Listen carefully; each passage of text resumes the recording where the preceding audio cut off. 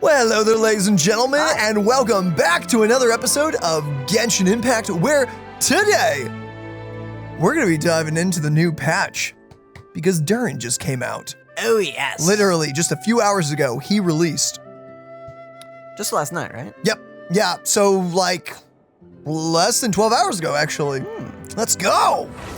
That will be exciting. Oh. Also excited to see the new story.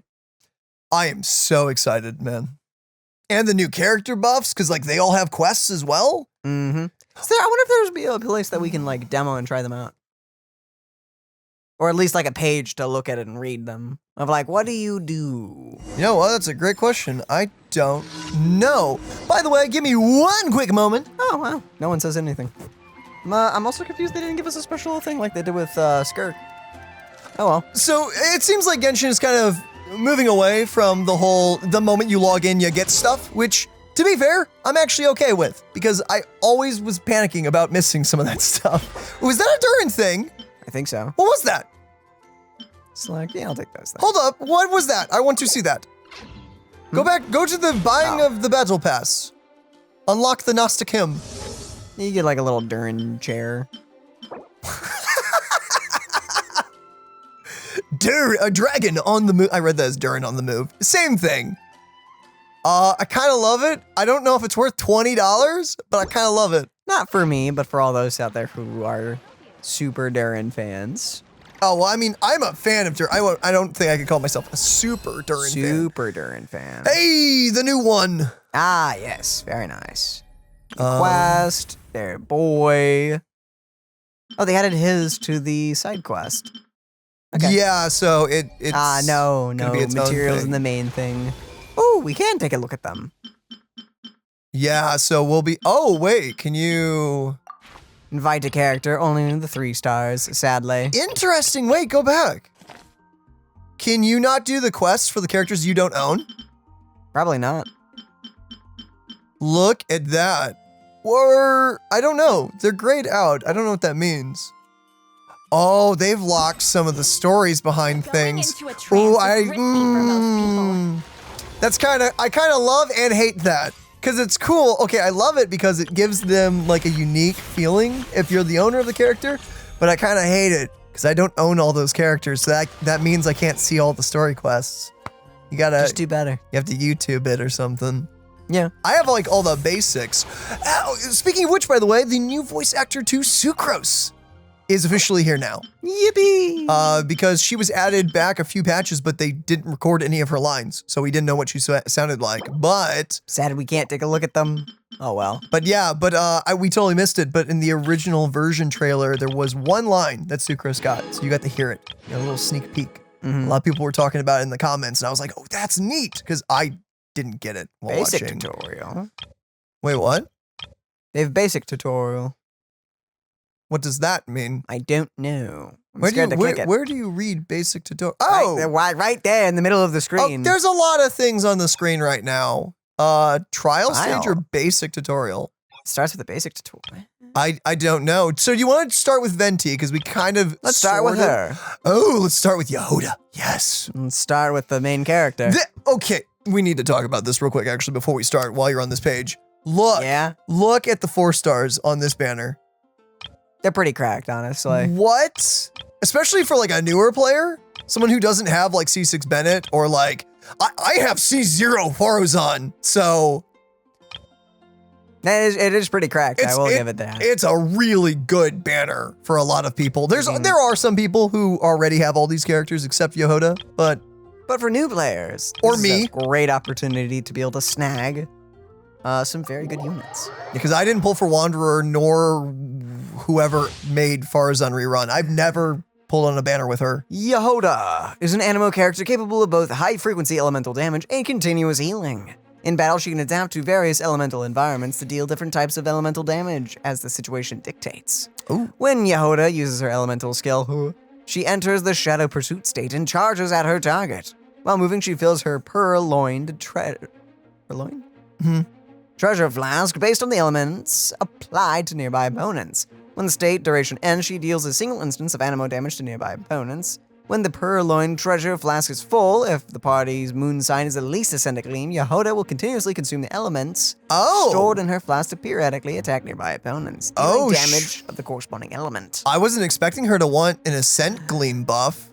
That makes sense. That's interesting. She's from Nocturne, so I get it, but Yeah. interesting. When Jahoda uses her elemental burst, she deals a single instance of animo damage to nearby opponents and deploys 2 personal coordinated assistant robots, which continuously restore HP to the party member's current active character. If the party's moon sign is at least ascendant gleam, the robots will switch their attribute based on the elements applied to nearby opponents while continuously dealing corresponding elemental damage to surrounding opponents. Do you think characters like Columbina will give us... Okay, this is me just doing a crackpot theory, by the way. I don't think this is going to be a thing. But do you think if you get characters like Columbina, who's like the Archon of Nocturne and whatnot, I'm assuming here, do you think we'll get 2 levels of Ascent Gleam? Or do you think she'll just be focused on lunar reaction buffs or doing lunar damage herself? I have no idea. But the Ascent Gleam, it kind of reminds me, I guess where I'm bringing this thought process to, or where it's coming from, is like how Farina had like the 2 things built in. But at the same time, that sounds kind of busted if you think about it that way, because then you can kind of abuse some teams probably with that. You know what's interesting? Whatever element she grabs first, but doesn't fill all the way, just by grabbing another element, it fills it and allows you to do that kind of damage. So it's whatever you grab first and then anything else you grab just finishes the bar. That makes sense. It's gonna make certain combos tricky, but I do prefer it, that I don't accidentally hit him with something else. yeah, I'm assuming that's why they designed it that way. So you don't There's accidentally that. grab something. So this is just everything we read already, but Yep. They want you showing to it test it out now as well. Because we're gonna do the thing. take the ice paw beans. Oh, that's the, Daniel, this is the basic trial where they like make you figure things out. So you can She probably, doesn't have one. oh, okay, well the 5 stars. So I assume if you go to the 5 stars and you just swap off the basic trial, maybe you can skip the tutorial step-by-step thing. Reminds me of like Zenless, how you have to do it every single time. They took that step out, I guess. I guess. Last time I tried to pet Ashru, little fluff ball ran away. I'm gonna turn down the combat volume. I can tell I'd the suggest I'm that. I can tell it's very loud. Let us begin.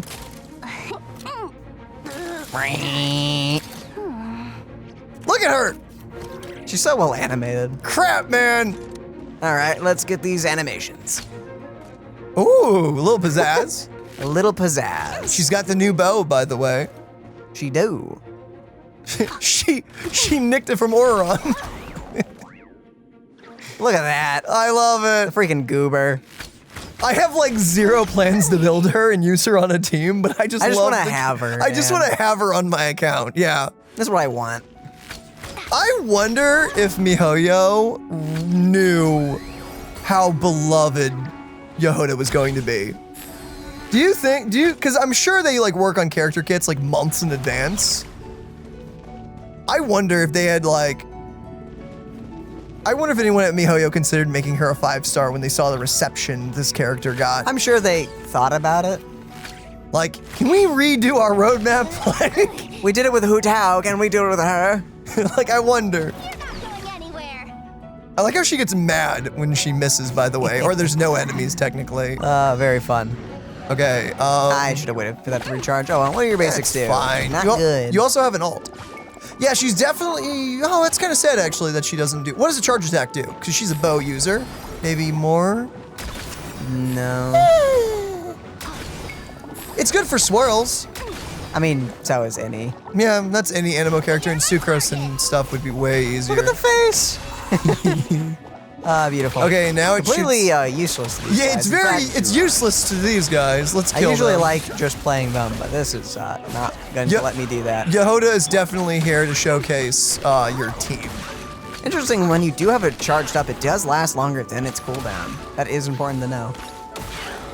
Ooh, I see what you mean. Oh, and because you splash them, you get to take that element right back. That is very nice. Oh, that's cool. So by applying the element, you can just be like, oh, I'm gonna nick that. Holy just crap, right that from you. really lasts a long time. Yeah, that was a full rotation of Flynn's. I also feel like it reloaded itself. No, I don't think so. I think there's just that much. That's so interesting. Okay, let's do this. Flynn's does so much damage. What? Hold on, the main character. Yoink. Oh crap, it's done. Yeah. Hold on. No. It would be trickier. I wonder, I don't want to say it would be trickier.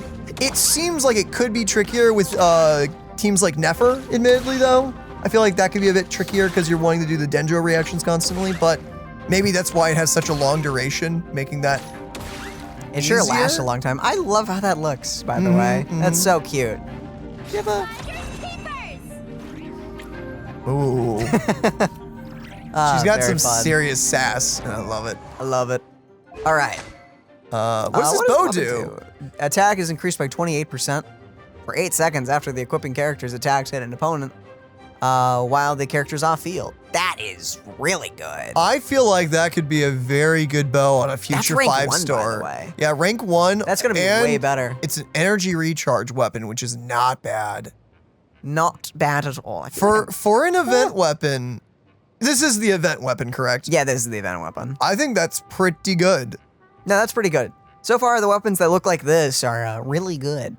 Yeah, I'll be real with y'all. I think Genshin's they've kind of figured out their event weapon game, which makes me happy because for the longest time, they were just kind of joke weapons. Like, don't get me wrong, designs were great. The designs were great, but so far, not only is there no transmog, But there's no transmog, which, yeah, it sucks. and half of the weapons that are event weapons are either amazingly and stupidly, like, second best in slot for some of the best characters in the game, or completely useless. Sometimes, I will say, they're good on one character and useless on everybody else as well. There's also a few event weapons like that. So far, we have, like, multiple, there's not a character that exists in the game yet that this goes with. Yeah. But this one, I think this will work fine on a lot of This will go characters. good. I can at least think of a few characters that it could go with. namely And her. future, too. Future characters as well. Mm-hmm. Whee. All right, anyway, what do they have on you? Makes sense. Let's read what you do. Actually, you could use that bow and official. That could be really good. You can use it on official, you can use it on Venti if you really want to. Yeah. If you don't have anything else. Okay, basic attacks are basic attacks. Basics. The basics, expect. they suck. The multipliers actually aren't as bad as I expected. It's just that It's not what you're doing it's with not her. what you're doing. Yeah, it's not what you're doing at all. All right. Holy. Okay, this she is basically dashes. what we read before. Yeah, this is nothing new. She dashes, she takes an element, she throws it right back at their face. If she fails, she instantly drops a smoke bomb at her location, dealing a single instance of animo damage to nearby opponents. Huh. That's Well, nice. So even if there is nothing, you can at least just Get do that. something. Cool that it's a smoke bomb, by the way, kind of playing into her, like, trinkets and kit. I like it. Okay, Moonsight and Sending Gleam. Oh, here it is. Okay, so the treasure flask becomes full. Jahoda will not immediately discharge it. Instead, for a short duration, she steadily consumes the stored element inside it periodically and fires. Oh, that's the Ascent Gleam. I just thought that's how that worked. Nope. Oh, goodness. Also, you get 2 energy back per hit. That is actually pretty nice. Okay, but you want Ascent Gleam going on with that. Got it. Yeah.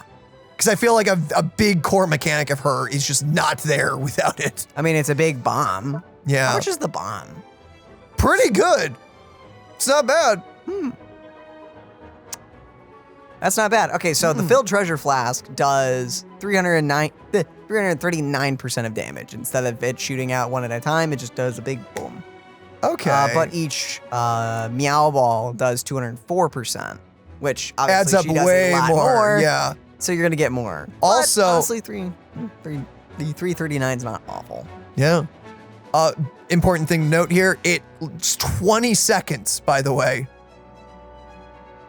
That's pretty good. It's not a constant stream. It's like one every few seconds, but it's still good. It wouldn't work for, say, characters like Arlecchino who eat up elemental reactions real quickly and stuff. I don't think it's quick enough for that, where like Yelan would be better in those kind of situations. Yeah. But still good. It's still good. It's still good. I can still think of quite a few characters that would not mind having that. And if you stack it with another character who does off-field stuff, it's even better. True. All right, there is not a lot to this. It does exactly what it does. Wow. Okay. Yeah. Yeah, no, it does what it does. It just does what it does. Cool. Skill, blah, blah, blah. How much does Forgot it it heal? heals? Yeah, 120. Healing scales off of attack? Really? Attack. Okay. 127% of her attack plus a bonus 939. That's not bad. And lowest HP character also, the additional healing is, okay, that's a bit smaller than I expected, but it's still nice. It's if they're low, whatever. Yeah, so. Its damage itself isn't honestly too high. Activating it is 331, but the coordinated attacks is only 27. Huh. That's tricky. Yeah, I don't know. I guess you're using her ultimate more for application. Where this is damage, her ultimate is the application of it, which is kind of funny to me that it's reversed. Yeah. Anyway, plan to get paid. Holy Okay, well, hold up. Okay, when your team has at least one Pyro, Hydro, Electro, or Cryo character, the personal coordinate assistant robots from the Elemental Burst hidden aces will be enhanced based on the number of characters with each corresponding element. Okay, we're gonna just jump right down to that. Okay, Pyro, they deal 130% of their original damage. Pretty good. Hydro heals for 120% of their original healing. Okay. Electro increases by 1. What? Interesting. Cryo and attack intervals are reduced by 10%. Those aren't bad. Yeah. They're not bad. If there's a tie between the elements, the order of priorities determines which enhancements take place. Hydro, Pyro, the order that we was first listed in. You know, the thing I skipped, I have to point out, it's just flavor text. It means nothing, but Jahoda secretly keeps track of the characters. Yeah, how dare you skip that? How dare you skip over the witness? I love how they're kind of playing into the quest where she was tracking everyone. Like, she does keep tabs on her employers and everything. She do. All right. She's not dumb. She's spirited. Yes. That's yes. Oh, okay. That makes the alt better. Yeah. Definitely. Yeah, no, it does. Sweet berry bounty. When the robots from the Elemental Burst do their thing, trigger healing on an active team member. If the character's HP is above 70%, their Elemental Mastery is increased by 100. Okay, that's kind of good. That's pretty nice. Rooftop dash. When she's in the party, Moonsign will increase by 1. Same as I know. Okay. Nothing too special, nothing too crazy. But in dispatch stuff, the time consumed is reduced. The normal thing. Additionally, as the employee of the Curatorium of Secrets, she seemingly has the ability to obtain intelligence from a variety of sources. She gets the Intelligence from Nefer certain thing. factions in Nasha Town might find extremely interesting. So I assume that she gets access to the Nefer billboard thing at the quest counter, but she doesn't get the secret room, which Nefer can get into. I assume she doesn't get that one. That and the information she gets is also slightly different, tailored more to her than how she got Really? it. I didn't know this. Yeah, they said that in the live stream. I think, unless I'm making that up. I thought it was gonna be the same thing. Okay. Yeah, no, it could be cool. I mean, they just tied the interactions to be more Jahoda instead of, the boss. Oh, cool. It still bothers me. You literally have a magnet around your neck and they didn't do anything. Whatever. What are your constellations? One more flask. Because your base kit is honestly pretty decent. When a fluffy meow ball fired by the flask from the elemental skill savvy, hits an enemy, there's a 50% chance for it to bounce, dealing the corresponding elemental damage to nearby opponents. That's great. That's the full damage bounced. That's kind of crazy. Yeah. It's a chance, but what I want to know is, can it bounce multiple times? The way it's worded makes it sound like it only bounces once. Well, I mean, when it hits an enemy, there's a chance for it to bounce. It doesn't say it's a different attack. Specifically, it says the one fired from the flask. I think it may only bounce once. I'll choose to believe. Number 2. Rogue's quick thinking. I choked on hair. Thank you, Cinder. In the Ascension talent, plan to get paid, Jahoda can secretly track, and in addition to the element with the highest number of characters, the element with the next highest number of characters among these remaining types. This allows for 2 elemental effects. Oh, is that how I didn't understand that from originally reading the thing. Okay, so she gets 2 instead of 1. I thought you needed like 2 characters to activate 1. No, it was just whoever has the highest amount, and it said if everyone's tied, it's the order. It's the order, got it, of 1, 2. So 1, 2 would get picked over. Got it. But what if I did pyro, hydro, pyro, hydro? Then it'd I guess be it'd pyro. be pyro, right? Yeah, Yeah. because it's first. Okay. No, I mean, it has the most. It'd be 2 pyro characters. Yeah, but what if you're oh, well, she's Animo, so I didn't think about that. Never mind. Yeah, you can't actually, one would have to have more than the other. But what if I did 1 Animo, 1 Electro, 1 Pyro, and 1 Hydro? Then it would be the first one. Yeah, I already know. I'm trying to like throw you off, but it's not working. Okay, Desperate Gamble is C3. Oof. Just a level up. Thing. What is that? Is that the alt? Hidden Aces, I think so. Yes. Makes sense. That's the more utility of the 2. I guess. Number 4. Wild Berry amid the dust. When the robots from the elemental burst undergoes an elemental conversion, Jahoda will recover 4 elemental energy. How many times does it convert? Is it for the... I think it's just once. Okay, what's more energy? A lot of her things generate her energy. She's like constantly generating energy, which is Got it. interesting. Level up to the tool. Love And it. for number 6. The littlest luck. The Ascent Gleam after the Purloin Treasure Flask from the elemental skill Savvy Strategy splitting the spoils is full. Nearby Moonsign characters in your party have their crit rate increased by 5%, their crit damage increased by 40%. Okay, Ooh. that's not bad. Very specific. That's ooh. That's not bad at all.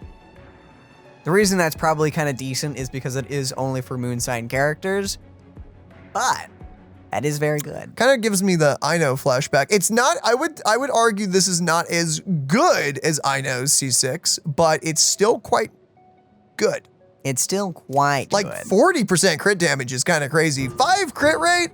That's fine. I like it's better than nothing. I mean, 5 crit rate can go a long way, but like 40 that crit 40 damage. crit damage, That certainly helps. that certainly does.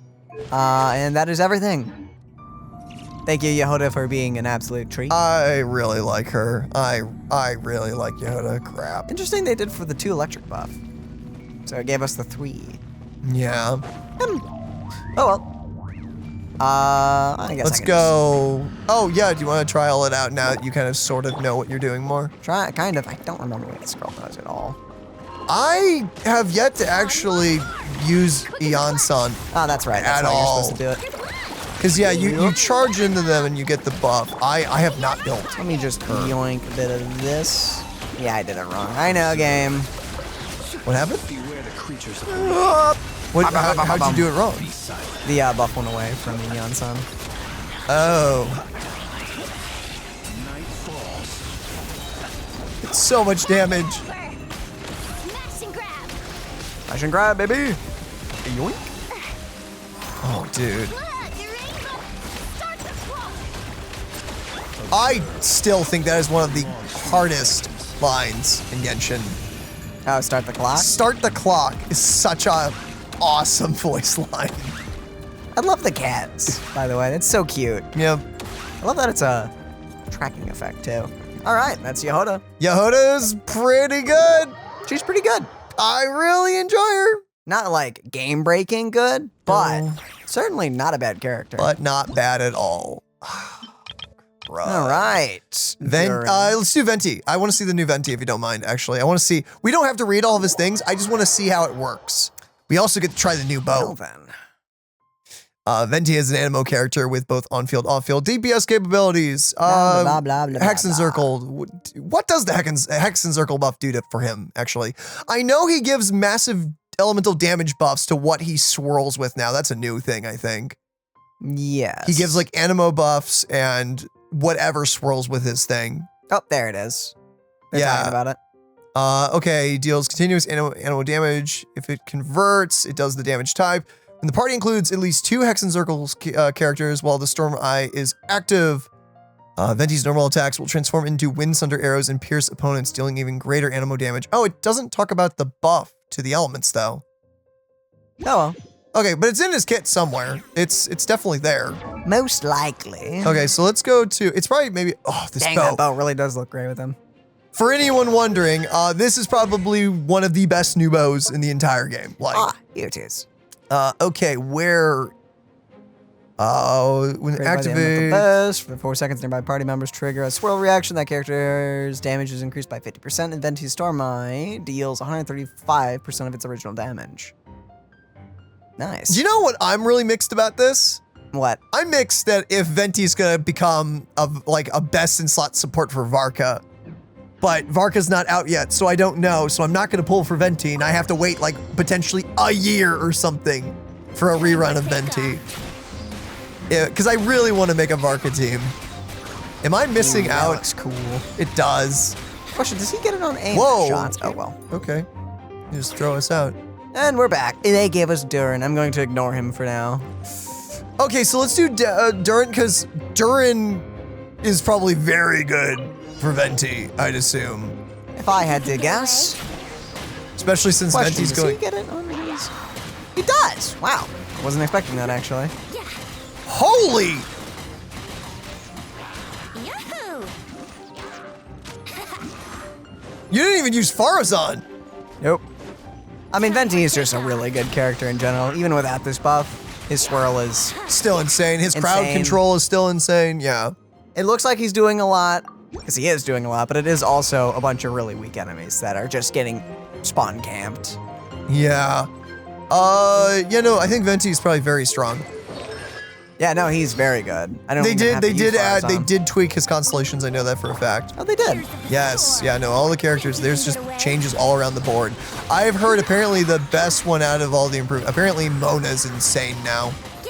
I mean, Mona is already really good. She already was good, but I like, she definitely has fallen off in recent years, and I don't mean that in a bad way. I mean that in like there's just so many broken supports nowadays. Also, the one big hit isn't really a thing anymore. Yeah, no, I think they got rid of it. I think now it just is it's a debuff, which sounds amazing to me. No, I'm saying like no one really was using the one big hit. hit for screenshot? Yeah, no, it's people just used other teams for that. What did they do to your constellations? I have no idea. Oh, there we are, right there. So yeah, he gets the 2 extra arrows, while Oh! original damage. Additionally, 2 extra arrows that track opponents will be fired per Wind Sunder arrow, each dealing 20% of the original damage. This effect can trigger every 0.25 seconds. Yeah, because to be fair, that C1 was kind of worthless. It's cool, but it was worthless. It's kind of weird that it was even locked at all, because most AIM characters don't have that locked, but you know. Well, no, like just fire 2 additional arrows. Like that sounds cool, but I know, but it's weird that it was locked behind a constellation at all. yeah, no, I agree because like why? I mean, they never did it again, so. No, it doesn't make sense at all. Here we go. Wow, that's a lot. Okay, so is it the second thing the new thing? I assume. The Skyward Sonnet is reset. After a Wind Sunder arrow hits an opponent, there's also a 25% chance for Venti to gain a wherever a breeze blows. Wherever a breeze blows, when pressing to unleash elemental skill, Skyward Sonnet, 300% of the original amount of damage is dealt. This effect lasts for 15 seconds and is removed after Venti presses to use the elemental skill Skyward Sonnet. I'm gonna be honest with you. I don't remember his original constellation. So is this just a complete overhaul, or is this just the last one but better? I don't know. It sounds good. I don't know. Yeah, I mean, it sounds good. That like all that's crazy. Level up to that. After unleashing his elemental skill, Skyward Sonnet or Elemental Burst, Wind's Grace, Okay, I think that's the same. Jeez, 25% increase to Animo. And Animo resistant decrease. Cool. I think that's the same. I think it's mostly the first 2. Wait, go that back to are 6. I changed. really wanted to see what's the ending. Resist. He gains a 100% crit damage bonus. I feel like that's probably new. The crit damage bonus is probably new. So That is resistant crazy. shred and a lot of damage. Yeah, no, that's pretty good. For everyone that invested in Venti after all this time, Your investment was not wasted. it was in fact not wasted. It's very good. He's also. It's what's crazy to me is Ooh. that's really fun. Hold on. That's that. Oh, it's done already. On the bright side. Okay, so his ult is almost always up because you're gonna do your rotation when you don't have it. To Shame, get I it kind of back. want to hit these guys without them being sucked into the vortex just to see the damage, but oh well. You're hitting for like, I want to say each hit's like 10k, but like it pierces, which Yeah, is no, that's pretty pretty good. cool. Leave the domain. Yeah, new Venti bow. I'm excited for new Venti and new Venti bow. I'm actually more excited for the bow, if I'm being honest, just because that bow is insane. It is insane. The boy. The boy, indeed. I'm gonna bet you Venti's in this trial party as well. Probably. Okay, Durin is a pyro character capable of both off-field DPS and team support. You know what? I'm gonna let you read these because I'll read the other things. Gotcha. Depending on how his skills are used, he can either aid his party members or fill a more offensive role in battle. Ooh. After Durin uses his elemental skill, his normal attack as an elemental skill will be replaced with special alternatives. Tapping the normal attack or elemental skill buttons in these circumstances will cause Durin to enter the denial of darkness or confirmation of purity states, respectively. Tapping normal attack, as described above, puts Durin in the denial of darkness state. While in the state, Durin's elemental burst increases the damage dealt by his vaporize and melt reactions, while periodically dealing pyro damage to single nearby opponents. Tapping elemental skill, as described above, puts Durin in the confirmation of purity state.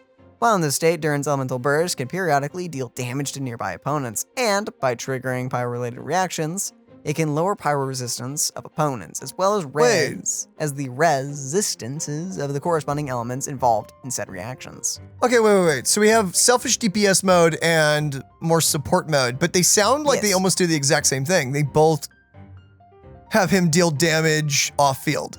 Not really. So the second one, definitely off-field pyro application. What was the first one again?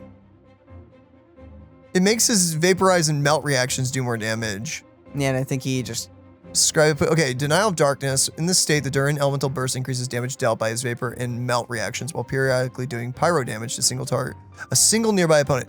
Okay, so it is pyro application, but instead of an AoE, it's a single thing. Do you think that explosion, even though it's targeted at a single enemy, do you think it still can hit multiple, or? I don't know. I wonder about that. Okay, after he uses... This is the exact same thing. Okay, yeah. And you're supposed to read. I'm not supposed to be reading right now. No, I mean, I already read this. Oh, you did? Oh. Yeah, this is him choosing. Oh, it his literally form. is from the last page into... Okay. No, this is what we saw for Jahoda, too. Cool. Yep. I love how his sword glows, dude. That's so cool looking. Very neat. Okay, so that's elemental Additionally, when burst the party 1. includes at least two hexazarchal characters, whatever, Hex the aforementioned elemental resist reduction effect is further enhanced. Ooh, more resistant shred. Kaboosh. Cool. Yeah. So one form causes him to shoot fire out of him, and the other one makes his burst hit a few times. By the looks of it. And it travels with you, remember that. That's a big thing as well. I don't think the burst does. I think it's just wherever the burst hits. Is it not? I thought in the live stream it like followed. No, that's the other mode. Oh, that's the, oh, got That's it. the Okay. single target thing. The thing that Okay. hits groups of people is that. Okay. This is the evil one. More So this is evil. this is the more DPS focused one. And that's the one that shoots stuff. Both are good for different things. Interesting that what I find so intriguing is that they both are pyro application off field, I assume, unless this is like a Klee thing where as soon as you swap off, he loses one of them. I don't know. I assume the single target one lasts a little longer, if I had to guess. Or at least does more damage. Well, we're gonna test it out, so let's find out. Additionally, with the aforementioned two characters, Melt and Vaporize is increased even further. I assume only for him, or is it for everyone? I assume it's his. Aw, that baby is sleeping. Oh, that's such a precious little animation. Adorable. I'm gonna have to wake you up though, if you don't wake up. Oh goodness. Wakey, wakey. Okay, Vampire Dragon Boy, let's go. All right, but first. Look how his wings are like a coat for him. I love his hair. How it flutters when he attacks. It's very nice. Very sick. Sword is cool. Need to read that. Ooh, okay. Cool very animations. nice. Is that the basic. end? Got it more? One more. One more. Big slam. And it's heavy. Ooh. Whoa, wait, well, what? Ah, that's a fun little cleave. That's a unique heavy. Yo. We take these. I like unique stuff. I do too. I really like unique things. Can you move out of that? Oh, you can, but That final hit really locks you in there for a moment. That's not as great. Does his heavy attack lock you? You dodge out of it. All right. Okay, so elemental skill. Elemental skill? Or...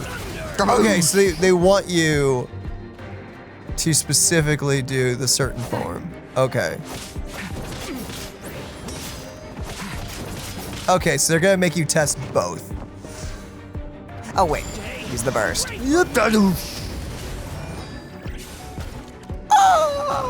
Okay, that's pretty good. Those are big numbers, and Those that's are- by himself. That's that is- not boosted by the Hexen thing. Okay. That's pretty good. Whoa, okay, those were non-crits. The crit was 40. Or it maybe 26, I don't know. This I is don't- lasting for a very long time. Okay, there, Okay. it's done. Cool, cool, cool. And Yo, that just looks so sick. Okay. the light. And this is the good guy one! Purity! 1, 2, 3, 4, 5, 6, 7. No, that is definitely lasting for a very long time too, but it doesn't move with you. It is just where you put it. So, I guess it I could have depends. sworn on the live stream it did move though. Like, is it because the slime is standing still? Do you think if it so? I wanna so test that. I don't know how we're gonna test that though in the demo stage though. That's the problem. They're both really good. Yeah, so that one, if you actually want to run around and do stuff, and the other one, you want to keep it in place. That makes sense. Interesting. Oh, they gave do it a test bit, it, even though we feel like it's that. Do test and see if you can make it move. Wait. I really want to see if it works. That would be... That well. one. No, that's it. That's it. You did it right. Okay, do this one. Oh, it does go with them. Look at that. I don't know which one is better though. Then. I guess it kind of depends what you're looking for.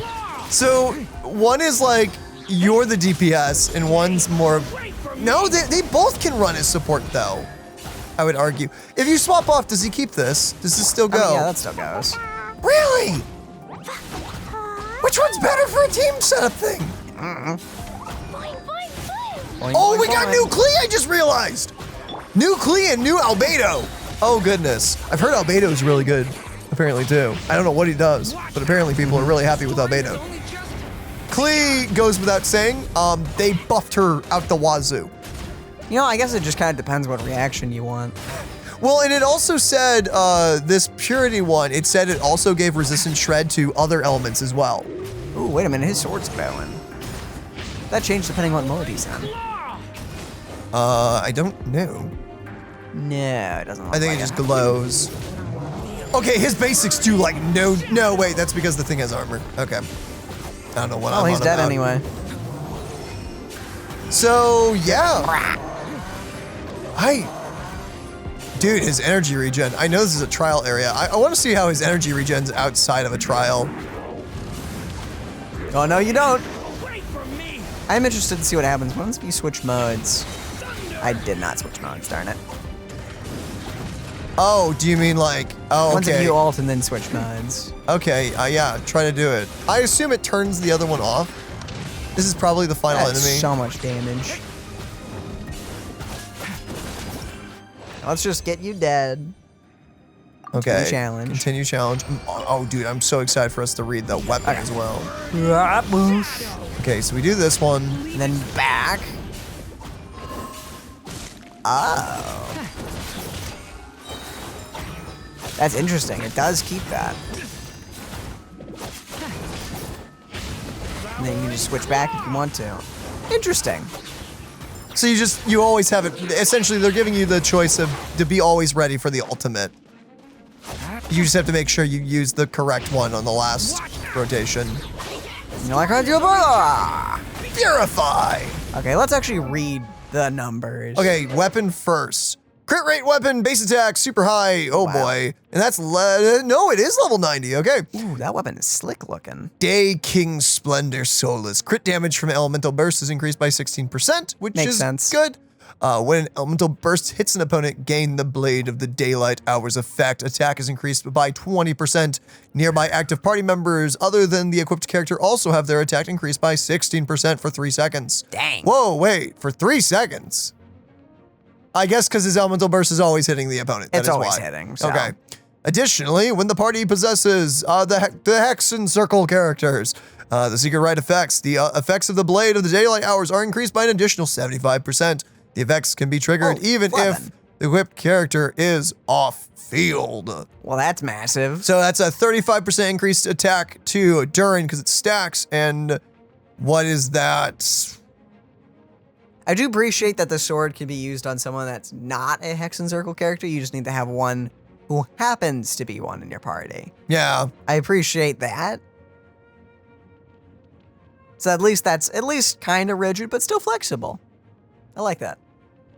Yeah. Dang, that's nice. That's crazy. That's pretty good. Sorry, I'm mostly just enjoying how it looks. That's a really cool looking sword. A very, very fantasy sword. But cool. I like the sword. I will say, I don't know. Okay, a whale's obviously a go for it. For the transmog effect alone, that's amazing. It looks Too bad great. there's no transmog in this game, but it is pretty good. I will say, so Festering Desire, we were wondering, Festering Desire is not for him. We wondered No, about that. absolutely He is not. Elemental Burst all the way, not a skill-based character. I mean, you would get a little out of Festering Desire, but not You what you're would, looking but for. it is sad that it is super not what he wants. Okay, from a C0 standpoint on Durin, because I know, okay, I'm saying that specific because I know something about Durin that I can't share just yet. We'll get to it. From a C0 point, honestly, I think there's a lot of free-to-play weapon alternatives that you could go for on Durin. I think there's a lot of things that you could go. It's really good, don't get me wrong, but I think, especially if you're looking for energy regen, I think there's a lot of options. Interesting that they went with burst damage. burst damage noblesse, because that's his whole thing. That They makes wanted sense. the big numbers. That's what they wanted. And that's what you're going to do with your team. So the team they gave us, I assume the rotation is like Albedo Circle, Benny Circle, Durin Burst, then you just go on-field Klee and kill everything? I guess so. I guess that's what they're going for. Actually, no, I can just go into my own Mona and read the new Mona kit. What am I freaking Yeah, I know, doing? you have Mona, yeah. All right. But, you know, that's a good point. So if you don't have Klee, I would say an on-field character for Durin is Mona. You're going to use Mona because she's going to apply Hydro to them constantly, and then he vaporizes it, Yep. and you kill everything. Basic attacks. It's to be expected. Yeah. It's not his thing. It's not his thing. He's got weak little baby arms. It's okay. Purifying the substance of his soul and wishes to undergo. Essential transmutation. Okay. While transmuted, Durin's elemental skill, blah, blah, blah. We've already read this, but Purify deals 1 instance of AoE pyro damage to nearby opponents. Reverse essential transmutation and enters confirmation of purity state. Which Okay. is, we'll have to read what those do down there. Transmutation of Denial of Darkness deals 3 consecutive instances of pyro damage to opponents in front. Reverse essential transmutation and enter Denial of Darkness. Okay, so Okay, so reverse this is just the basic skill. Okay, got Okay. it. So the Denial of Darkness, or sorry, no, the Confirmation of Purity, was that basic attack? Do you click that to get it, or what Yeah. was that? Okay, No, that's skill. Basic attack is the claw. basic attack is the claw. Oh, okay, got it. When Durin enters that or that state while in battle, he will restore a certain amount of elemental energy. Whoa! Elemental energy can be restored this way once every 6 seconds. Skill attributes, how much energy? 27. Okay, that's not too bad. 27 from the skill itself. What's the bonus energy? I want to know how many bonus particles he gets.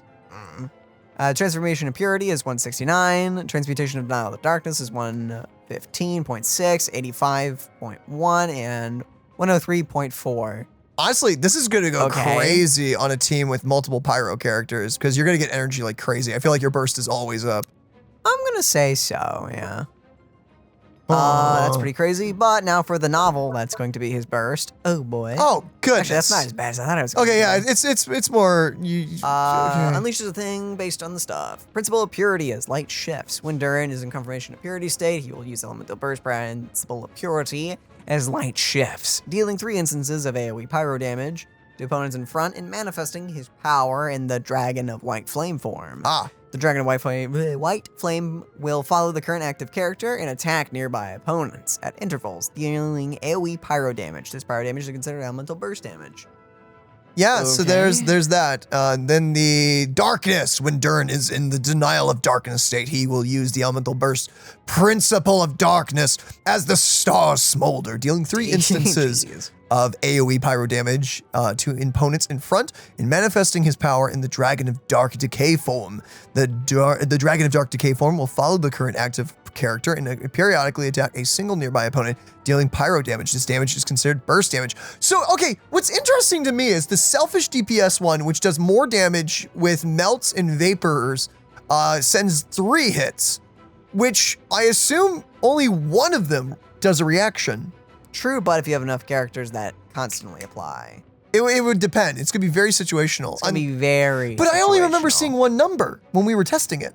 Then again, we didn't have anything on field constantly applying stuff to them. I guess I only saw one pyro number though. So do the 3 instances combine into one number? I think Genshin may be doing the thing that Zenless is planning to do, where they're gonna bunch a lot of the little numbers into one big number. Yeah. Okay. Maybe, I'm just guessing. When Durin is not in a special state, as a result to essential transmutation, he will use the elemental burst Okay, principle so of purity. Oh, so if you just didn't do a rotation, you're instantly in the I'm a support state. that's not bad, because then you can immediately use your skill and start generating energy again. Can you go to skill attributes? Do they talk about the shred here? No, that'll probably be in one of That's the gonna be other in one of the things. other things. Okay. So Uh, White Flame, 151% damage. Dark Decay, 207 damage. But then Both the of actual the- ticking of the damage.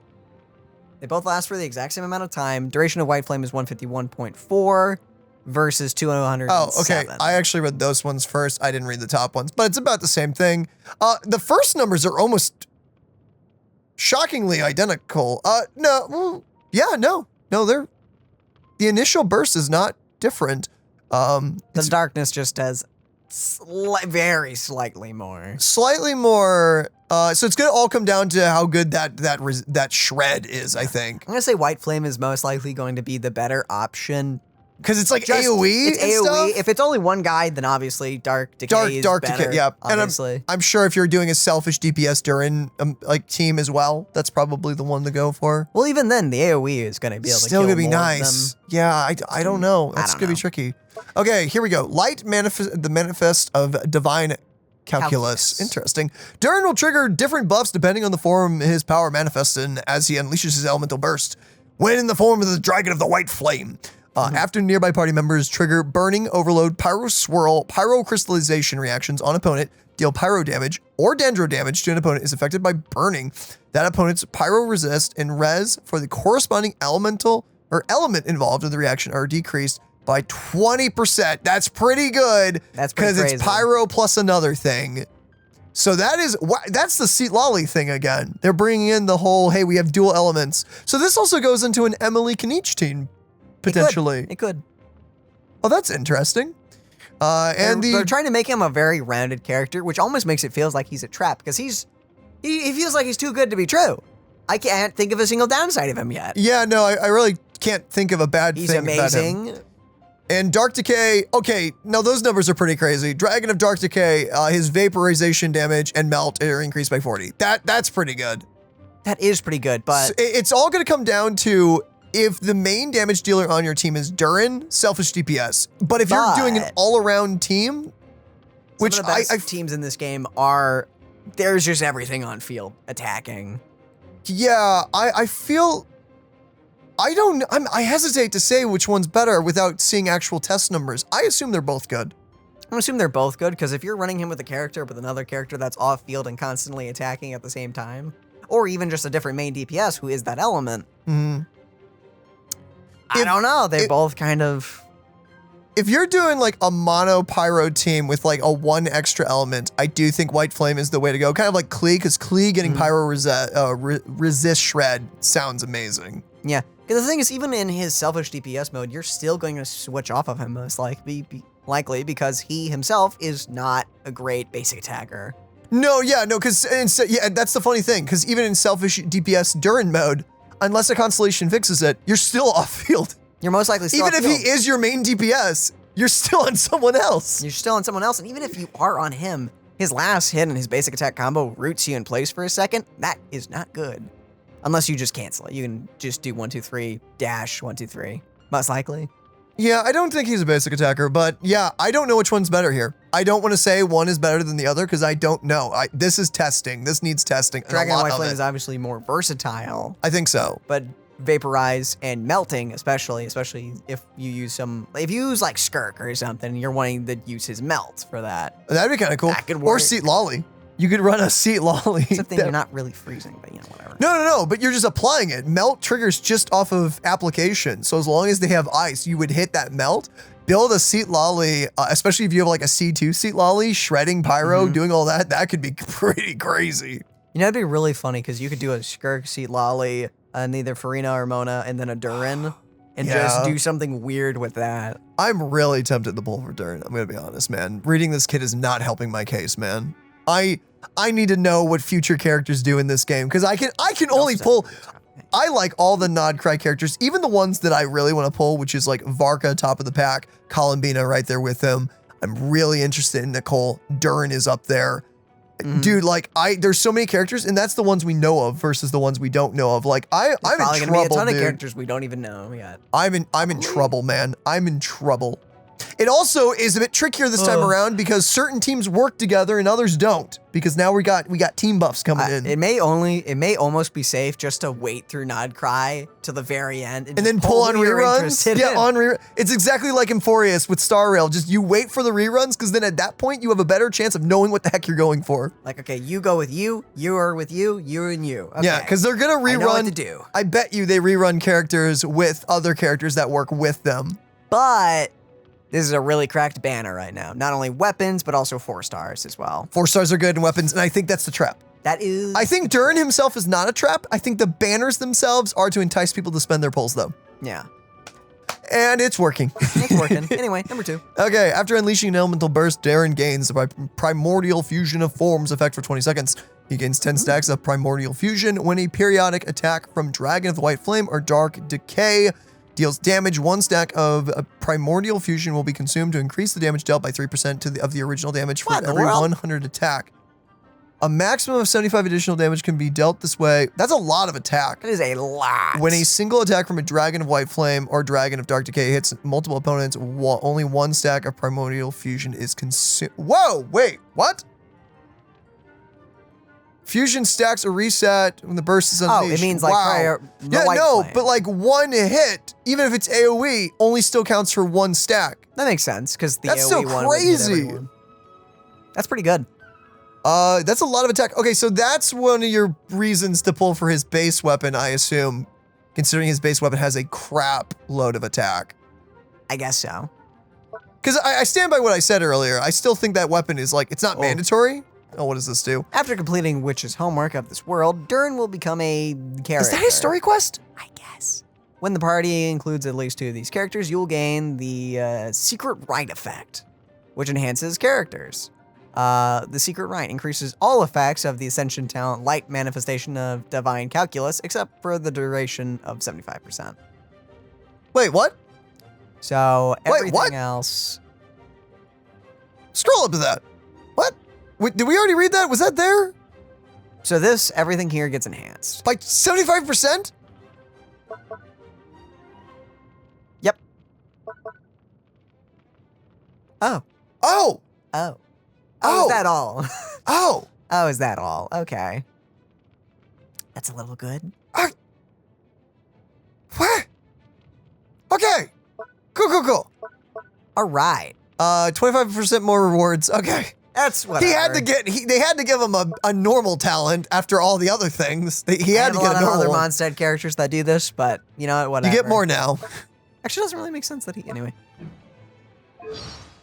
Dude, That's not even his okay. Constellations. Constellations. Oh, I got mini Durin Beam. Okay, so I don't know a lot about the constellations, but from what I have heard, the constellations are a bit silly. So let's find out what These they basic kid's a bit silly. do. Yeah, no, constellations make it more Oh, it's a book. Okay. silly. Okay, after casting his elemental burst, Durin's effect will vary depending on the form when he's as the light shifts. So the white, yeah, the white one.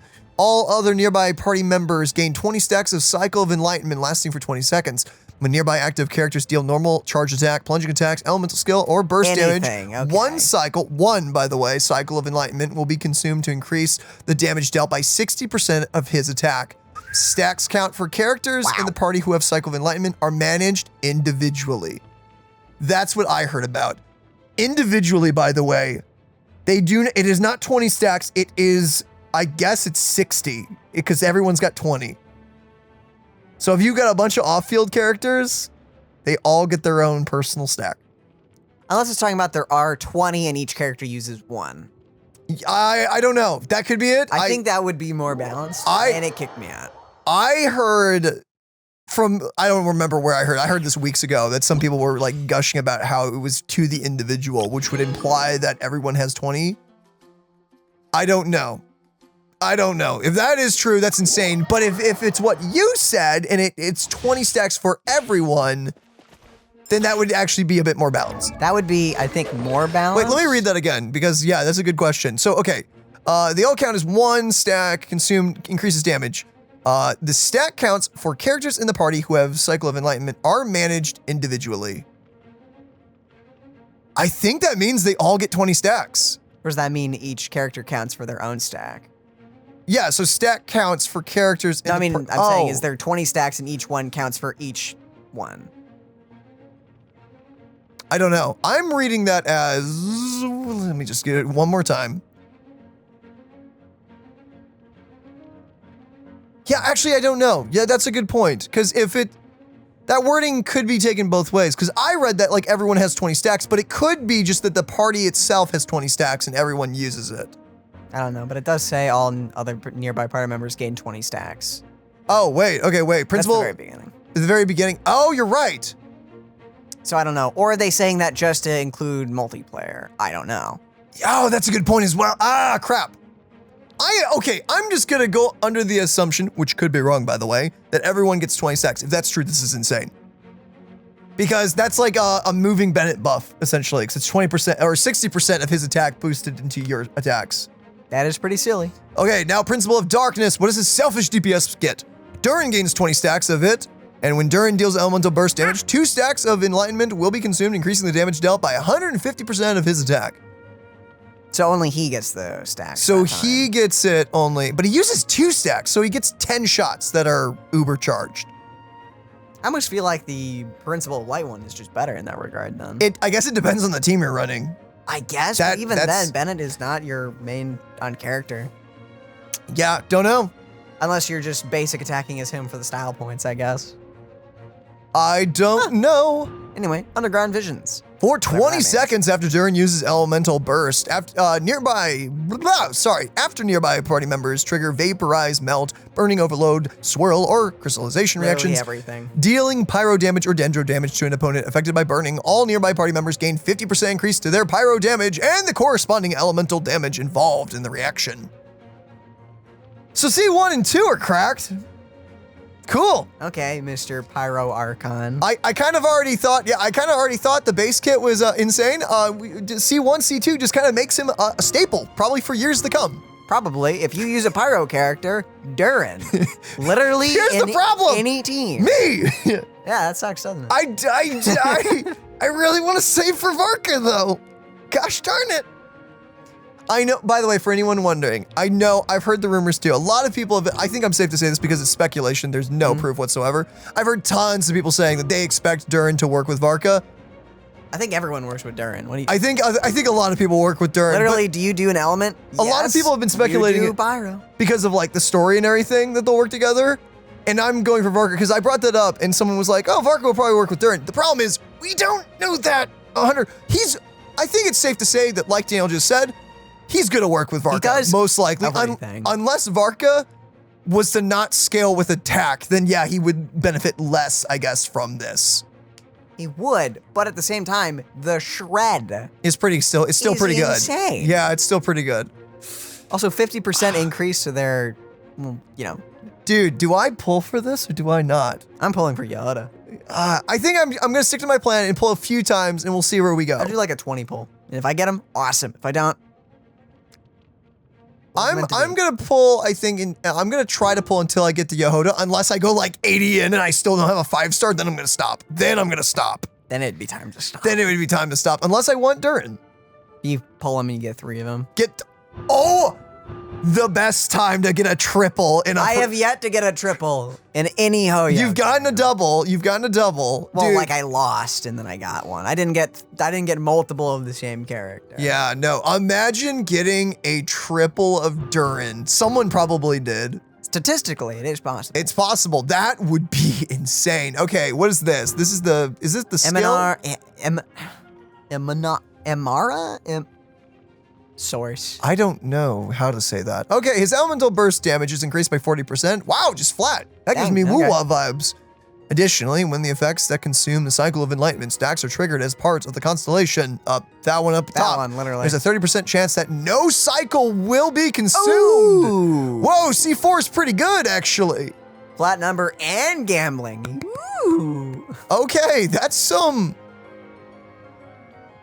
That's good. pretty good. strong. Wow, okay. So going forward in Genshin Impact, team restrictions are probably going to be more of a staple considering how good this is, right? I assume, Probably. right? Because okay, by the way, speaking on that, Genshin's team restrictions, I will say, aren't the worst because considering they only want you to have 2 characters of a said faction. They do. I think it was a little worse in Natlan where it was the region Yeah. and you couldn't do things outside of the region. This character that sucks. The lunar thing, I'm fine with. The lunar thing and the Hexen Circle thing seem okay because they still give you 2 spots for the moment. I'm sure there will be a character in the future that will get something like, I want 3 of the thing or whatnot. I'm sure eventually we'll get that. But for the moment, only requiring 2 characters of a said faction. That's right, because then that leaves fine. 2 spots open to do whatever you want with. Yup. So yeah, that's really good. really and good. then what is this? Is this the skill? That's the skill. Okay. Dual birth. Here we go. Elemental burst damage ignores 30% of the opponent's defense. Okay, just damage. Why not? Additionally, Durin's elemental burst, light and darkness them. are each enhanced. What? What? Okay, the white one, or purity, hits opponent. The hit opponents have their defense decreased by 30% because now he's not just elemental shred; he is now armor Defense shred. Cool.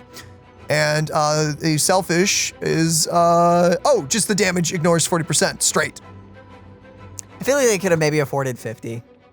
Oh, I just to think- make the selfish DPS Just to make the mode. selfish one a little more tempting. Because honestly, right now, I think Light Shift is just like I would lie. I better would most of the time. I would be lying if I said I wasn't leaning towards light. But since I haven't seen actual numbers, for all I know, maybe his selfish DPS mode, maybe the raw damage is enough to counter the team-wide shred. But Is it? But that's that like seems kind of crazy that's to me. 3 other characters. Yeah, getting no, see, buffed. that's what I'm struggling with. I'm struggling to see how the selfish mode would be, or the dark mode would be better than the light mode. I am struggling, but I'm kind of. I don't have proof, so I can't say for sure.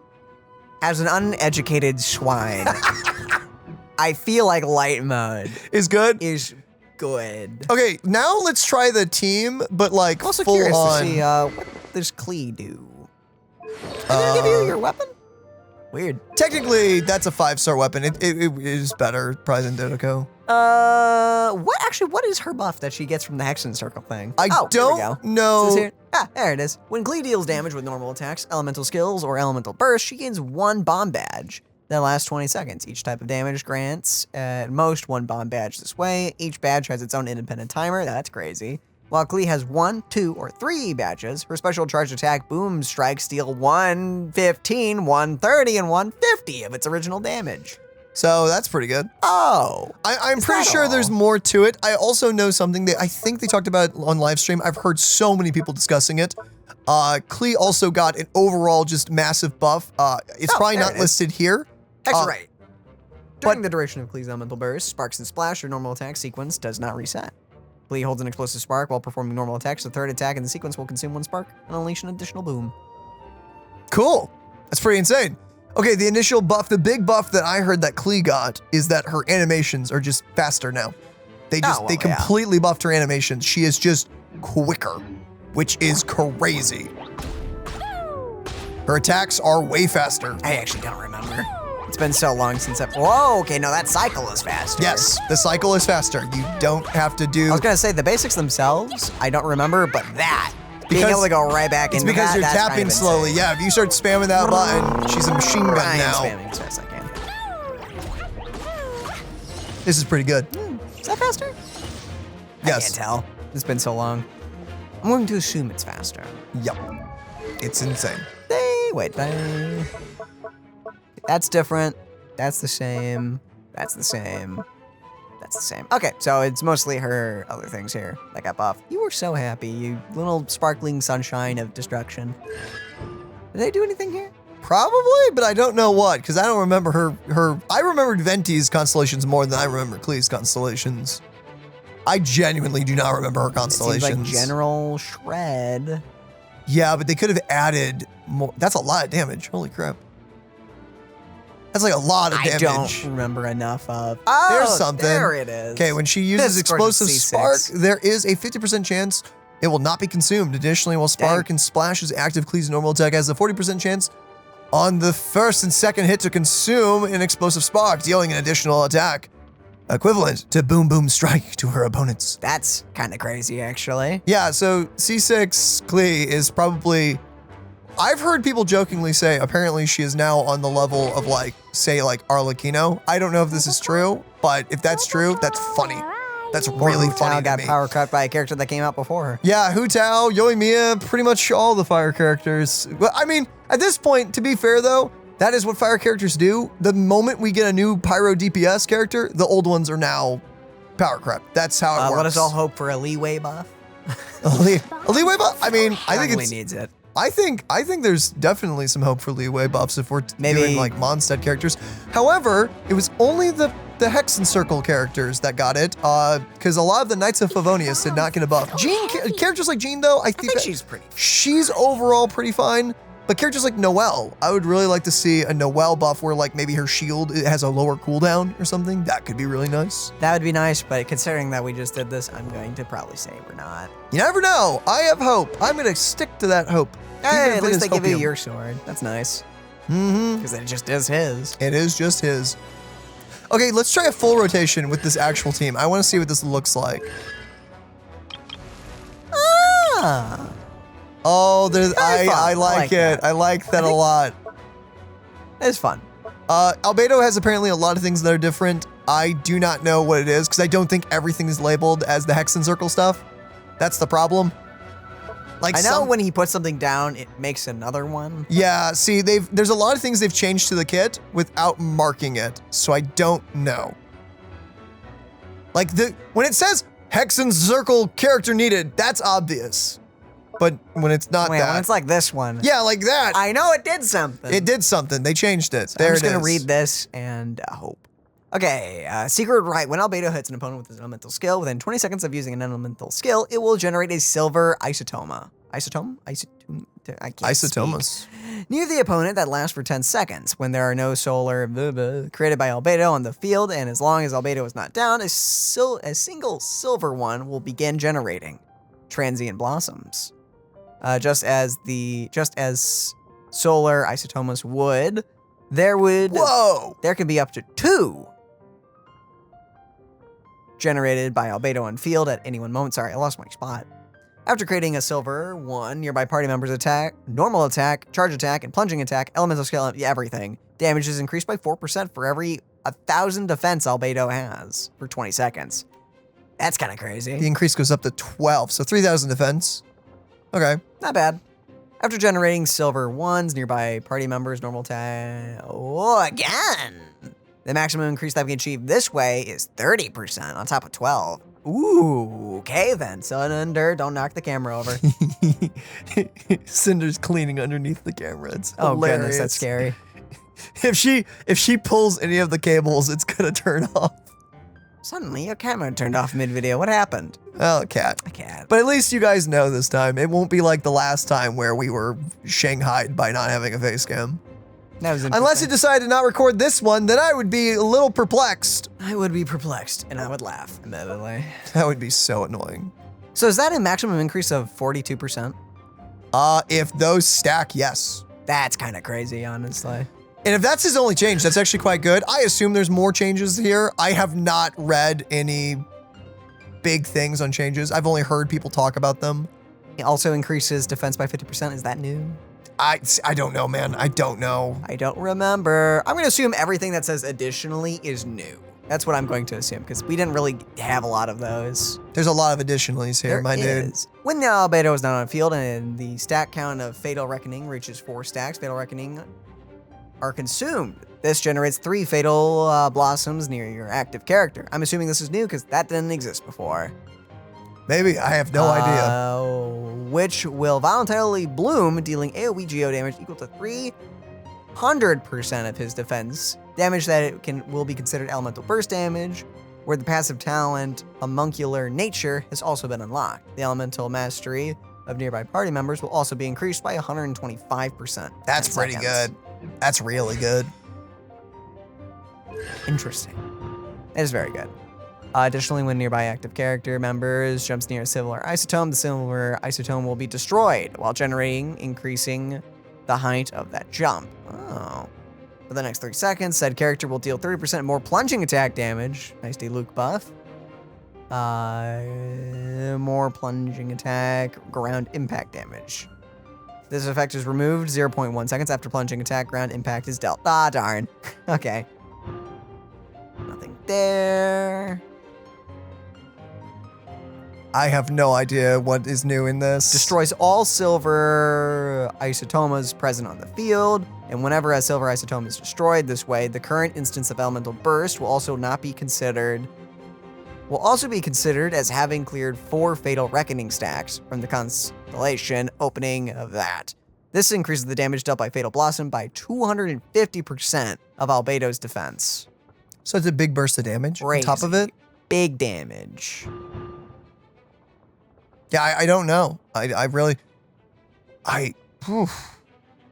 Crazy. What's weird is we have all these characters that are getting these buffs, and yet they're not on banner. We don't got any like crazy, like out of all the times for Genshin to have a moment where they rerun a whole lot of Klee characters. got buffed.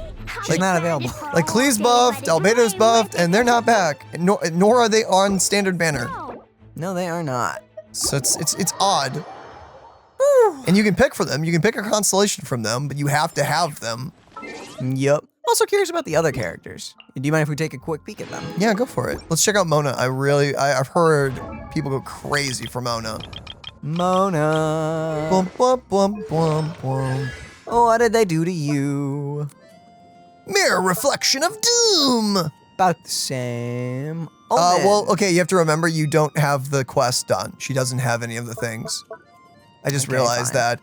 Oh, wait, okay, it does. It does list it. Okay, good. Good. Wait. I thought you'd have to do the quest before you got the thing. Okay.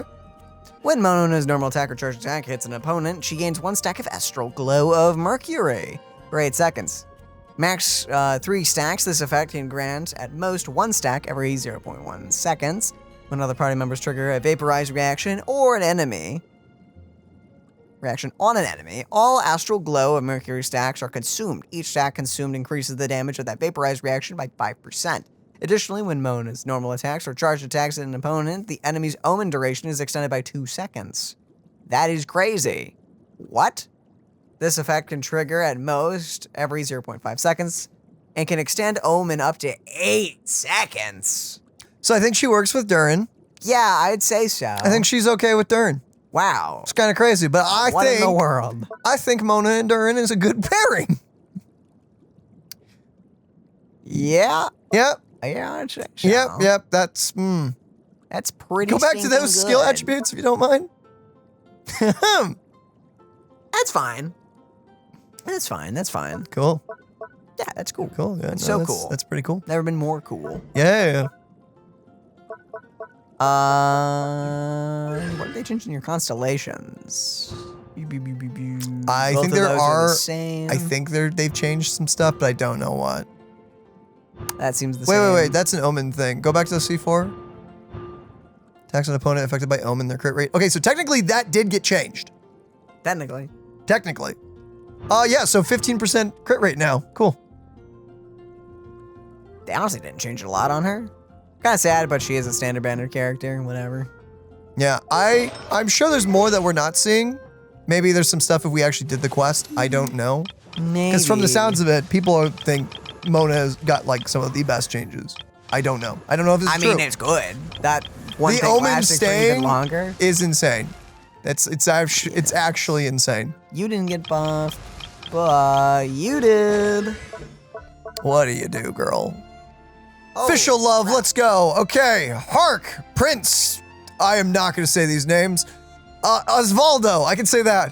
He who has witnessed the fall of countless worlds, sing now the story, septet, for your sovereign. For this is the moment of deepest sin, when the gathered souls at the end of causality shatter the darkness of fate. Did her descriptions need to be in official speak? Yes, they did. Additionally, when Oz is on the field, party members will gain additional buff effects after, there's so much cat hair she's shedding. After a nearby party member triggers an overload reaction, official and other nearby active party members have their attack increased by 22%. After a nearby party member triggers an electrocharge or lunar charge reaction, official and other nearby active party members have their elemental mastery increased by 90. Those are pretty good. That is pretty good. Brings her into overload teams. She kind of already was still good in overload teams, so that's kind of crazy. That heals? Apparently. I didn't know that. How do you only have C3 official? How do I only have C2? We've played for so many years. She's a standard character, so they don't give a lot of her. Or she been on banners. She's been on plenty of banners. Oh, okay. I just haven't got her. Lots of coordinated I think attacks. I'm that's pretty the sure same. those are all the same, at least from my memory, but I could be very wrong. Did Amber get Amber buffed? buffs? No, she's not No Hexen Circle. Amber. No Dilute buffs. I know Razor, you got something. What'd they do for you, my boy? They did specifically leave the Knights untouched, so they could technically give the Knights of Favonius a buff at some point.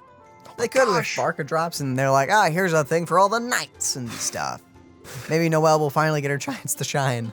So much cat hair. It's tickling me. While the Wolf Within, summoned by Razor's Elemental Burst, Lightning Fang is active, if the Electro Sigils from Razor's Elemental skill, Claw and Thunder overflow, the Wolf Within will call down a Lightning Strike on nearby enemies, dealing AoE electro damage equal to 150% of Razor's attack and restoring 7 energy to Razor. That's pretty good. This can happen every 1 second. That's good. That is good. I'm just gonna take a small peek at you. He gets a crit rate buff. What? Go back up to suppression. C2. Crit rate against opponents with less than 30%. Wow. That's fine. 10% crit rate. I'll take it. And then also Sucrose got buffed. I think that's the last one. Sucrose, how did they break her, man? Sucrose is already broken. Crap, where is she? You not have a high level Sucrose? I may. I assume Sucrose is so good. Ah, there she is. Level 60? Okay. I That's, haven't used her in forever. yeah. Oh, what do you get? After Sucrose creates a small wind spirit, nearby party members' normal attack, charged attack, and plunging attacks have their and their elemental burst damage are increased by 5.71428% for 15 seconds.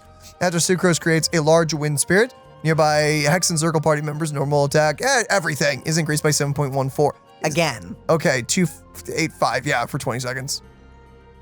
Well, So that's fun. slightly more for Hexen Circle characters. Honestly, Sucrose is so broken, she did not need a major buff. This is fine. I'm This is surprised they fine. gave her one, to be fair. Yeah, and I'm going to assume none of this has changed. Cinder No. has shedded all her fur on me. Oh my gosh. Well, that is all Here's those to characters. life where the drinks keep flowing. It's insane. I'm going to do 2. I'm going to do 20. Then I'm good. You have so many pulls, you're really safe Hold for on. 20. What am I doing? Do you have your monthly stock I've up? not booted it up. Oh, that's good. That's going away in a few days. What do No, you- wait, no, this is a new month. What am I talking about? Sorry. I already picked up last month. Okay, you got so last month's? fine. Okay. Redeem some of that. Well, You don't pull very often. You probably shouldn't pull a bunch of blues unless you really want to. I have 107. That's enough. Okay. Yeah, okay. Well, Father God, we are giving this completely to you. Jesus, please bless these pulls in your holy name. You know what Daniel needs. You know what he wants. We're giving these completely to you. In your holy name we pray, Jesus. Amen! Amen. Please let us get Jahoda. That's according to the plan. Oh, man. Let it happen. Bum, bum, bum. It's purple. It's always purple. always. It's almost always a purple. But- You never know. Pretty please. With a cherry on top. Pretty please. Bum, It's gonna be at the very end, isn't it? Bennett. I don't need you. The one character you have a billion of. The one I have a billion of, Bennett. I don't need you. Yep. Okay, let's go. Darn you, Bennett. Go again. Where is your pity, by the way? How close are you from a 5-star? I don't know. It's been so long since I polled. I think it may have cleared. Skirk was the last thing. Okay, so Oh, you're wow. at 10 pity currently. I'm at 10 pity. Would you look at that? Going to 20 though. Dun dun dun. Is this Jahoda? Is it Jahoda or Farazan? Farazan would be nice too. It's Farazan. It's everyone but Jahoda. Look at that. Are we going for 30? I'll use the last of my free ones. I have to get a Jahoda. It's Right. Dun dun dun dun Please. dun dun. pretty please. Dun dun dun dun dun dun. There's no Jahoda in these polls. What will we do with this right now? Whoa, Cinder, why?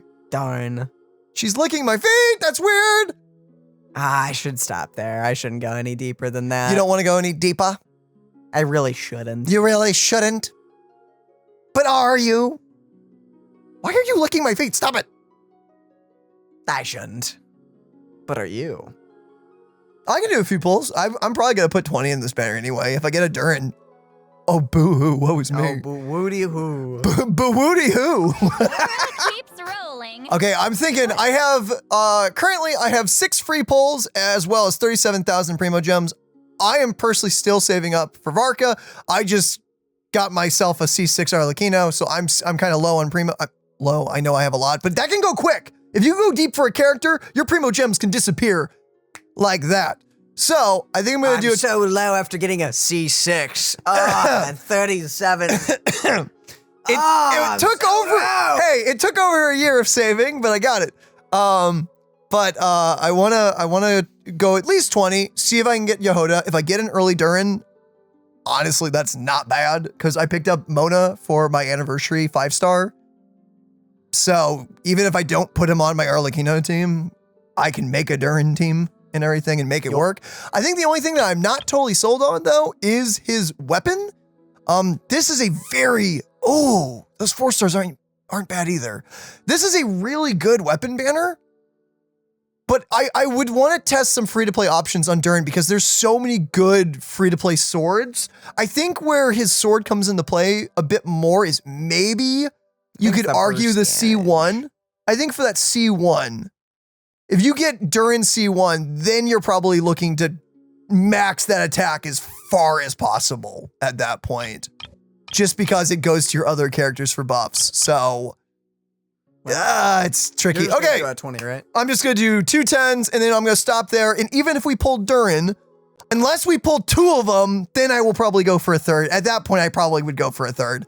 I really hope you get 4. Just 4 in 1 10 pull. Hey, Jesus, if that's possible, I'll take it, man. Okay, Jesus, we're giving this completely to you. I know I already prayed for Daniels, but please bless my pulls. You know I want Jahoda. You know I want Durin. If I can get them in early pulls, that'd be amazing. I'm giving this completely to you, God. In your holy name, I pray, Jesus. Amen. Amen. Okay, let's do it. Bam. Number Is it 10. gonna be Purple. a purple? But is it a Jahoda? I don't know. Let's go one at a time to make it extra dramatic. I know I can. Yes! Nice to meet you. If you've got Why a can it have commission, been me? as long as the pay's right, I can help you with anything. Most things. I can help you with most things. Thank you, Jahoda. Your reaction was stellar, by the way. Thank you. That was a great one-liner. Okay. Oh, and Favonius is great. I actually don't have this maxed out, so I'm actually good with that. Any more? You want more? I do want more. Is Jahoda not enough for you with an No, extra sword it is thrown enough. in She there? is enough. But I said I was doing 20, so we're gonna do another one, because why not? Wang. Wah! I was hoping for an early Durin. Okay, what do we got? What is our 4-star selection? Because Farazan would also be nice. You get none. I get none. No. Get none and you will be happy. No. You will own nothing Yes! but happiness. Do I not have her yet? Wait, I thought I had C0. It doesn't say new. Or it doesn't say a constellation thing. What? But it didn't do a voice line. It didn't either. I'm very confused. Maybe she just doesn't have a voice line? Because she only recently came back. Maybe, but it didn't do ding, ding, ding. Copy? Okay, Yeah, no, it's it's a a copy. copy. Okay, I was really confused. I mean, a copy's not bad, though. Okay, I think I'm gonna stop there. I want to think long and hard about it. I will admit, I am tempted to pull for Durin. The thing is, he's just so good. I think I can safely pick him up on a rerun, honestly. Yeah, it's gonna be that. Honestly, I think the toughest thing for me right now is like if you're a whale, I feel like this is the time to pull for weapon, but whales don't care. They have infinite money glitch, I guess, in real life. Spend like- money on this game, but not enough to bankrupt yourself. This is one of those weapon banners that like comes around rarely, every so often, that both weapons on banner are insane. And the 4 stars are okay. They're good. The 4 stars are good. So depending, if you want Durin's weapon, this is a really solid time, but that's not to say the next time won't be better. Like it also could be good potentially. You never know. It could be potentially good. Because if a rerun, if they rerun Durin, but with a character in the future that would want to use them, they may be on the same banner and both weapons could be on focus potentially. Or maybe they're on different banners. Or maybe they're on patch. different phases to screw with you and make you get crappy weapons that you don't need. I don't know. Quite possibly. Wouldn't shock me. The thing about Venti's bow is it's just pretty much usable on almost any bow character, which is why it's so nice. And so I'm tempted to pull, but the thing is, if I miss it, then I have to go for it. If I lose the 50-50 and I select the path for the sword, then I'd be remiss to not confirm the sword. The only thing is, in my opinion, which I could be wrong about, I would really only probably go for signature if I'm going for C1 Durin. I think I would go for Constellation 1 and maybe even 2 before that signature weapon. If you don't. If you've got the pulls for it. Yeah. That's the thing. It's just support characters. So here on this account, I was blessed by God to get C2 Seat Lolly in only like 100 and something pulls. C2 Seat Lolly has been insane on this account. It has been insane. So to throw like a C2 Durin in this team or another team with a C2 Seat Lolly. Would you just throw him over Bennett? I probably would. I think Bennett would get kicked out of this team, yeah. Because Shalonen would still be really nice for her shred because I'm sure the shred could stack. You know, actually, that's a good question. Would Shalonen or would Bennett get kicked out? I think from casual play, I would keep Shalonen in because this traversal is so nice just to be able to do things like this. I have really enjoyed this. I did not give the Natlan characters credit. 1 second, we're gonna get stuck here. Well, okay, you know what? That doesn't matter. But I didn't give them enough credit when they first came out with their traversals. I do think some are better. Shalonens and Seat Lollies are amazing outside of Natlan. I'd say. Then when it comes, I don't have Chaska, nor do I have Malvika, so I don't know how they perform. I've seen friends play with them, and it seems like it's a short duration, in my opinion. I mean, it's obviously shorter if you also sprint with Shalonen as well. That's very true. But it is just faster to block. So I am in so much pain, because even if, I really want to save for Varka, I really want to save for Columbina, and I want to save for any potential surprises. And then there's like the Alice and Nichole potentiality at the end of the expansion. But don't you want your Arlecchino to be hitting 60% harder? Honestly, it would be, yeah, no, Durin with signature on C2 would be insane for Arlecchino, because yeah, you still raise a great question. I don't know who I would replace. I don't know if it would be Maybe Bennett or replace Shalonen. I don't know. Oh, goodness. Okay, doesn't matter. I'm just going to sit here. I don't want to waste your guys' time. Yeah, no, he's great. Durin's great. Like, Jahoda looks great. The changes to the new characters are great. Honestly, this patch is shaping up to be something crazy, and that's not even the main quest. And the main quest looks like it's going to be very fun. Speaking of the main quest. Ooh. Hi, Catherine. Thank you for waiting. I finished checking your adventurer handbook. Here are your commission rewards. Whoa, dailies are canon. We have no other urgent commissions on the books at present. Thank you for all your hard work lately. Perhaps you two could consider taking a vacation. Don't ever say those words in a Hoyo game. It's never a vacation. What, vacation? Actually, no, we've had vacations in Genshin. What am I talking about? In Genshin, we've had We've had real relaxing vacations. times. Yes, we've had. The other ones, no. Paimon never thought we'd end up having Actually, no, Zen was downtime and having a not nice beach cry. resort. Things were pretty hectic when we first got here. Everywhere you looked, it was either the Wild Hunt causing chaos or the Fatui stirring up trouble. It felt like this whole region was one giant slime in a barrel, ready to go boom at any moment. Sure felt like that. You keep it going. I'm gonna go turn the volume up. It's a little quiet. Want me to click the next one? Go for it. That's right. Another win for Tibet's top duo. It is a little quiet. Yes. Are you two aware that the Moon Prayer Night is soon to take place? Oh, yeah. Llama told us that was coming up soon. Wait, why do you mention it, though? Do people in Nasha Town celebrate it, too? Why I not? thought it was just for Moon Goddess worshippers. It's a You're time to partially party. Most people in Nasha Town just see the festival as an opportunity to do business. They do not concern themselves with the religious element. That The happens. festival was first celebrated by the Frost Moon Scions. On this day, they would wear moon prayer blossoms and celebrate the birth of the moon goddess through song and dance. Aw. They would also prepare food and handicrafts and give them as gifts to others. Over time, it became Nodcry's most lively festival. Fun. Like fun. So it's kind of, It's not Cry Christmas. yeah, I was about to say, it's freaking Tevat's version of Christmas then, where it started as like a big celebration of someone's birth, and then go from Jesus' birth to, hey, yo, everyone, time to party. Admittedly, I do both. I do both. Great. Well, in the meantime, since Catherine doesn't have any commissions Well- for us, let's focus on some personal business instead. When Woohoo. we first got here, you mentioned that this was where your spaceship landed? Sure We didn't was. follow up on it at the time because we got wrapped up in that whole rare situation, but now we can finally start investigating it properly. Except we have no idea where to start. Well, there's a saying Paimon's heard around these parts, which goes, if you lift up a rock, you'll find something you weren't looking for. Oh, By that logic, you'll never find what you're looking for while you're searching, but the moment you stop looking, it'll jump right out at you. Not sure if it's as simple as that. Could be worth a try though, right?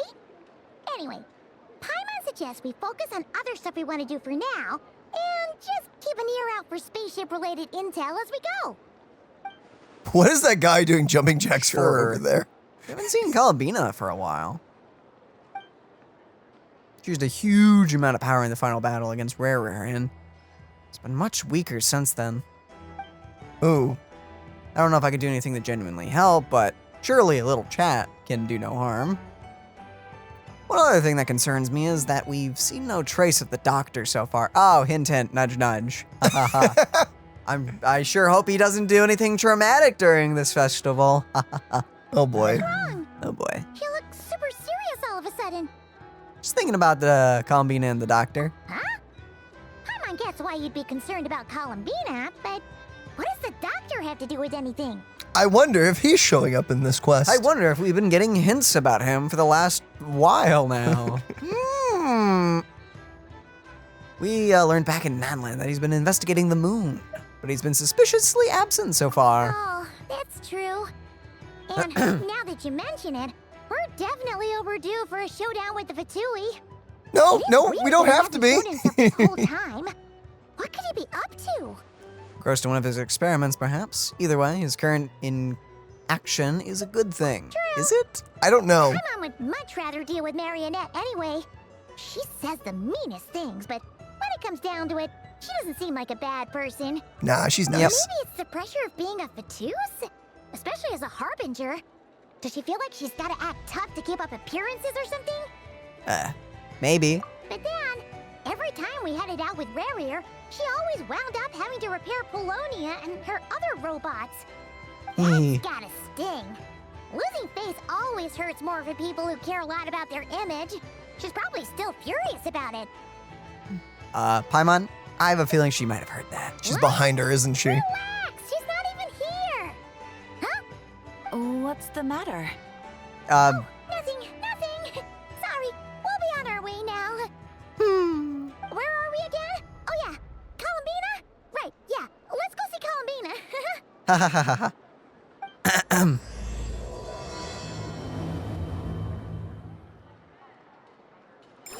I really want a hot dog now. Is it because of like That up there. No, wait, not that. Wait, where the fuck is the hot dog? It's somewhere. Yeah, no, because Nocturne has like giant hot dogs all around on Makes me like wanna- tables. Makes me want to make I can't talk. Freaking pineapple one. Oh, The one you learned the recipe from. Yeah, Panamanian hot dog. Yeah. Ah, no, those are so good. It's so freaking good. They are great. It's been ages since we've actually made any. Yeah, no, it's really simple. Honestly, you just boil a hot dog and you put some oregano in there, and then you just add pineapple slices to it. Just like you get a hot dog bun, you put the slices of pineapple around it. You also add, what was it to it? You boil the hot dogs and you put oregano in it. Yeah, I know, but like the toppings. Oh, the specifically. topping. Okay, so the topping is a mix of, I think it's ketchup and mayo mixed up. Yeah, I forgot about that. I think it's ketchup and mayo. So you mix those in the bowl. Really, it's really easy to make at home. It is very easy to make. Super simple dinner if you ever want to like experiment with your family and see what that's like. And I'm pretty sure it's oregano. It's been years since I've made it, but I'm pretty sure, yeah, it's simple as just boil water, throw hot dogs in there, throw oregano in there, let them boil for a few minutes until they, start doing hot dog popping things. You mix ketchup and mayo, pineapple slices, buns. Literally, you already knew how to make it when I explained it earlier, so I don't even need to tell you, but that's how you do it, step by step. It's really simple and it's really yummy. It's very tasty. I guess the only way you don't like it is if you don't like pineapple. That's the one caveat. But even then, you can still kind of have it. It just doesn't have the same vibe. Yeah. Still good, though. Yeah, just hold the pineapple. It's different. Hey, she's Yo. sitting up. That's nice. You're not, Me sitting here a rare sight? No, just... we just thought you'd be resting. Perhaps That. I would have been, were it not for the sudden arrival of some unexpected guests. Not that I Us? consider it a disturbance. After all, you are the only ones who are free to enter. Would it not be a little unfriendly of me to lie down while we speak? I didn't realize you put so much thought into little things like that.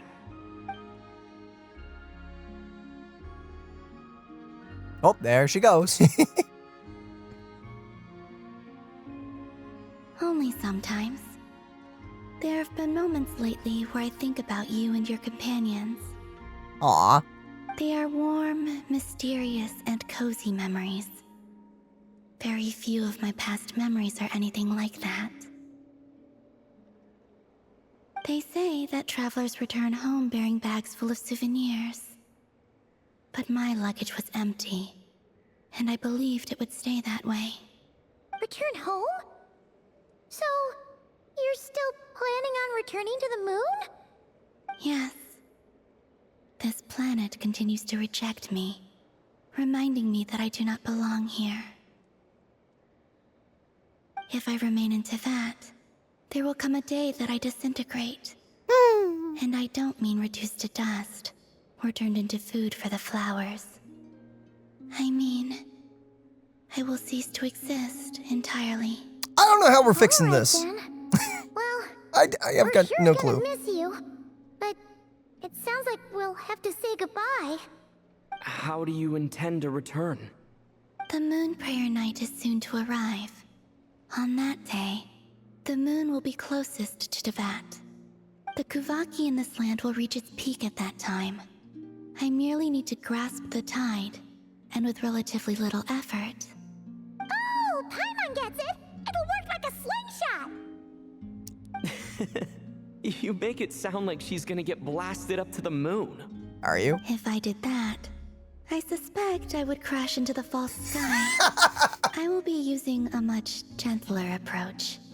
But I do like the analogy. It's fun. How are you getting past the false sky? You see? She gets Paimon's sense of humor. In the blink of an eye, the time has come to part ways. Man. It does feel That's that not way, happening. doesn't it? Yeah, I feel Time like seems Zach to is gonna fly interrupt that fastest somehow. when you are enjoying it. I'll be genuinely shocked though. I have always thought of myself as a wanderer on this earth, and it has never expressed any desire to keep me here. Genuinely shocked Yet because Willow. just as I plan to depart, I'd be genuinely tugs shocked at if she my just does arm. leave. Is this a gesture Yeah? of affection? Or is the world mocking me? Oh. Were you hoping I can answer that? Yes, you are a traveler, so you must have a lot of experience in this area. Then, what I would say is, enjoy the moment. Yeah, That's right. Don't honestly. overthink it. Happiness is happiness and joy is joy. The point is to enjoy it, not analyze it. I see. Then what I would say is, even though I am very tired right now, I am still happy. That's nice. I can't tell from the tone of your voice. Oh, really? You don't think I sound happy? No, you I'm sound just very kidding. happy. I could tell you were in a good mood today from the moment we saw you. Ah, a joke. Albeit not a funny one. Anyway, I assume you're here about you-know-what. Give me your hand. Actually, it's not that. There's something else we wanted to discuss with you. Oh, then do you still want to give me your hand? Or not? Sure. I mean, yeah, I guess. She's like, Thank you. help me out. I'm dying here. Literally. So, I've heard that in the Moon Prayer Nights of the past, people here would hold celebrations in the Moon Goddess's honor. Since you helped so much in our fight against the Rehir of Solnari, I think you deserve a farewell party before you return home. I haven't asked everyone else for their opinions on this yet, but I'd like to invite you to join the upcoming Moon Prayer Night. I've never joined a moon prayer night before. I'm not sure what I would even do. Oh, don't worry about that. We take care of everything. All you need to do is show up. Of course, there's no need to force it if you're not feeling strong enough. It's just, this kind of felt like a golden opportunity. Why not? But they call me Kutar, and the Fatui have an arrest warrant out for me. Ah, whatever. I shouldn't appear in public right now. Yeah, there will definitely be complications, but I'll make it work. You have my word. don't make promises, traveler. Yeah, Okay. we got your back. Well, he does. Paimon's actually not too sure what he's planning. All right. Oh boy. If you're sure, I will not refuse your invitation. I love her I sleeve suppose things. it wouldn't hurt to pack a They few look more very sights comfy. from this world into my suitcase before finally learning what my homeland looks like. Oh, if you see Lauma, please tell her that my answer to the question she asked me is neither yes nor no.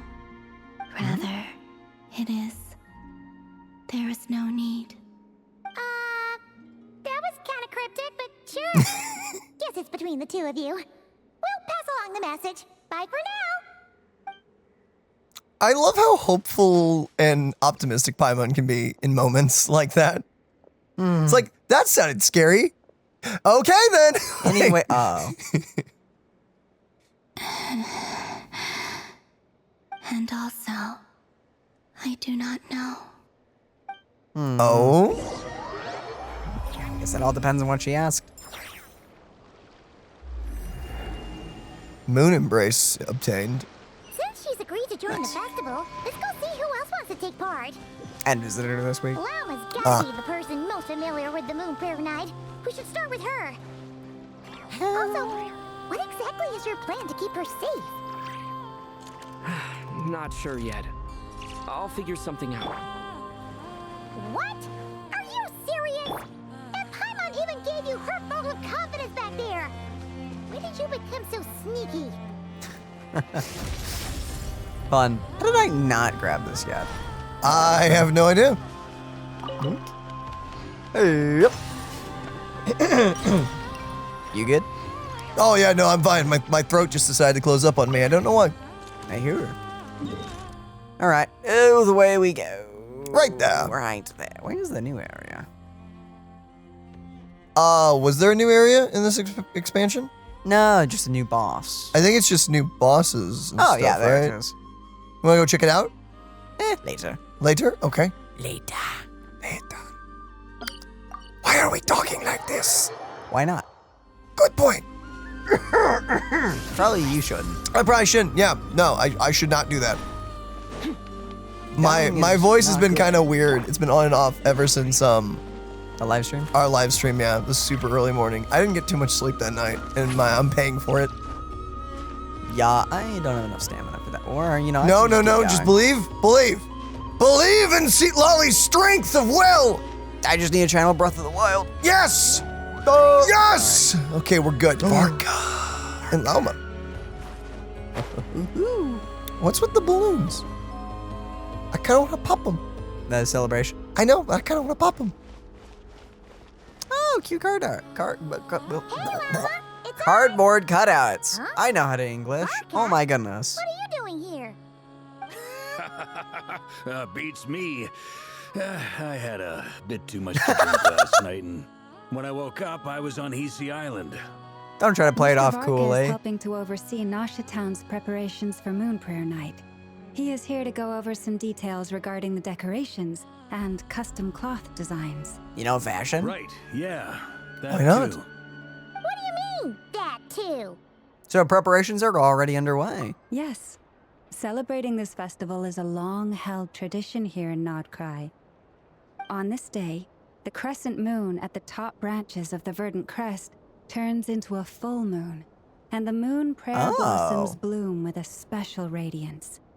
Our people take these to be blessed omens. That does seem It's fun. an especially welcome event coming off the back of all that nasty business with Rare. Everyone got put through the ringer recently, and now they're looking to turn their fortunes around. The big shots in town all agree that a big, lively celebration is just what we need to rebuild people's faith in this place. No wonder Catherine said that people weren't so bothered about the religious element. They just want to party. That's right. It's become more of a local custom by this point. The celebrations have little to do with whether the religious stories behind this event are true or not. Even the Frost Moon Scions are eagerly awaiting the coming of Moon Prayer Night, despite now knowing that their past beliefs were founded on a falsehood. I mean, you're Fair. still celebrating the Isn't it like birth of that one lantern girl. ride in That- Liyue? It's a chance for happened. people to enjoy themselves, not debate the existence of the Adepti. which is still silly to me, considering how obvious the Adepti are. Yeah. Like, I know, like, before Rex Lapis, like, faked his death and everything, he literally showed up every year. Yeah. They're like, wow, what a fantastic puppet that is, I guess. Like, dog, he showed up To me, it's every actually year. for me, it's actually less of Rex Lapis. It's like with characters like Yan Fei and everything walking around, who's like Literally half Adepti. yeah, because she's like what? She's an axolotl or something like that. Something like that. Like She yeah, went to law school. yeah. I feel like I don't know. That part's always bothered me. It's like, how just some people I don't don't. believe in the Adepti. Hello, lizard person walking down the road. Yeah, it's Love your decorative antlers. it takes a special kind of person to be in that kind of situation. Yeah, yeah. Okay, anyway. Although, in this case, the Adepti definitely exist. So does the Moon Girl. I'm gonna lose my mind. It's fine. One other thing, we just went to see Columbina. We went ahead and invited I think they her were to take referring part to in the fact that the festival moon this time. is fake. Hope it's okay. Yeah, I mean, the moon Right, is so- real. It's just that one's You not. mean she agreed to it? Which is Huh. odd. That's quite a surprise. Then I suppose that she intends to return to the moon on that day. Yup. Oh yeah, it's kind of a complicated process, but basically, it's like a slingshot. Basically. She probably should not have endorsed that metaphor. I understand. Do you? In truth, I had a feeling that she might make such a decision. Well, Oh, if Kuthar has decided to participate in the festival, we should prepare accordingly. Yeah, exactly. She was saying how it could be risky for her to show her face in public. We were wondering if there was any way we could hide her. Hmm? Unfortunately, the people who carved the statues did an excellent job of capturing her likeness. Yep. It will be very challenging to hide a goddess whose face everyone is so familiar with. Darn! We may have bitten off more than we can chew here. Can we just do like a Nah, decorative don't mask sweat or the something? small stuff. We can handle that. Huh? Are you saying you have a plan? Not as such, no, but the most important thing with a festival is to keep the mood light and your spirits up. You can't go preparing for a festival with those long faces. You'll never convince anyone to enjoy themselves. The Mondstatter spirit is strong with this one. As it happens, I agree with Mr. Varka. Let's start by making our appreciation for Kutar the beating heart of the festive atmosphere. And who knows? Once we get the ball rolling, perhaps everything will just fall into place. Sure. Hey! Did you catch that? Llama said the thing! Or close enough at least. I'm looking forward to the Moon Prayer Night already. We have a festival in Mondstadt called Wind Bloom, and you can always tell which couples are celebrating it for their first time by the smiles on their faces. Big, beaming smiles like their whole face is glowing. And That's I have nice. a feeling we'll get to see that same smile on the Moon Goddess's face at this festival. Not quite the same, surely. It's a little different, Anyway, but, you know. I'll take care of business in the city, but I'll have to leave the decor up to you and the Frost Moon Scions.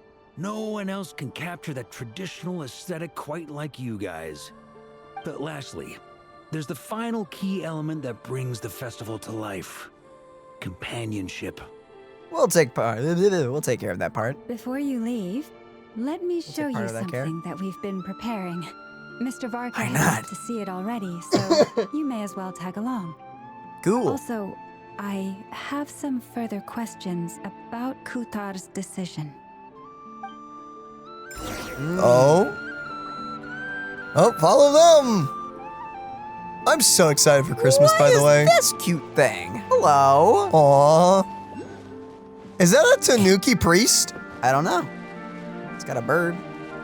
Oh, is that a bird? I thought it was a hat. Yeah, no, I Hello. saw that wrong. Dude, how tall would you have to be for that?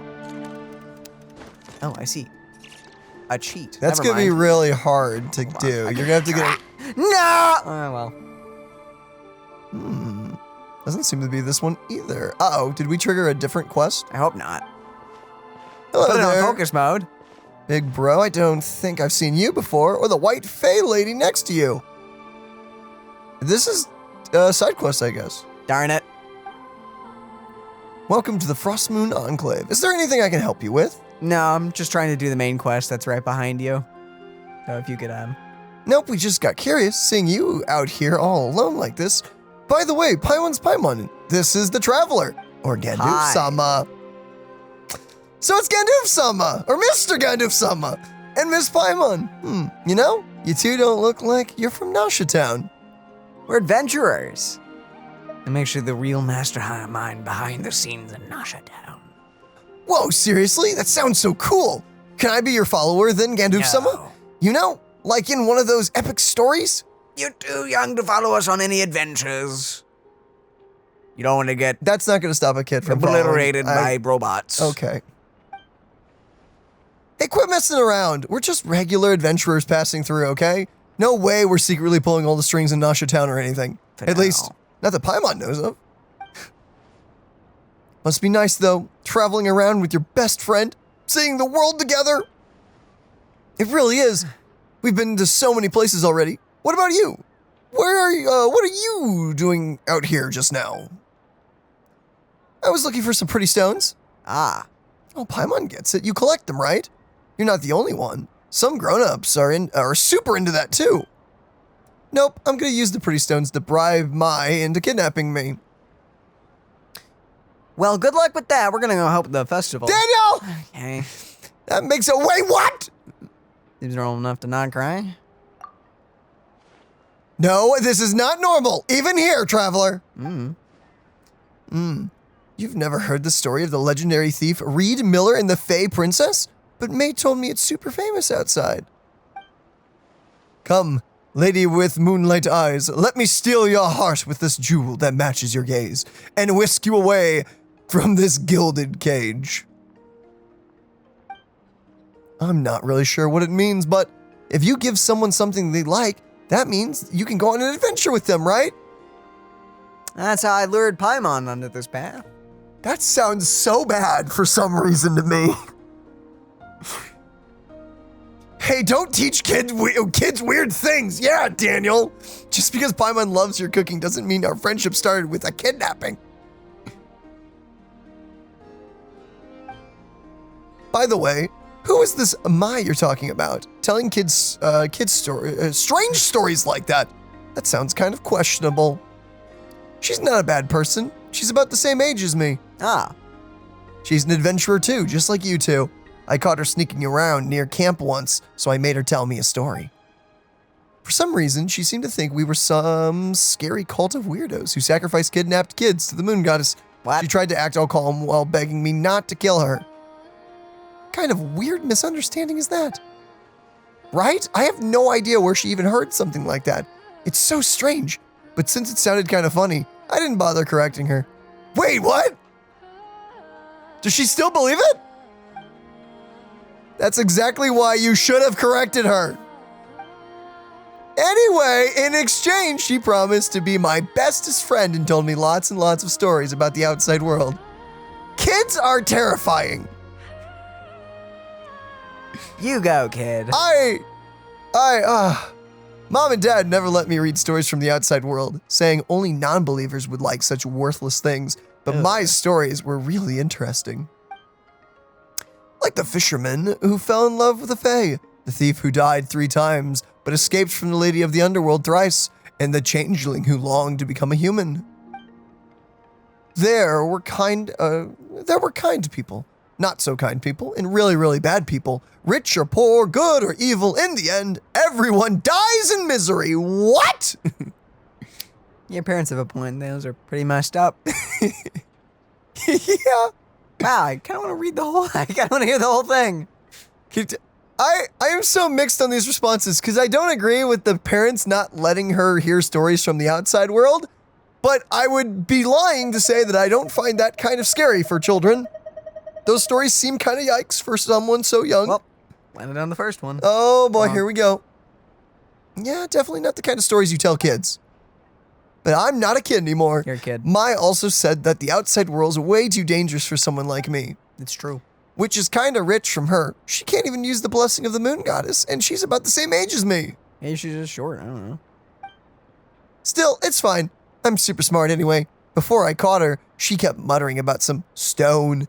That means she must be looking for a pretty stone, right? Sure. If I find some pretty stones, I bet I can bribe her with ease. Just like how Reed Miller lured the Fae Lady away. She'll take me away from here, right? Can you not say bribe like that? You're just giving your friend a nice gift. That's totally normal. No need to make it sound weird. Well, we'll be looking around this area anyway, so if we find any pretty pieces, we'll bring them back to you. Paimon, what? Wow, really? Thank you so much. You know, Daniel. Kidnapping. Yippee. Anyway, main story. Huh? What's this? They sure look like they're having fun. You forgot I to believe try to so. put yourself behind the thing. True seem very skilled at playing drums like these, although I'm not sure where they learned it from. Wait, they play the Maybe it's drums? innate Yeah, with their talent. hair. In their eyes, they're probably just playing with toys. Ah. Oh. Whoa. Oh, the special one. Oh, hey there, little dude. Tar, you want to play too? Just bash his head into it. I guess not. Yeah. She looks more confused than anything. Oh? Maybe we can teach her next time if we get the chance. Why not? Why not right now? Teach her the joys of hitting things. Bashing one's Hit skull. on the left side, boom. Hit on the right side, boom. Left, right, left, right. I don't know why. I just imagine Daniel as like a drill instructor. Like, Things. Moon veils. We hang them from buildings in the city during the festival. When you look at the sky through them, it creates a lovely misty effect.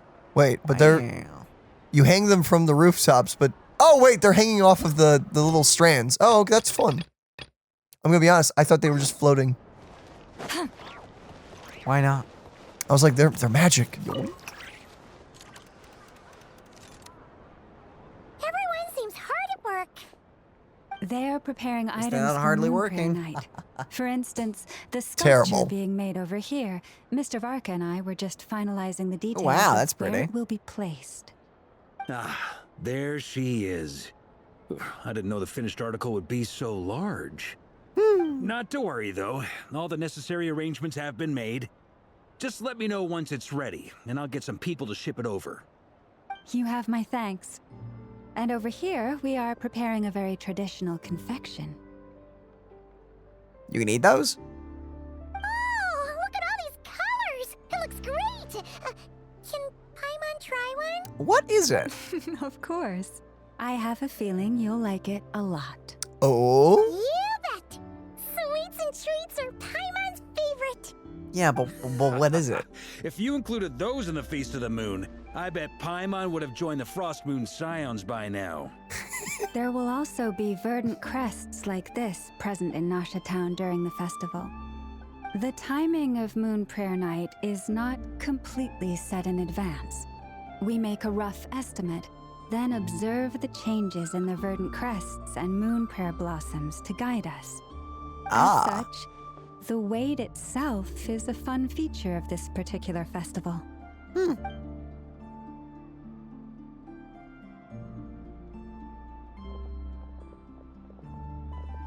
Would be awkward if we were wrong about what Taya was on.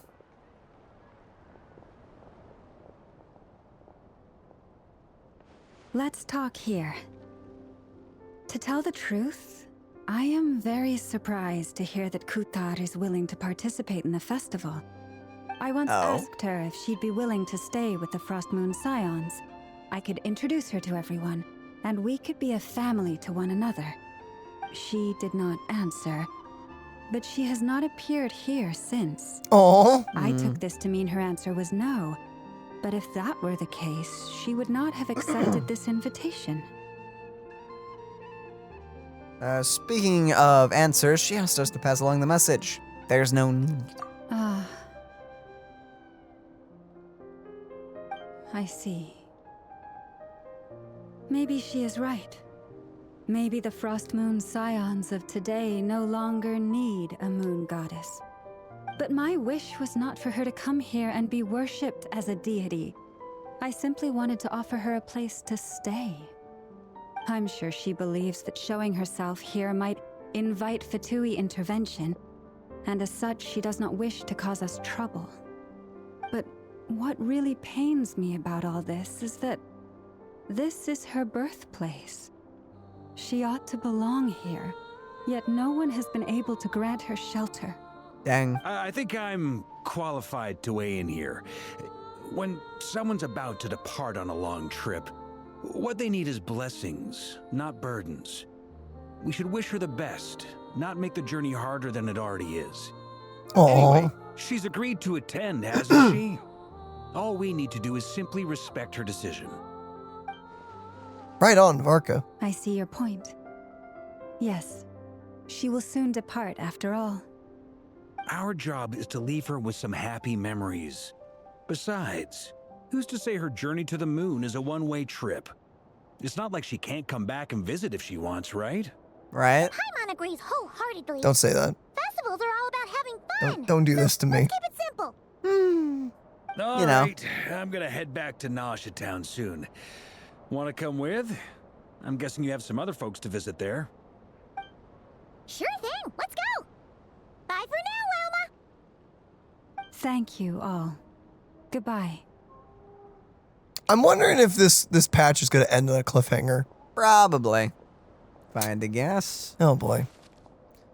A traveler needs blessings, not burdens. Ooh, is that resonating with you? It sounds good in principle, but will blessings alone be enough for Columbina? Ooh, uh-oh. It's gonna probably be a mix of both, because I'm assuming by the end of this quest, Columbina will She's still up there. she'll learn to accept, like, Lauma and stuff as family, because that's the reality. That's what Lauma wants. Lauma wants her to just have that option. You are still up here. Hello. Goodbye for now. I look forward to the festival. Man, they really put that bit of dialogue out of the beaten track. Or beaten path. Well, okay, bye. Bye for now. Take me up. Never mind, you are very far away. Nah, let's walk it, obviously. That is a walk. No. Look, they even put it at the entrance. Oh, whoa, we've been kidnapped. Indeed. Oh boy! Huh? Hey, over there. It's Durin and Albedo with Flint's. What could they be chatting about? I don't know. Hello. How are you? Your guess is as good as mine. Ah, Grand Master, and the Traveler in Paimon. Hello! Hello, Durin. It's been a while. It has. Perfect. We have some new volunteers for our investigation. Sorry, what? Wait, let me guess. The righteous Lightkeepers are finally ready to hunt down the Abyssal Dragon? Yes, that too. Yeah, right. Oh, wait. Why does everyone keep saying that too? Well, to be precise, the facts match, but not the causality. Oh? Wait, so I guessed right? What? Half right. Don't act so impressed with yourself. Maybe I can explain. We ran into Mr. Flint's north of Nasha Town. At that time, we just noticed a few abyssal creatures out in the wild, Whoa. but the strange thing was, I didn't detect any traces of abyssal energy on them at all. On closer inspection, we realized that they were not real monsters, but something akin to reflections in the water, or perhaps a mirage. What? Huh? What do you mean? Okay. Like, you could see them but not touch them? Exactly. It was very peculiar. They roared and tried to attack us. Reminds but me of we the could not make any Dainsleif physical quest contact from with them. Natlan. I think I've heard of things like that happening in Nocturne before, but I don't know much about it. Yes, it's a known phenomenon. Mirage-like illusions tend to appear in Nocturne in the run-up to Moon Prayer Night. From a distance, they appear quite real. I myself thought that Misters Durin and Albedo were locked in battle with abyssal monsters when I first arrived. But after sharing intel and investigating a little further, we can confirm that these illusions are harmless. There is no great cause for concern. I see. I'm glad they weren't real. All the Mirage stories I've heard are either animals, rocks, or small houses. Abyssal monsters, though? That's a first. It's a first for me too. So I'm planning to look into it further just to be on the safe side. I intend to inspect a few more locations. What about you two? Any plans? Alice contacted me a few days ago. She'd like me and Durin to assist her with an experiment. Am I? But we lost contact shortly after receiving the message. I'm sure that comes as no surprise to anyone familiar with her. Come on, let's do it. We don't know when the wind will blow, yet when the wind blows, we will know. That, in a nutshell, Fun saying. describes how Alice operates. Yeah, that tracks. Okay. Well, I suggest we investigate this Mirage business in the meantime. It's piqued my curiosity, and I'm pretty sure I know someone who will already be 10 steps ahead of us. Well said. Right? Whatever's happening in Nocturne, she always seems to be the first one to know. Oh, yeah. Let's go see what she knows. We can invite her and her staff to the festival while we're at it. Why not? I am so excited to meet the Hexen Circle girls. Dude, not only am I excited to finally meet Alice, but I am super excited to hear Nichole's voice actress. True. That's gonna be fun. No, we already did hear it in the live stream. We heard it like really quickly because she talks via telepathy. Oh, yeah. But I don't remember what it sounds like, so I'm gonna be able to re-experience that again, I guess.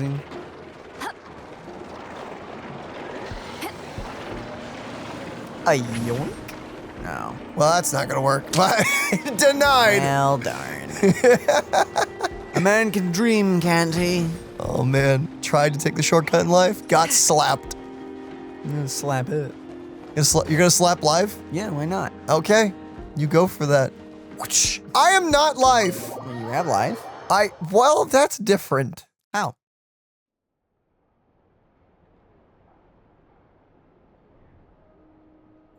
You're right, I have noticed.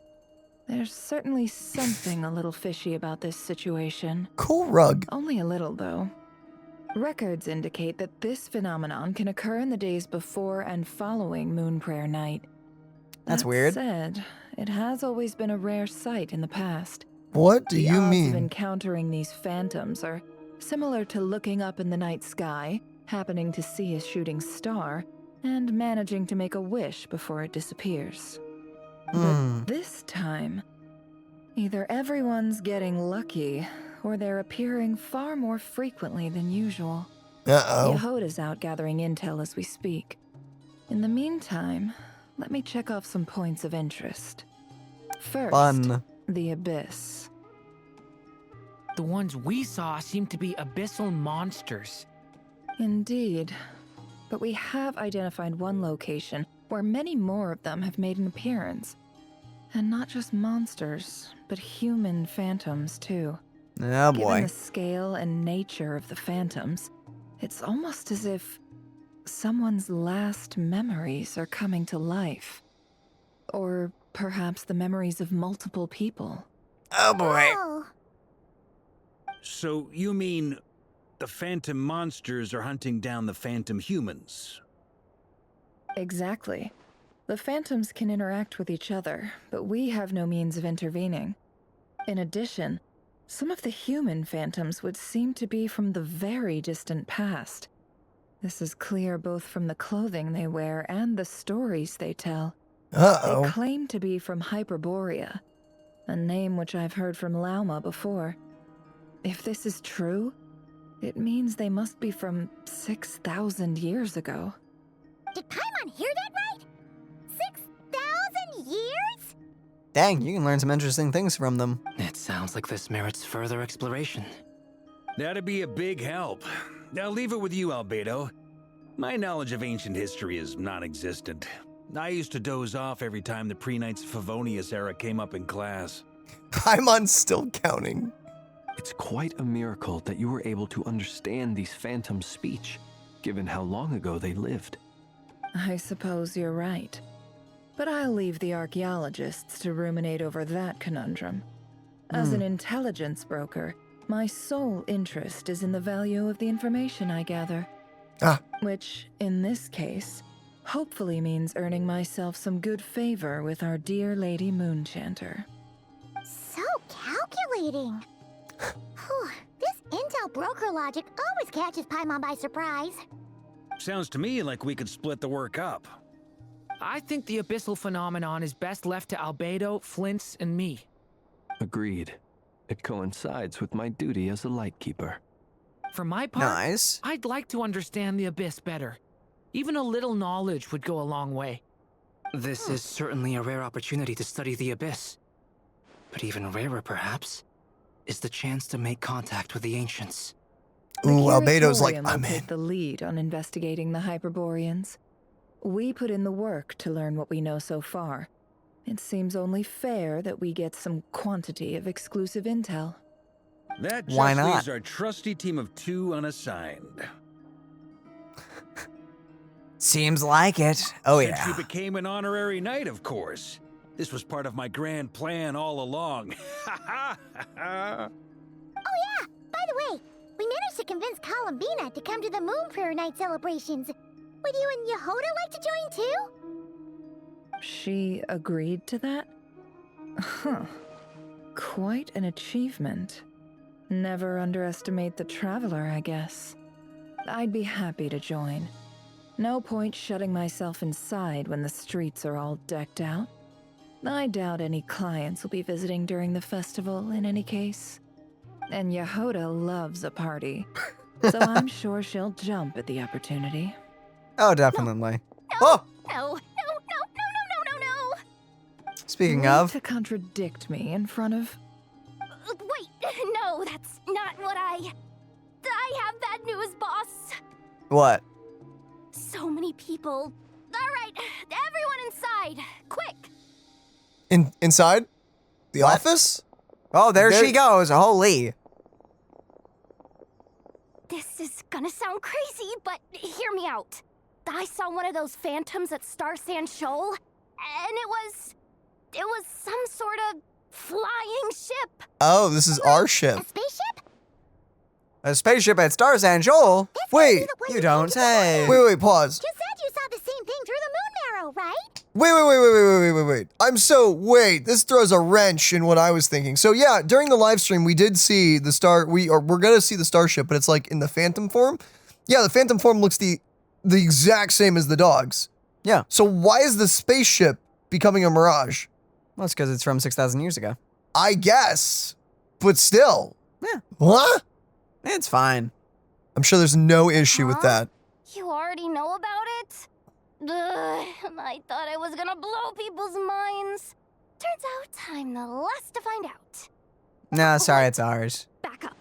You came here in a spaceship? Now my mind is blown. What's it like on the inside? Was it like flying through space?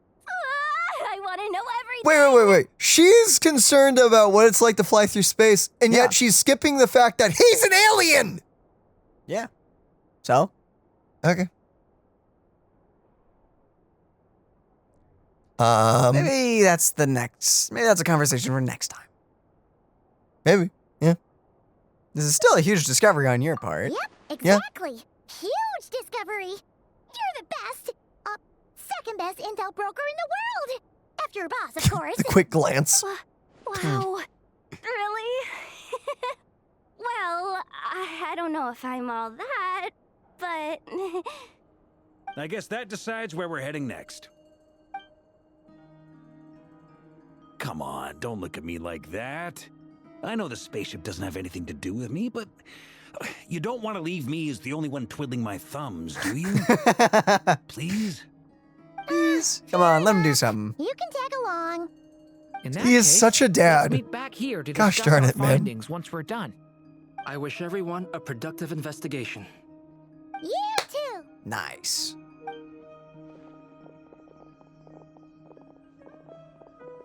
I really hope Varka's playable soon. I'll play. What's up, boss? Aren't we gonna head out?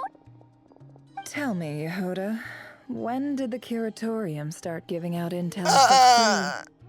Oh, sorry, boss. Come on, Nefer, you're warming up to us. Admit it. Yeah, come on. We're all friends here, hopefully. Don't kill Jahoda, please. We can't unshare information any more than water spilled on sand can be put back in the bucket. I'll just have to balance the books some other way. Please, boss. There's gotta be another way. Who knows? Depending on what they find, maybe this will work in our favor. Please don't find me. Please.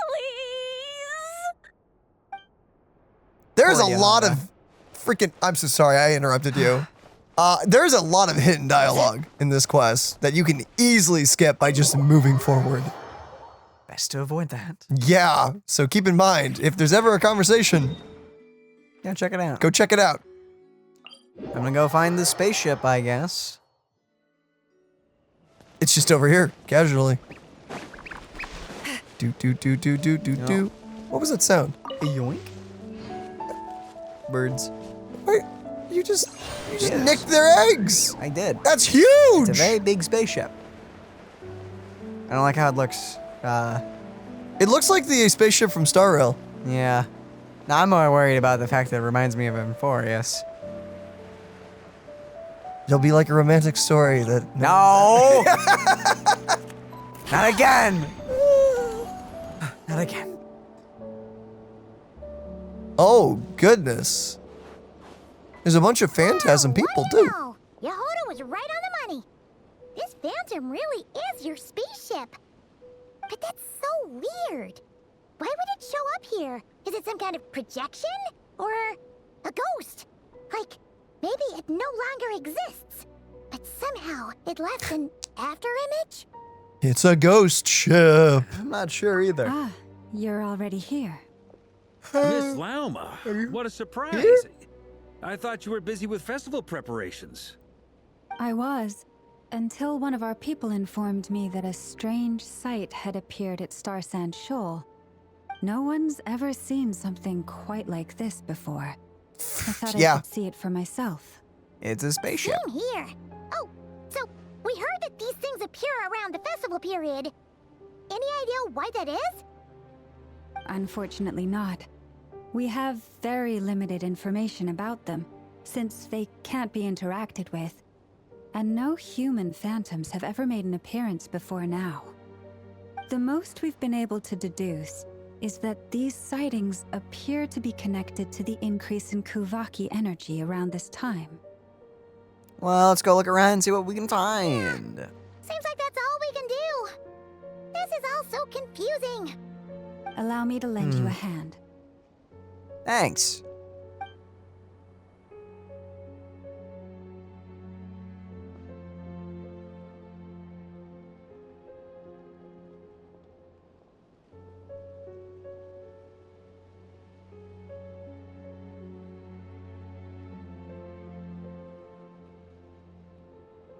Dear.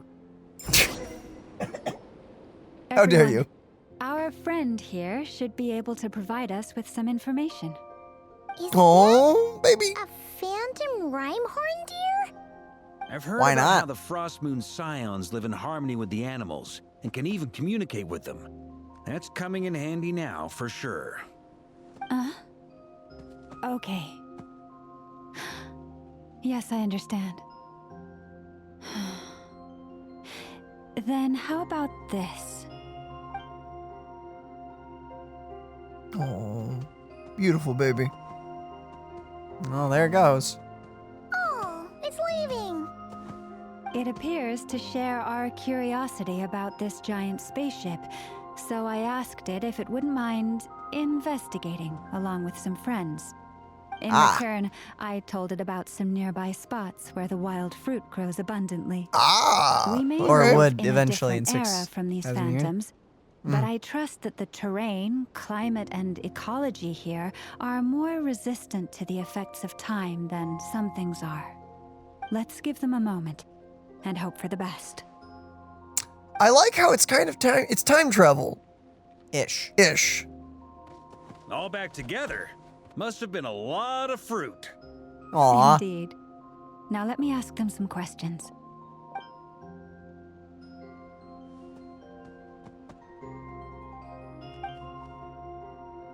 It did find a lot of wild fruit, enough for them to feast for a long while. This puffin circled in the air several times, but didn't spot anything out of the ordinary. Certainly nothing to do with the spaceship. Well, it definitely makes sense to get a bird's eye view. Indeed. Other than that, I was also thinking that the world these phantoms see is also different from ours. Oh, I get what you mean. The wild fruit exist in both times and spaces, but there might also be things that only exist in that space-time, which we can't see. What? So we don't see their whole world, but we only see small fragments. Good point. Great thinking, Lauma. What kind of timey-wimey stuff is Genshin doing? Use Kuvaki to shift great rocks, but this one says it couldn't get that ship to budge by even an inch. The sniffer mole tried too, but despite being a skilled digger, it could not get through. They say that the spaceship looks robust and undamaged. It seems completely impervious to any and all attacks. Whatever lies within is well defended from harm. So, just like us humans, there was nothing they could do about this spaceship either. Yes. Still, they deserve our thanks. We are grateful for all your efforts, dear friends. Now go and enjoy your feast. Dear friend. Why, Dana, why'd you Notice some have other to human pull my phantoms attention to gathered that? Nearby. Come on, let's go talk to them. I want to know, who are all these humans? that are standing around. And then who are they? Those two guys. Nah, they don't Or matter. guy and girl, sorry. Hello, Bald. Oh, not Bald. A perfect day You to stay scared home the and crap read. out of me, Silale. Hello, Katu and Yellow? Yellow. Wink. Oh, I want the lizard. Did you get the lizard? No. Thing? Oh. I've never seen it There's a move, cave. and there's no way to get inside. Goodness knows. My grandpa says it's been sitting here at least since his grandpa was still alive. Whoa. What about his grandpa? Did he say anything to your grandpa's grandpa about it? Huh? I don't know. In all likelihood, it was here back then too. Hard to imagine something this Can huge you- could move. I don't know why, but this moment right here gives me such WoW flashbacks. It gives me World of Warcraft vibes, and I don't know why, but I'm getting that No from idea. this.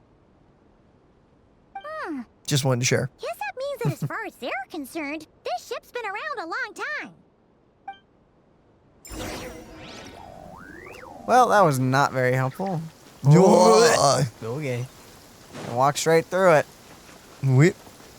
As long as no one's making a fool out of us. Come on, Ba-dum. brothers. If we can get even a small chunk off of this thing, it's gotta be worth a fortune. Today is the day we strike it rich. Can you not do that? You mean Paimon? Yes, brother, I shall join you. Let's make our fortune. We should go with them. What the? This thing is crazy tough. I can't even scratch it. What's it made of? Sorry, brother. Looks like we'll have to seek our fortunes elsewhere.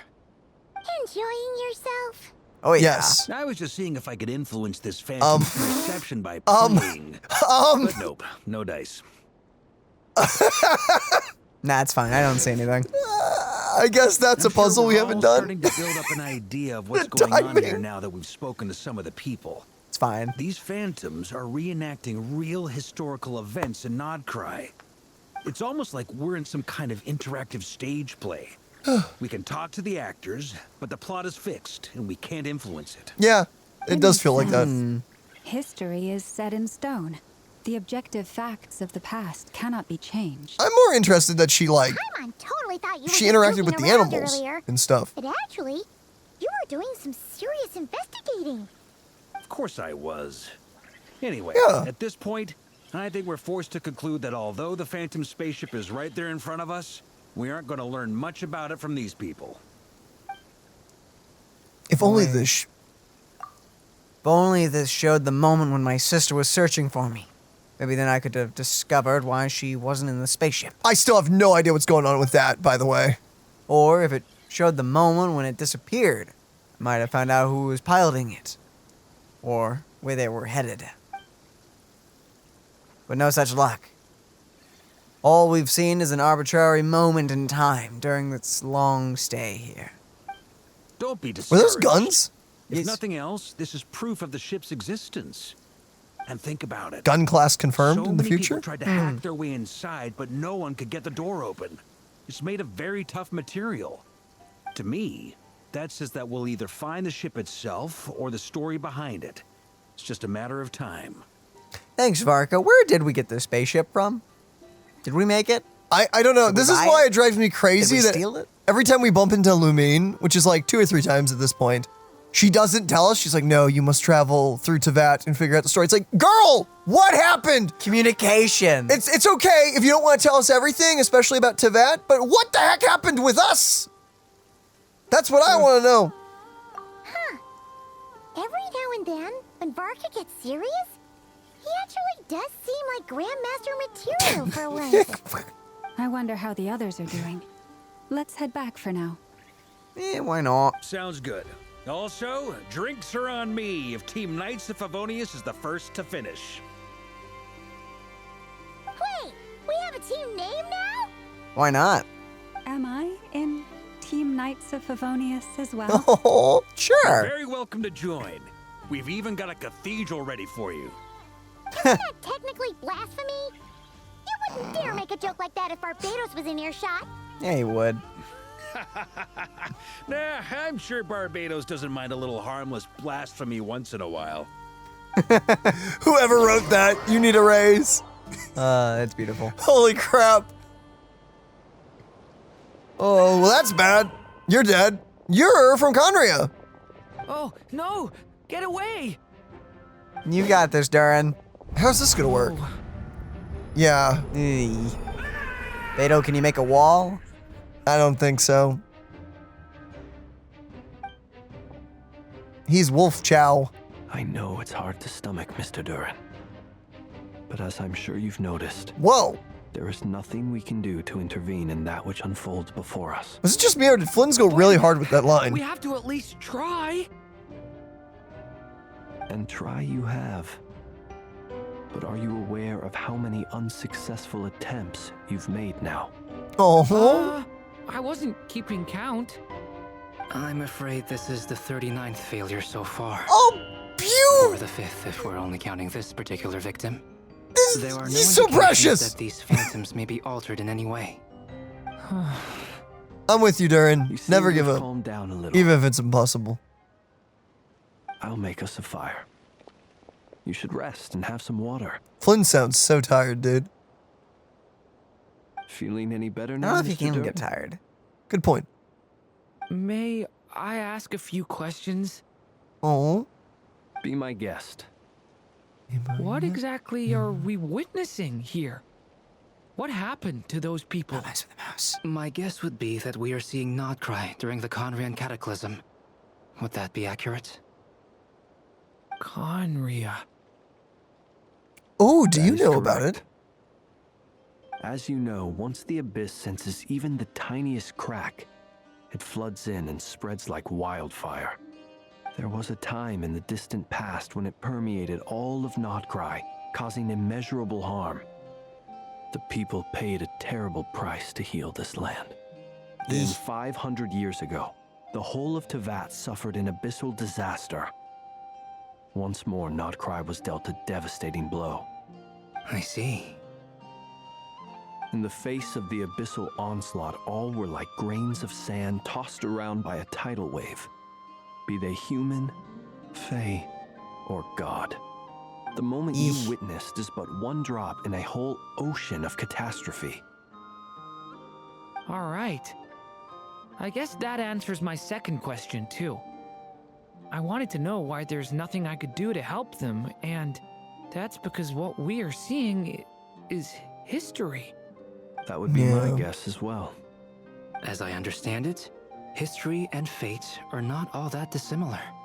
The latter may be unseen to us, but both are immutable. Yes. Fate was determined long, long ago. I still have a couple of other questions for you, Mr. Flint's. Aww. You mentioned more than one abyssal disaster that has struck this land in the past. How can you be sure that what we're seeing is from the Conrian incident?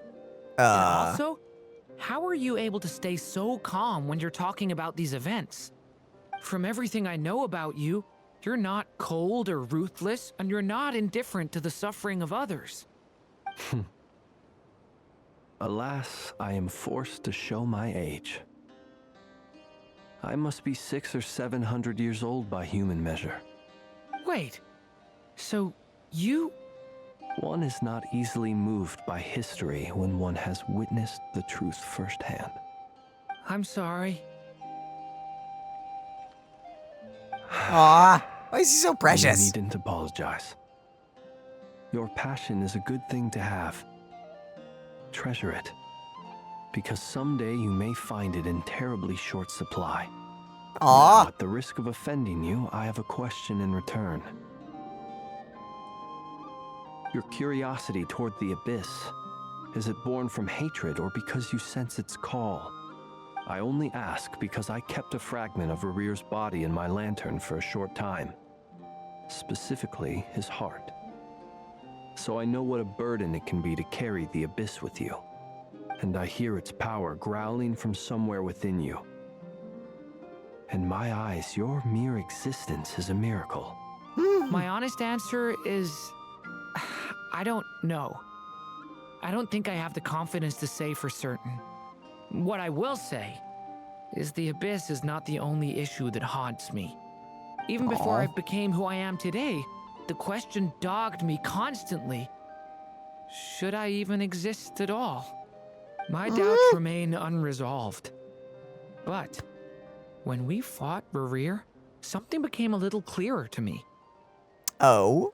Sometimes it is the darkness within us that allows us to achieve the impossible. I certainly got the sense from your 39 attempts that you were trying to achieve the impossible. Let's go. Sounds like you've resolved to see the truth for yourself. Absolutely. In that sense, he and I are quite similar. Then I wish you every success. I look forward to the day of your transcension. Well, if everyone's caught their breath, I suppose we should head back. Oh, and one last thing. I'd appreciate if you kept our discussion about history a secret. Very cute. It is. Incredibly, our separate investigations led us all to the same conclusion. Hooray for consensus! Yeah, but we barely learned anything, though. I totally thought this would be the mother lode. Talking with the ancients? I mean, come on! But nope. All we got was useless snippets of conversation.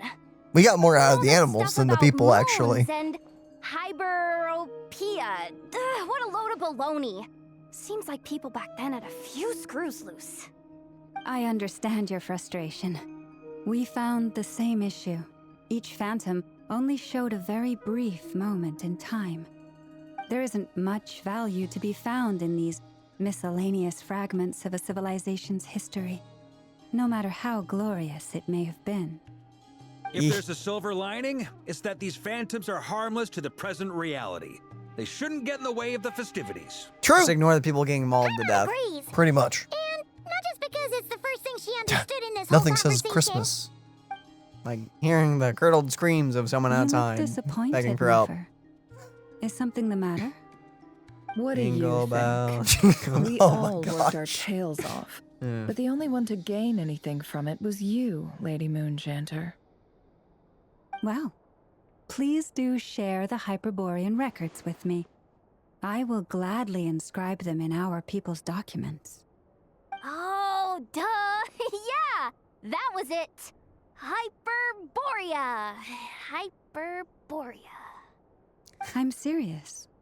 Only an expert in the Frost Moon Scions and their history can turn these records into valuable research material.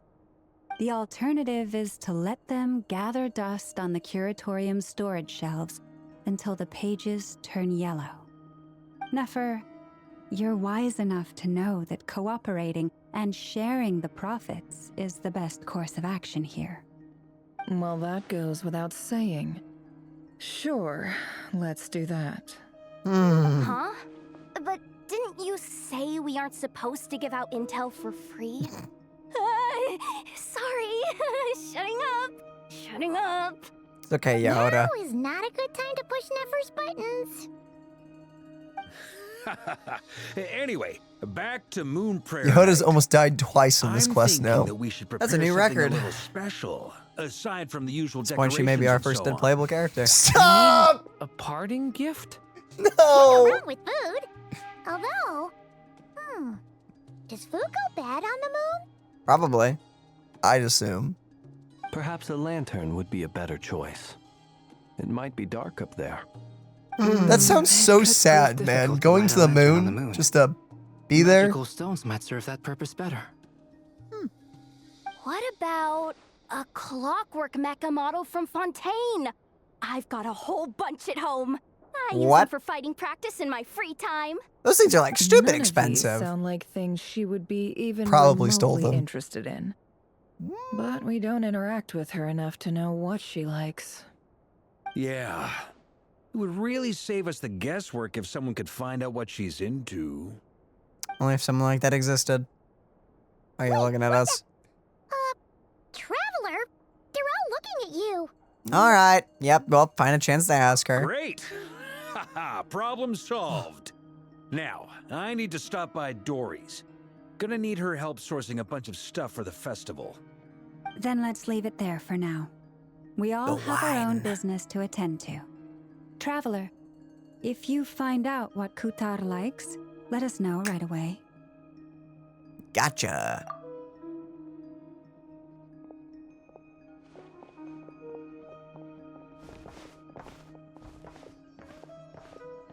Is something the matter? That's my learn, Durin. You seem a little down. I'm fine. It's just... I'm still feeling a little rattled after witnessing the horrors of the Abyss. Yeah. But it's okay. This is something I have to work through. I'll be all right. Thanks for your concern. Well, don't put too much pressure on yourself. If you ever feel like something's wrong, physically or mentally, we're here to talk. Don't forget, we're members of the Knights of Favonius. You can rely on us. Indeed. I really want to pull this boy. On. Same. Stop treating me like a kid. You kind of are. I honestly... He is, but isn't. Okay, wow, that's a lot of people to talk to. Well, let's make it through first. Yeah, let's do that. I am so tempted to do like another 10 pull on Durin's banner just to see if I can get him. I haven't gotten Jahoda yet. You probably should definitely do another 10 pull, honestly. I know, but I'm also excited for all the other characters. Yeah, I don't know what to tell you, man. Only if there was an event to give away the new 4-star. Those don't exist in Genshin. Genshin? They don't exist in Genshin. You have like the most 4-stars out of everyone. You can afford to give one out. Well, yeah, no, and I agree with you because I feel like in Genshin, even more so in Genshin, where the 4-stars usually really want constellations, so giving one out for free is not a bad idea. Man. You should get going. It's important that we ascertain what Kutar likes. Yes, ma'am. A A lot of extra voices for everyone, which is nice. I'm really digging this. Okay. Well, you can just go in there. Oh, wait, I thought that was a Nefer exclusive thing. Okay, we'll go in there in a moment. Which is why we need a lantern guaranteed to work on the moon. They're still Right, talking about okay. I have a few ideas, but the lantern itself is the easy part. The real issue is how little we know about the lunar environment. Wait, True. you two are serious about this? Yes. Let's just say I'm intrigued by these shining magical stones that Mr. Albedo has mentioned. Oh boy. Man, I really do love Nodcry. I love all these little moments. Hi, Jahoda. Could you do me a solid and try to smooth things over with Boss Neff? I love how Jahoda has like an actual relationship with Ashru. Ashru, yeah. Going back and looking at the cutscenes, I like where Rerir pretended to be Ashru and everything. Yehoda's in the back doing a little wave to him. She like gives a little wave to Ashru. Mm-hmm. I love that so much. I didn't catch that the first time. Miss Hey, Lau, Varka. would you accompany me into town? I think it'd be best if you saw the Frost Moon Scion's decorations for yourself. Very well. Let's go. Okay, now to Nefer's office. Let's see if we can ransack it. Maybe it's because she's here right now? Yeah, we got letters. What? Is that a picture of Ashru on the wall? Back there. Right there. Yes, yes it is. It's 2 pictures. Vaguely cat-shaped. Ooh. Okay, why does that actually fit Seat Lolly, to be fair? It's a very big chair. I didn't mean it like that. I meant okay. I walked in, I set myself up for that. Can you click the shinies and just see? We don't have to read anything, but.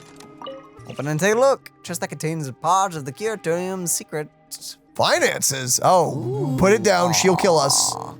Do not read that. Do not. Letter. They appear to be letters that have been sent to the curatorium's secrets. Maybe you can read them if you're Nefer. Maybe Nefer gives Jahoda. you the, or Jahoda. Maybe you get the ability to Not read. yet, though. Yeah. Sadly. But anyway, we have someone to ask. We have to go to Columbina and everything. Boom. Well, hello there, ladies and gentlemen, and welcome back to another day of Genshin Impact, where today we're gonna go meet up with Columbina. Yes, sir. Because we're gonna try to figure out what kind of gift she likes. It's time for wholesome present time. I'm glad nothing bad is going to happen at all during any of this. No. Well, not during this. No, but where is she? I don't know. Ooh, that's right. Some of the flowers are. Columbina, we're back! Wait, don't tell me she's gone. No. Huh? She's not here. No. Can't sense her presence at Were all. there a few Kuhenki here last time too? Where did they all go? Maybe she took them out for walkies. Walkies? For Kuhenki? You're not pets, you know. Well, they still like walkies. Oh, well. Who doesn't? Looks like we just came at a bad time. Let's try again tomorrow. There's still a few days until Moon Prayer Night, so we're in no rush. Besides, she needs time to rest anyway. Fair point. Let's go.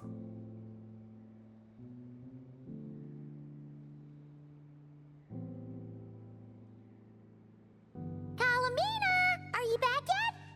Oh boy. Ah, all the flowers are like that now. Looks like she still isn't here, This is a bit odd. right? It's not like her to spend so much time outside, especially since she's worried about attracting unwanted attention. It looks as if she hasn't been back all day. What about Luonatar? Luonatar, you there? Oh, you are here. Nice. Hey, do you know where Kalambina went? Sorry, didn't understand. But if you know where she is, could you take us to her? Sounds like an I don't know either to me. Yeah, that's even stranger. Paimon? The flowers? What about them? Oh, that's not good news. They change color when Kalambina gets weaker, right? And they look super pale right now. Let's go. I guess we gotta find her. Good idea. She might know what's happening. Sure. Sure, this is fine. It is not fine. Ah, it's you. How is Kutar? Is she okay? She's missing. Has she visited you guys? No, she hasn't. I came here to check on her after I noticed the flowers had changed color. Based on past precedent, she must be very weak right now. Even getting up to walk would be a struggle.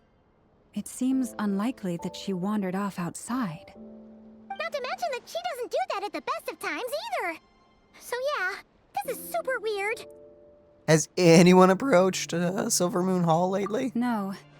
Very few people are in the know about Kutar's whereabouts. And if anyone suspicious had visited, they'd have left some sort of evidence. Come on, let's go to Nasha Town. If anyone has seen her, someone there will know about it. It's not Cry's information hub after all.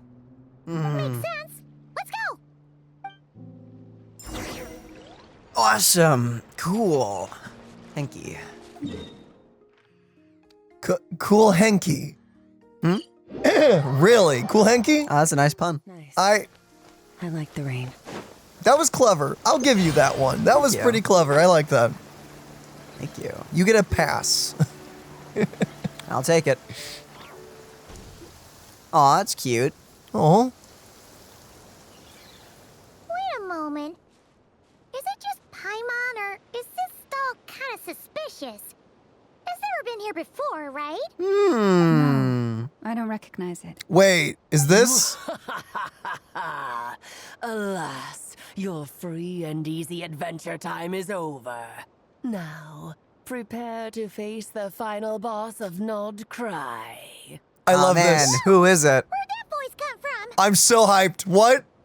Not sure, but it's definitely hostile. Whatever you say, dog. Not that way.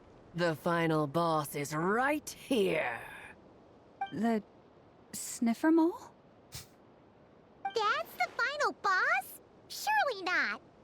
That voice is a little familiar.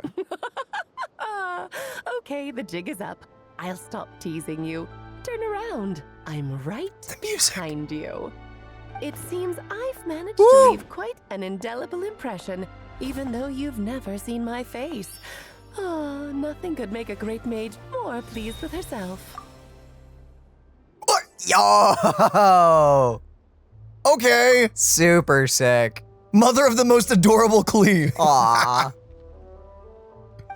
Oh, I love how... Oh!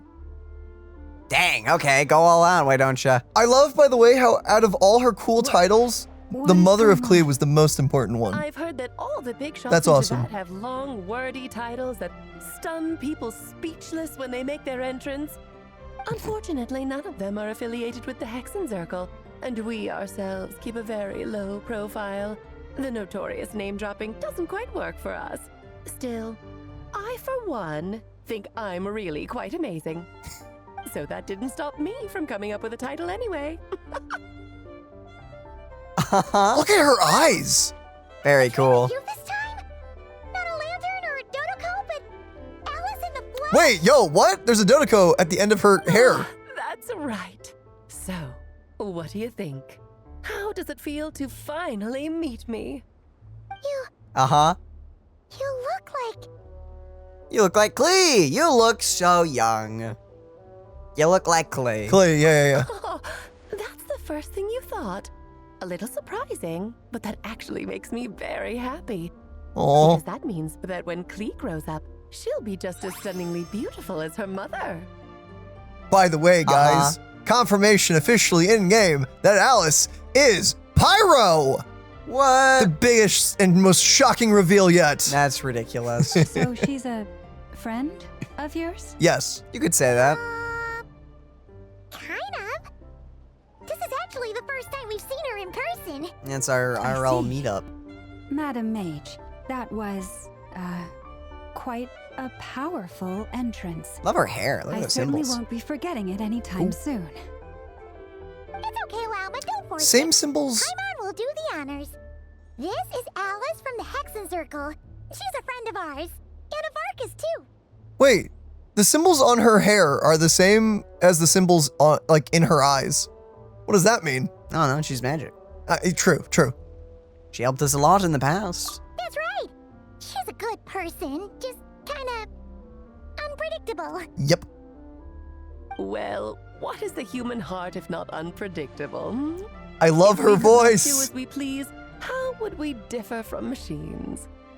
I am Lauma, Moon Chanter of the Frost Moon Scions. It is a pleasure to meet you. Oh, I know. Before you got here, I spent a good, 15 minutes getting up to speed on Nodcry's present situation. In other words, I've read the whole in the last episode part, so we can skip the pleasantries. Whoa, okay. Fair enough.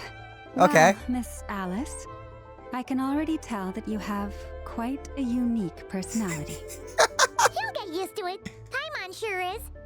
So anyway, what are you doing in Nocturne, Alice? Oh, I thought I told you already. This time, I'm the final boss. Please be playable by the end of And Nocturne. what a formidable foe I shall be. Powerful, confident, decisive, and good luck finding my weak spot. You will never succeed. I'm just gonna send a formal request for Jean to put you in solitary. Solitary confinement. Yes. Oh, drat. My one weakness, and you found it in an instant. Fate has been dealt a devastating blow. Thus falls the great Dodo King. Why are you playing along with this nonsense? Because it's why not? fun. For funsies, of course. Exactly. What's wrong, Paimon? Are you disappointed in me? Am I a gigantic letdown? Look at her hair. Holy crap. You seem like a busy lady. And this is the one time you've shown up in person. Paimon figured it would be for something more high stakes than just goofing around. You're quite right. I'm here in Nocturne because something big happened. Something big enough it caught the attention of the Hexenzirkel. It concerns the three moons, Teyvat's borders, and of course, the moon goddess you are currently searching for. You know where she is? Kind of. Why don't we discuss this over a pot of tea? Sure, why not? My main reason for coming on this trip to Teyvat was, of course, to have some fun. But I do technically have a job to do as well. Namely, maintaining the stability of Teyvat's borders. What? Wait, is this like a translation thing? Why? My main reason for coming on this trip to Teyvat? Yeah. But Teyvat, like the entirety of Teyvat. But I thought Alice wasn't a descender. No, she just maintains its borders. Right. So does she travel worlds? Like, I've got so many questions revolving around For Alice. the complicated parts, But to sum it Oh, up, okay, fine. Okay, sure. I'll wait, I guess. all that lie beyond Tevat's border, we'd find ourselves in a real pickle if they ever made it through. And the phantoms you've been seeing are a sign that the border has been disturbed. Ah, no wonder they tend to show up around Moon Prayer Night. Is it because the real moon is now so close to us that its power can cross the border? Wait. Abyssal energies are all that lie beyond Tevat's borders. That can't be true, because there's other worlds, though. Well, yes, but... Okay, so the thing about Traveler is Traveler someone who travels between worlds, or are we talking maybe universes? We don't really know yet. When it comes down to Tevat, during Skirk's trailer, her promotional stuff, we did see in the cracks, there is a lot of abyssal stuff out there, which begs the question, what the heck happened to this world? Because that's where Certologia is and everything. Yeah. So, like, if there's only abyss outside of Tevat. But Skirk still had, like, a planet and stuff that she was living on before. So, is the abyss, like, something that's, like, consuming the universe, maybe? Is it something really that crazy?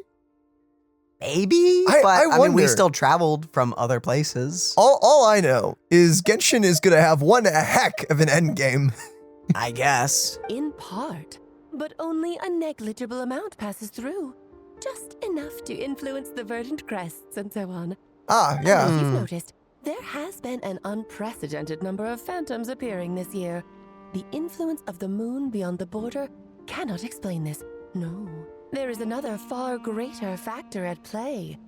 Oh? The trilunar syzygy. I don't know what that means. Trilunar syzygy. Eons ago, before the heavenly principles came to Tevat, Oh? it was the then 3 moon goddesses who controlled the laws of this world. You're talking about, like, life, death, and such, aren't you? Oh, that's exactly it. The 3 goddesses split these powers amongst themselves, promising never to consolidate them into one singular body. This was meant to keep the world stable. But, fast-forwarding to the present, the eternal moon's marrow is with you, while the iridescent moon's marrow, which should never have appeared in this world, has been retrieved.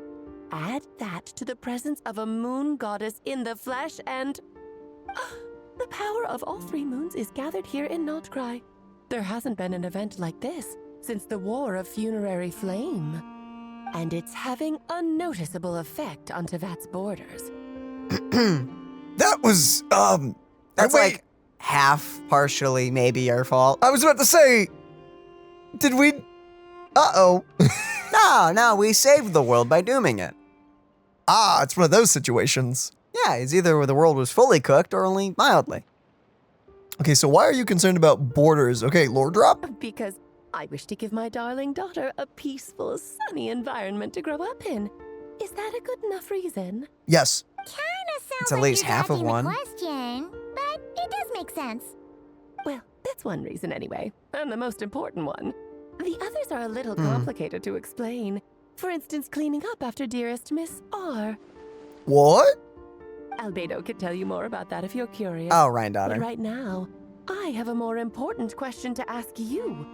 Why are you collecting the moon marrows?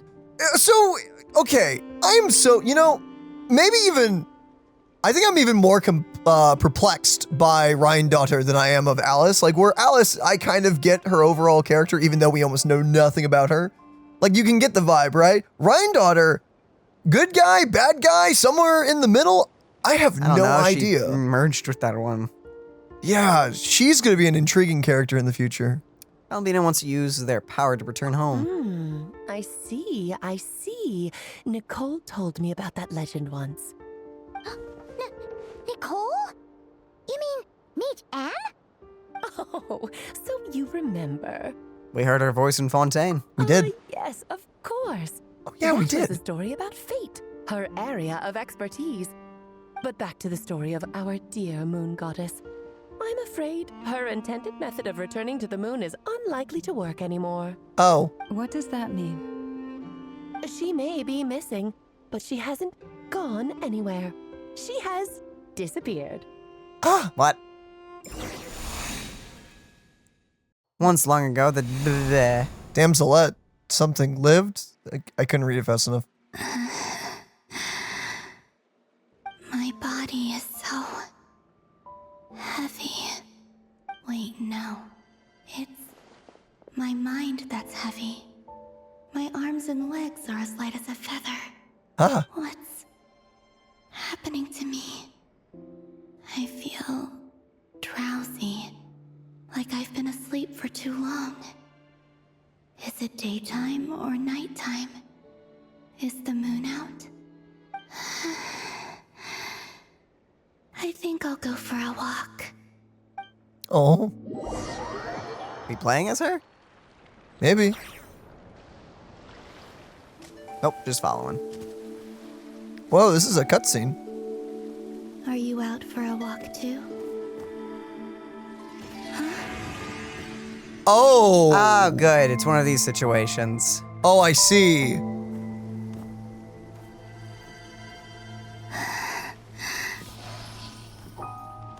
Good. The day has come at last. Oh no, it's a situation if Traveler doesn't dream about Moon Goddess Senpai. Great. Have I grown so weak that I can't even sustain my physical form? That's bad. That's not Prayer good. Night is nearly here. I was so close to returning home. Wait, stop. Wait. Dude, this is not what's gonna happen, but imagine we were just shy of we just ran out of time and she just pops out of existence. End of the story, she's dead. Like, what if that would be so heartbreaking, man. Oh well. She just Is this how it ends for me? No, stop, Will I please. return to the moon after I disappear? Or I don't want it to end like this. So far, at least, I still exist. Even if not physically, I can still feel. But as my power wanes, I'm sure that too will fade. I suppose I might take one final look at this world. The world where I was born.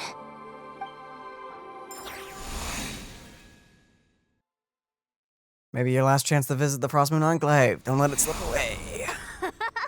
Come on, come on! Wait for me! The Frost Moon Enclave. How much it has changed since I was born. These decorations, they're so heavy. It's times like this when you kind of wish men could be priestesses and acolytes. How fascinating. I've never had the chance to be privy to people's private lives in this way. This is fun, probably, in a way. People would get so solemn and serious the moment I showed my face. Like they were frozen stiff. Karina, Lametti, it's time to eat. Coming. I want to watch them a little longer. Aww. Well, that's sad. Oh, yippee! Oh. Ooh, cool walk cycle. Yo, that's cool. Dude, imagine she actually walks like this in her playable form. Wait, there's a sprint. Maybe this is. Maybe this is. Oh, tell me she moved. Sick animations. Tell me this is actually how she'll play. Anyway, back to being depressed. Right, right. What the flip? So just fill these balloons with air, right? Wait, hold on. Yeah, you're gonna have to do that. Yep. Try a couple now to test things out. The rest can wait till Moon Prayer Night. Think fast. That's a fun model. Oh, it's on. The light of the Frost Moon Scions? Surely that's a punishable offense. Take this!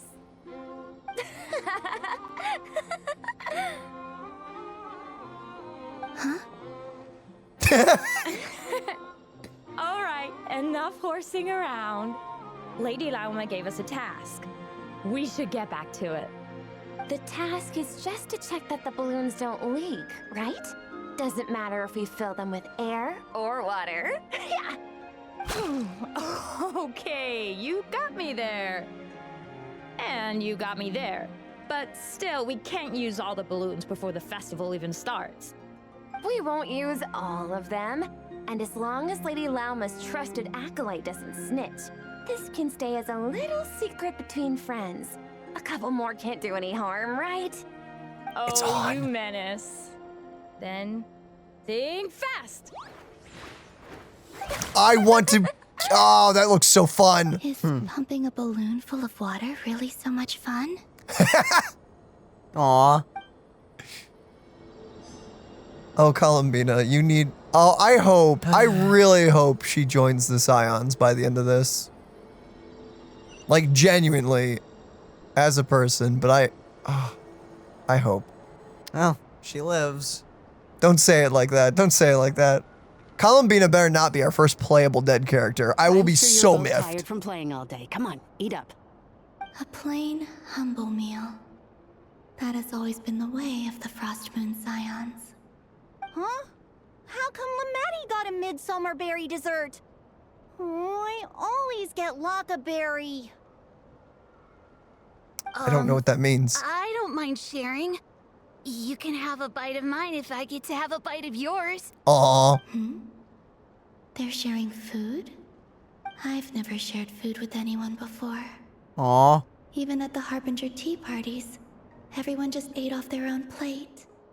And when I couldn't finish my food offerings from the Frost Moon Scions, they'd leave the leftovers out under the moonlight for the animals to claim. Hey!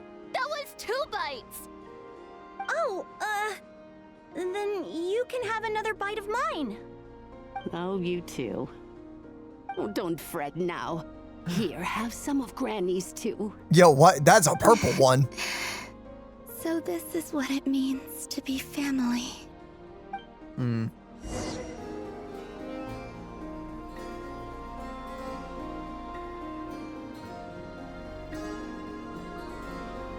I'm seeing so much that I'd never usually get to see. They'd never act like this when I was around. It's nice, being able to just watch people in peace in these final moments. What a rare opportunity. I think I'll go take a look around Nasha Town, too. Maybe the Traveler will be there. Well, crap.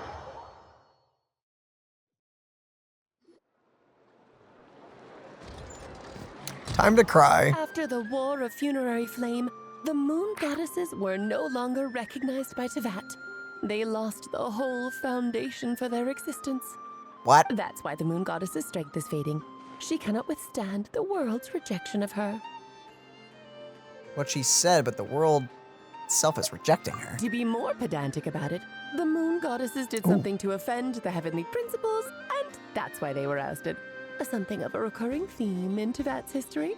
Theoretically, speaking so candidly should put me in their crosshairs too, but they can't tell me what to do. I'll say whatever I want. Anywho, Good for you. The moon marrow energies were but a drop in the bucket for her, and that battle against the Ray Hair of Solnari only weakened her further. Fortunately, it happened close enough to Moon Prayer Night when the Kuvaki concentration here is high. That's the only reason she managed to survive this long. That's nice. What do you mean, Oh. fortunately? Oh. Said she disappeared. We're too late. Oh, what a headache. I thought this was all common knowledge. I guess I have some more explaining to do. Okay, buckle up. It's time for another lecture. Okay. Traveler's like, meh. Now, I said earlier that the moon goddesses lost the foundation for their existence. Yeah? The reason for that has to do with the natural order. Basically, the rationale for their existence in Tevat was lost. The same logic applies to the present moon goddess, too. Consider her existence so far. Her comrades in the Fatui called her Damselette. and she was worshipped as Kutar by the Frost Moon Scions. But these connections have now been severed, whether by her hand or yours. So, the rationale that once sustained her existence is now gone. Wait. What? We did that to her? Wait a Well, minute. Strictly speaking, yes.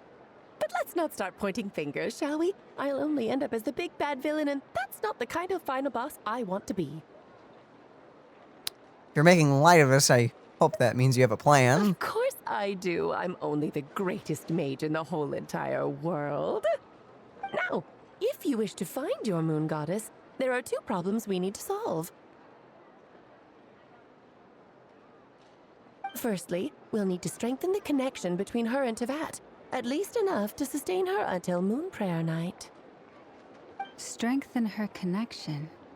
But does that mean I'll have to rally all the Frost Moon faithful behind this? I'm afraid a bygone faith and a former home won't be of any help to her now. Do you know her name? Her name? Columbina? Oh, yes. Names are very important things.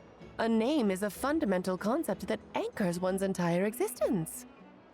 So once, and she said she didn't know. Okay, so yeah, we're gonna find out her true name at some point. That's really cool. And your first job is to find it. As a moon goddess, I'm sure she must have a name she identifies with. Neither Columbina nor Kutar is her true name, and she's never really accepted either of them. So, finding out her real name is enough to sustain her existence? Yes, I know it sounds like a small step, but every journey begins that way. So for now, that's all we need to focus on. The second problem is with her plan to use the moon marrows to return to the moon. Unfortunately, piercing through the false sky will take an enormous amount of power. Given her current condition, she won't be able to provide anywhere near enough power, even if she recovers her physical form.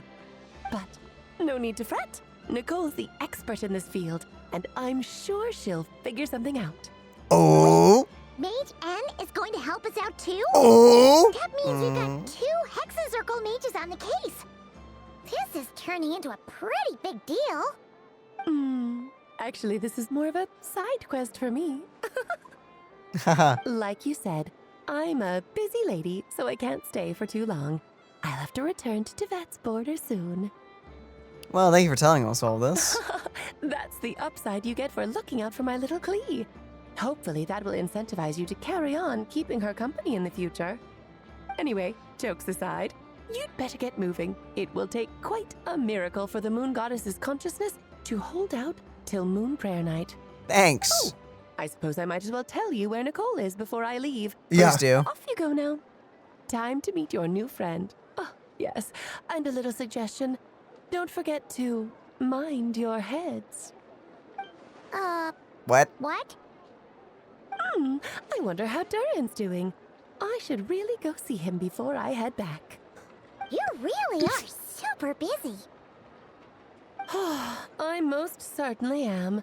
There's so many children I have to keep tabs on just in Mondstadt. Durin, Albedo, Venti, Varka. Varka's considered a child to you? Okay. There's some unexpected names in there. Klee didn't make the list, huh? Of course not. Klee is my pride and joy. I have no qualms about her, because she's the best child in the whole wide world. Yeah. Klee's a little angel. I'm glad you agree. Well, all the best. See you when I see you. Yeah, where was Nichole? Hold on. Okay, never mind. She left in a hurry. Yeah. She didn't pack up her stuff. Should we handle it for her? I doubt that's necessary. I must say, I'm now very curious about her daughter. Klee, wasn't it? What's she like? Menace. That's a long story. Come on, we'll fill you in as we go. I really hope Alice is playable. But I don't know. If she's going back to the border, does that mean we have to wait potentially longer? Is this just Possibly. Is this just a teaser? Little bit of a tease. Oh. Reality, we have to wait like 2 or 3 more years. I've never experienced Nasha Town like this before. Hey, you old geezer! Your hammer's rusted through! Who are you calling old geezer? Are they quarreling? I'm looking right at him! You've really gone downhill since giving your daughter free reign in the workshop. Can you even swing a hammer anymore? Oh, It that's... take you days huh. just to fix a single chair! You might as well use that hammer to massage my back for all the good it's doing. Don't run your mouth, or you'll get a back massage that'll put you in bed for the rest of your life. Look, the materials haven't arrived yet, all right? You know how busy it gets in the days before Moon Prayer Night. That's actually fair. That's pretty fair. Also, that's really squeaking. It's fine. I'm sure there's nothing to worry about. For some reason, our fan is currently squeaking. I'm sure that's only a minor concern. Yeah, that's a minor concern. I'm sure. I'm gonna... Can you go turn it off? Yeah. Okay, let's do I'll it. bet you send all the materials to your little princess. Blood's always thicker than water, huh? All right, you've made your point, Uncle Koski. As soon as the materials arrive, fixing your chair will be the #1 priority. And Dad, if you've got time to chat, why don't you lend me a hand, See? Lolka knows what the score is. I guess they're friends. But the way they spoke to each other was so ugly.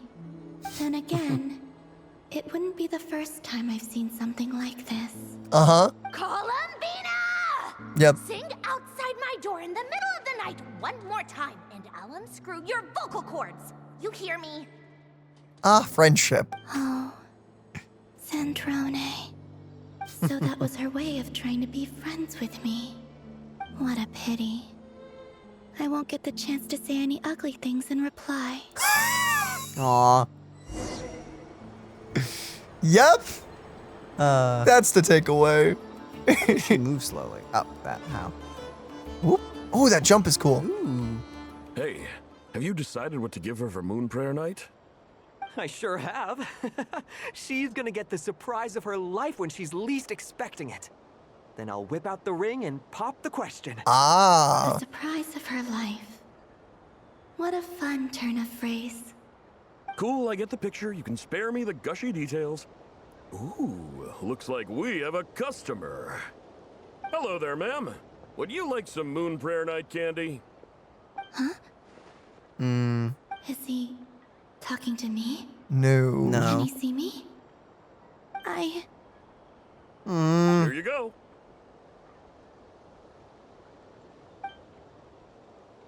Oh. That's sad. Come back anytime. Right. Now, where were we? Nice outfit. Yeah. I don't know why, but I still held out hope. Dang. The most important thing right now is to find that mage. This name thing seems super important too, but where do we even start looking? I'd better go pay the Fatui a visit.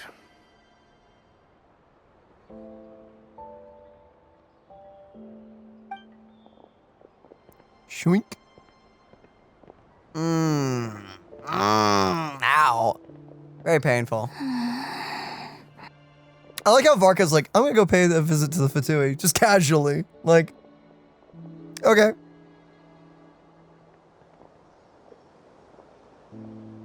Columbina? Aw. Whoa, we actually saw her. Or sensed her. Power of the moon, I guess. Aw, that's sweet.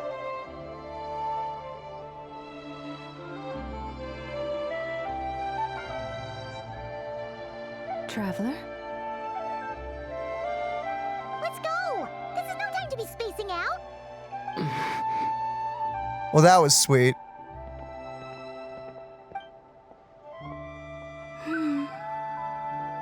Ah.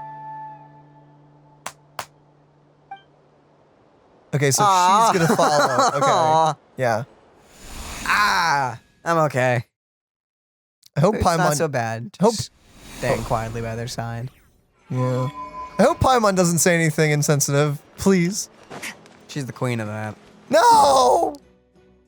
Okay, so we are going over here. What? For some reason. Is this where Nichole is? I'm so hyped to see her model in game. Where are they going? They mentioned a mage and a name? A name. So, Mr. Varka, are you acquainted with this Nichole? Or should I call her Mage N? Not really.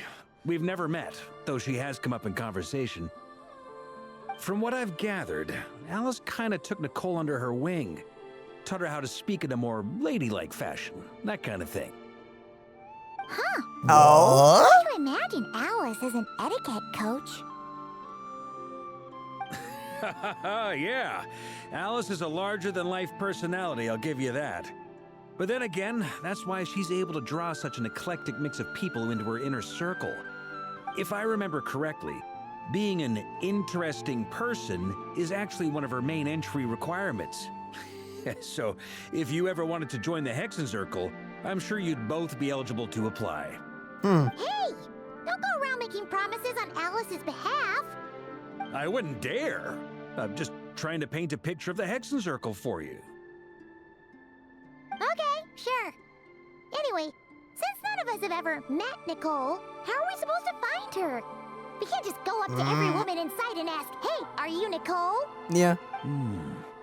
Maybe something I was hoping she was just gonna interject into that. Like a wind bloom pinned to her chest or something. Wait a minute. Alice never said Nichole was from Mondstadt. Oh, true. What about a tea set? I recall that each mage has their own cup. That would be this young lady, then? Look at that dress. Ooh, dude. Okay, what vision? I want to see the vision. Hey there. You'll have Sorry none. to disturb you, but are you Miss Nichole? Varka, Knight of Boreas of the Knights of Favonius. Alice might have mentioned me before. Might. If we got the wrong person? Sorry. Well, this is awkward. When I shook my head, I meant, no, Alice hasn't mentioned you before. Oh, no autoplay for this. Okay. Huh? Where is this voice coming from? My apologies. For certain reasons, I am unable to speak. This is the only way I can communicate with you. It might take some getting used to, but I hope you can understand. Hey, it's fine. I'm more shocked by the fact that Alice never speaks about me. Poor As dude. for you two, we have crossed paths twice before, but it is nonetheless a pleasure to finally meet you. It's really you! Thanks for all your guidance in the past. You're quite welcome. This time, things are different. We have reached the unwritten pages of the story.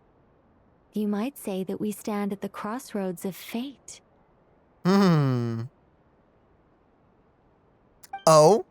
Now then, allow me to formally introduce myself. My name is... The hair fleck. Ooh. Dude. Okay, I am trying so hard to see her vision, which is supposed to be like behind her neck. I've heard people say she's pyro. I want to see it for myself. Come on, Genshin. Give me an angle.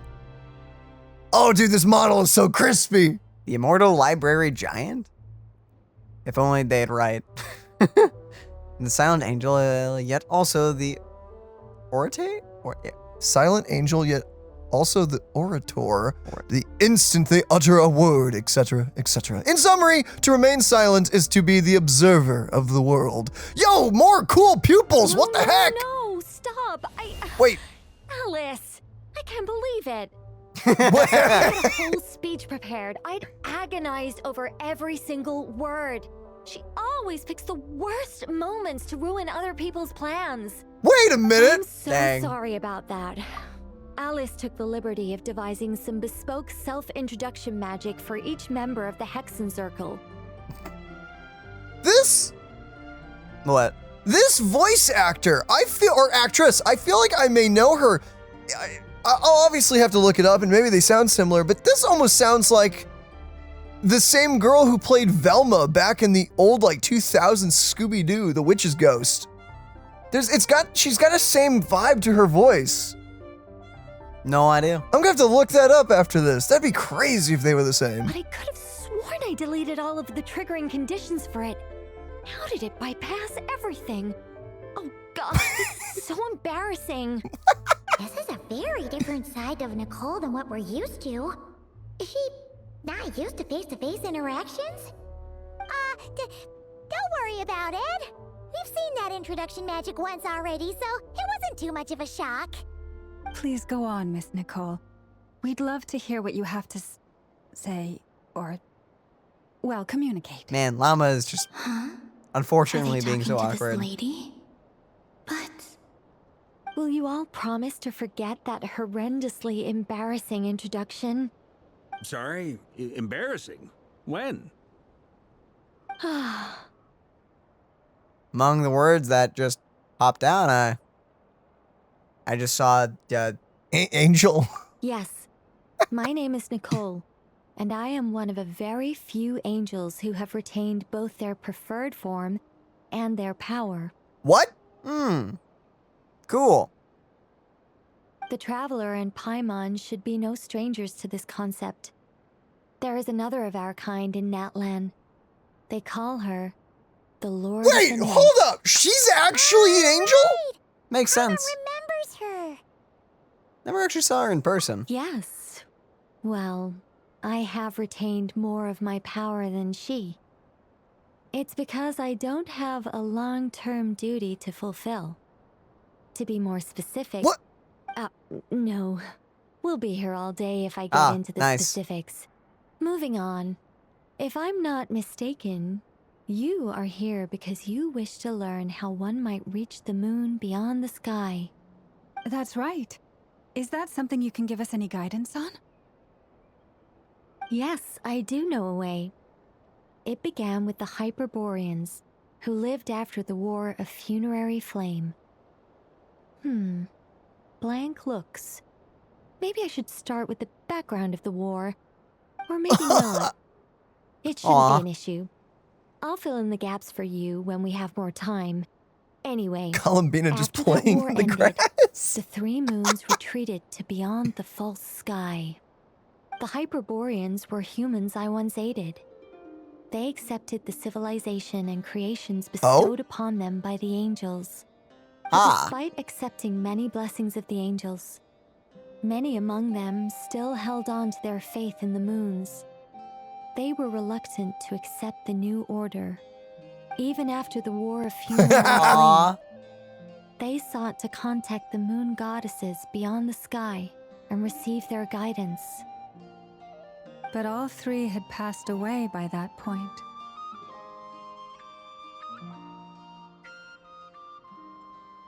this mage has a unique method of communicating.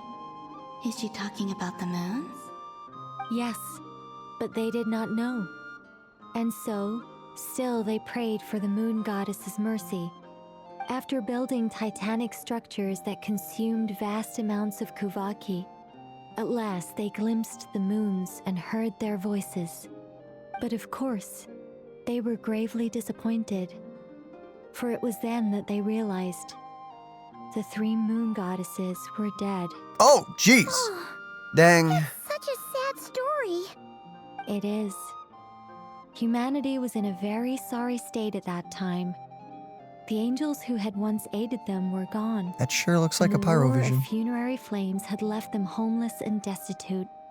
Just a second, I gotta ask. How relevant is all this history to the task at hand? Well, I mean, it's... Okay, it seems we've drifted into irrelevant narrative waters. It's been a while since I've had the chance to speak inside someone's head. As soon as I got started, I lost control and the words just flowed out like a waterfall. What I'm trying to say is... Right, yes, that's it. The relevant part is the ritual created by the Hyperboreans. The fact that they bypassed the false sky and saw the true moons implies that they successfully built a connection between Teyvat and the outside world. Which means, with enough Kuvaki and a sufficiently stable connection, it should be feasible There to it send is. one person over the border. Okay, so they built some kind of portal? Oh, yes. A portal. Yes. It really is a portal. Why not? You sound disappointed. I just didn't expect you to summarize it so well. It turns out I could have said all that in one word, if only I'd managed to think of it. That's fine. No, please, it's fine. This is invaluable knowledge. I'll be sure to record and preserve everything in writing. Oh, really? Well, in that case, I suppose I could backtrack well, and well, add some more detail. you don't have to do I that. did gloss over a few things so far. No, let's do it. Let's do it. It's fine. Time out. Let's summarize what we've got first. The Hyperboreans were the last ones to use this method, right? So we somehow need to find whatever structure they built and make sure there's enough Kuvaki to power it up. I guess, yeah. Luckily, we have the moon marrow of both the eternal and iridescent moons, so we're all good for Kuvaki. Which means the key issue we need to focus on is finding the place. Am I right so far? Yes. Although, I expect the structure is long gone by now. Can we That said, long gone it? what if we could take advantage of the phantoms to travel back to a time when it still existed? We could do that? Travel back isn't quite accurate. It's more like we'd be creating a handshake between 2 points in space-time. Why not? We wouldn't even have to pick a time when it still existed. It could just be a time when it still appeared in phantom form via projection, or we could project our own phantoms, fold them together, and... I'm listening. You look lost.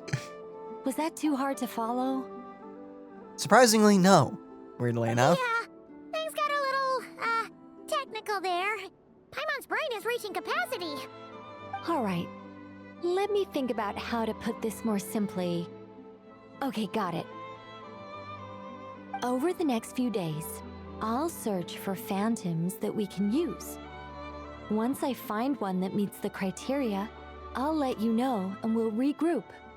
By completing certain rituals, specific individuals will be able to enter the phantom and make it to the Hyperborean structure. If everything checks out and it looks feasible, we'll just need to wait for Moon Prayer Night, and we can send the moon goddess back home. I'm really skimping on the detail here. Is this making any sense at all? I think so. For now, we'll just wait to hear from you. Yes. Basically, yes. Great. Counting on you. In the meantime, we'll focus on finding the moon goddess's name. My name? Are they looking for a way to stop me from disappearing? Aww. Excuse me, Miss... Go on, Miss Nichole. This conversation was a little all over the place. I didn't catch your name. I am Lauma, of the Frost Moon Scions. Ah, I did wonder. I noticed that you listened very intently when I spoke about Hyperborea and the moon's history. If you'd be interested, I'd love to visit you this evening and go through it again in greater detail. Also, if you were serious about making a record, it would be too risky to simply write down the raw details as is. I would suggest some tweaks. Maybe rewrite the stories as fairy tales or fables, perhaps even prayers. Anyway, we can cross that bridge when we come to it. So, see you later then? Oh, and no need to prepare anything. Just a cup of tea will do. See ya! Friendship. Heck yeah. She seems friendly. It's just... It's so nice to find someone who's actually Oh, willing no. to listen. I've been dying for a chance to finally go through all this systematically from start to finish. Any longer and I'd probably start forgetting it. Columbina in the background. Now Paimon I told us to mind our heads. What did I tell you? A lot of quirky people in Alice's orbit.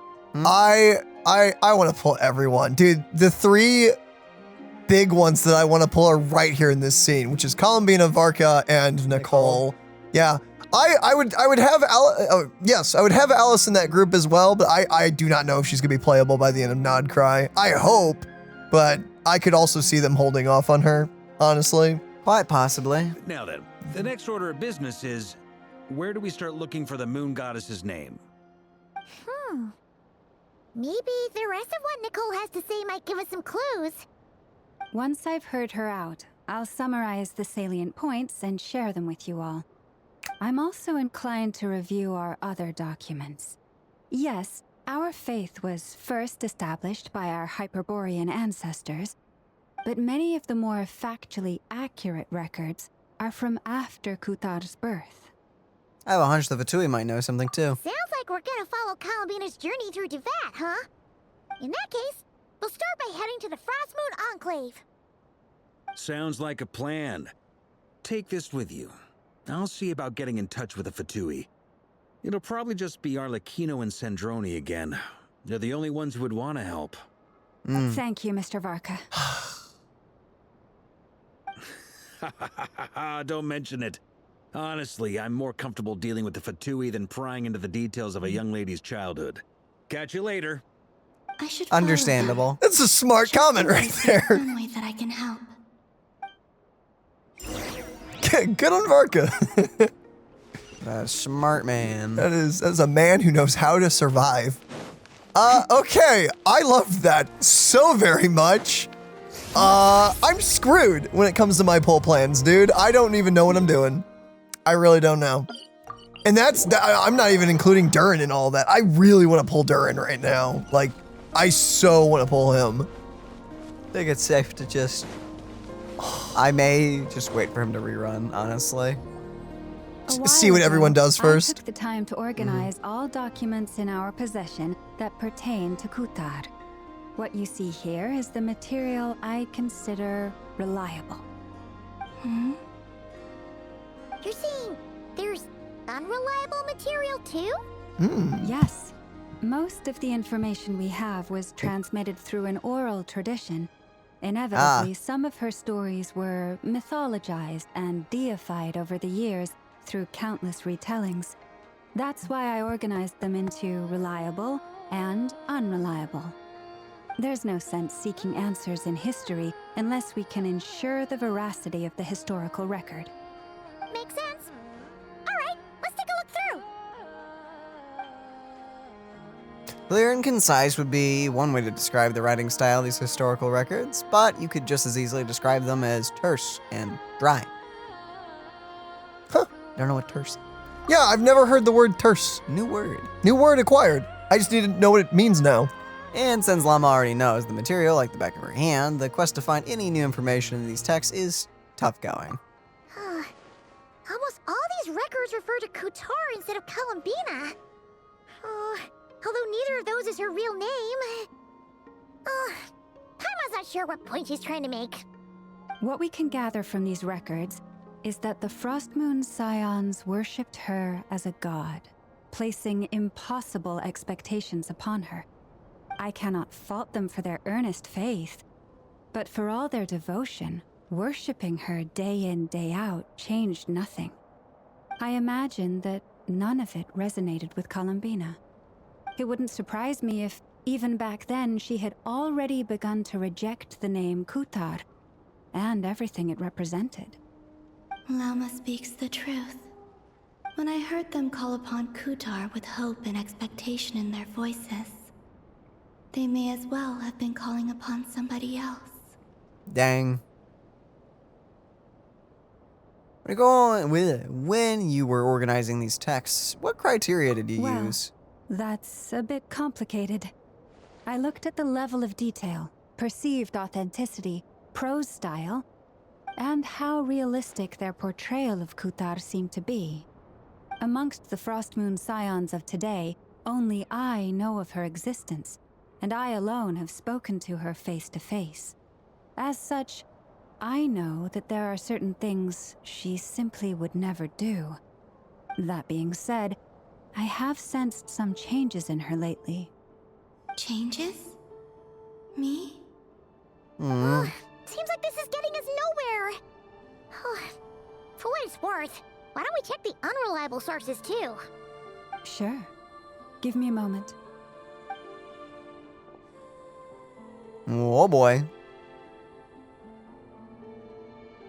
Exerting but a fraction of her divine might, Kutar sheared a great mass from the snow-capped mountain and cast it into the sea. Wait a minute. Upon whose surface shone the mirror image of the moon. Thus was formed the island of Hisi. Yeah, right. That doesn't even begin to pass the sniff test. The 3 moons are not but lies through and through. Only one moon has ever shone for us, and Kutar is her name. The subjectivity is strong in this one. Heard something like this before in The Natlan. vast majority of ancient texts are filled with fanciful tales like these. I trust you understand my criteria a little better now. Kutar did not speak, merely gazing into the distance in silence. And where her gaze landed, this was her prophecy. Clearly, whoever wrote this text never even met Kutar. Otherwise, they'd know that her eyes are always closed. What about you, Traveler? What are you reading? Seems like a collection of anecdotes. Come on, let Paimon see. The child wished to build a wooden nest with which to shield a fledgling bird from the cold. But being so young and lacking in strength, the child could not snap the branches from the trees. Kutar was passing by. Upon seeing the child, she summoned forth the Kuhenki, who built a beautiful nest for the child. Aw. I remember that. Not knowing the meaning of Kutar's divine intervention, the child dared not to respond, and thus ran home to call their parents. But Kutar was gone. The Moon Chanter declared the event a miracle and took the nest as a relic, placing it on high for all to see. The child was named as one favored by the goddess, and was greatly respected amongst the people. Yet, no further miracles were bestowed, and this matter was forgotten in but a few years. Huh. Any thoughts after reading that? It's true, it gives off the somewhat lonesome feeling. Yeah. Columbina probably just wanted to join the kid in making nests. Ah. I'd originally considered this a fabrication, because Kutar did not perform any similar actions in subsequent records. But now that I think about it, it does seem like something Columbina would do. It's just that... She didn't know how other people would interpret her actions. She was probably worried about making things difficult for people. So, she gradually stopped joining in. Yes. Oh, that's so sad.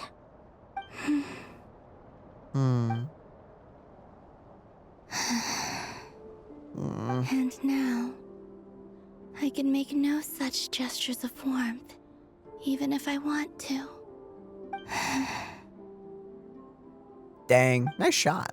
Still no name. That's a bit of a shame. But we did learn some interesting stories. That's gotta count for something. Yeah, something. Varka said he was gonna set up a meeting with Arlecchino and Sandrone, right? Let's go back to Nasha Town and see how he's doing. Might as well. Why did I No, just try to where fast are travel? There you are. Yoink. Found you. Varka acquired. Locking on. Whoop. Proceed to summon. Is that a... No, Is don't. that a dragon? No! Durin, watch out! Or Albedo, which one? See. There's Varka. Oh, and it's Durin and Albedo too. Talk about coincidences, we meet again. Yeah, this is pretty much the True. Crazy how that happens. I convinced them to stick around a little longer. We were all waiting on people, so I figured having a little company would help pass the time. Ah, so you've been waiting for us? Does this mean that you've already arranged things with the Fatui? Sure does. Now you're back, we can go meet up with them together. How'd your investigation at the Frost Moon Enclave go? Well, we didn't find out Columbina's true name. But apart from that, it went pretty well. We learned some stories from her earlier days. Aha, just as well that I didn't tag along then. I'm sure our moon goddess wouldn't want every man and his dog knowing all about her private life. Still, desperate times, desperate measures, I guess. Someone had to do it. So, Varka was waiting on us, but what about you two? Are you waiting for Alice? Oh, no. We already met with her. We discussed that experiment I mentioned to you last time. Oh, and she also handed me this communication device. Ah, looks familiar. Sure, I saw one back in the Golden Archipelago. That's right. I understand she informed you about the relationship between the phantom phenomena and Tevat's borders, yes? She wants me to help her with some more experiments on that front. She said that she'll contact me through this device with more information. Okay, she's not leaving. Ah, I see. Following instructions now. and making observations. Pretty common research method.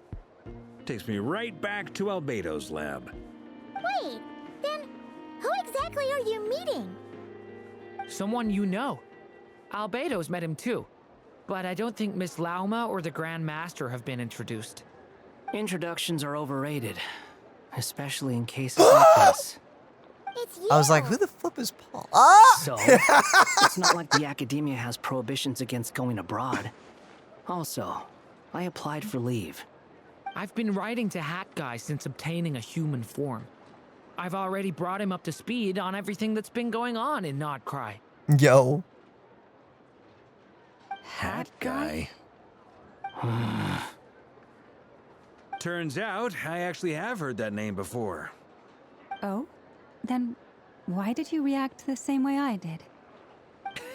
I only knew the name, not the fella. But since we're all here, let's do some introductions for what it's worth. I'm Varka, Grand Master of the Knights of Favonius. Lauma, Moon Chanter of the Frost Moon Scions.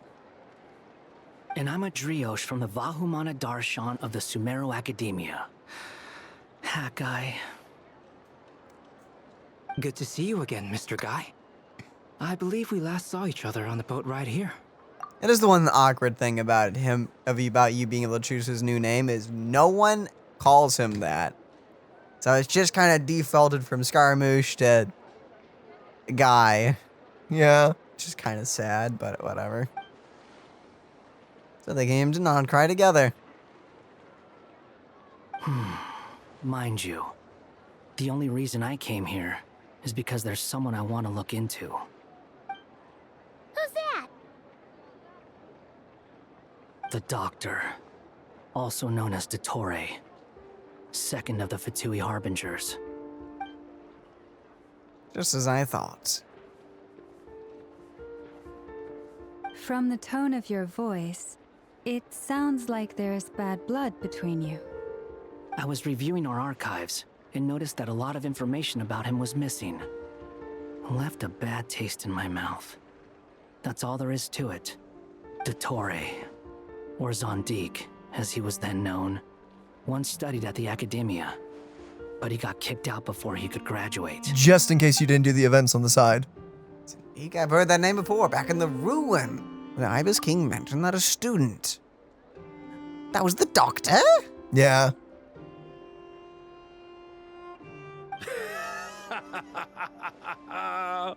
So the Harbinger's #2 man is a college dropout?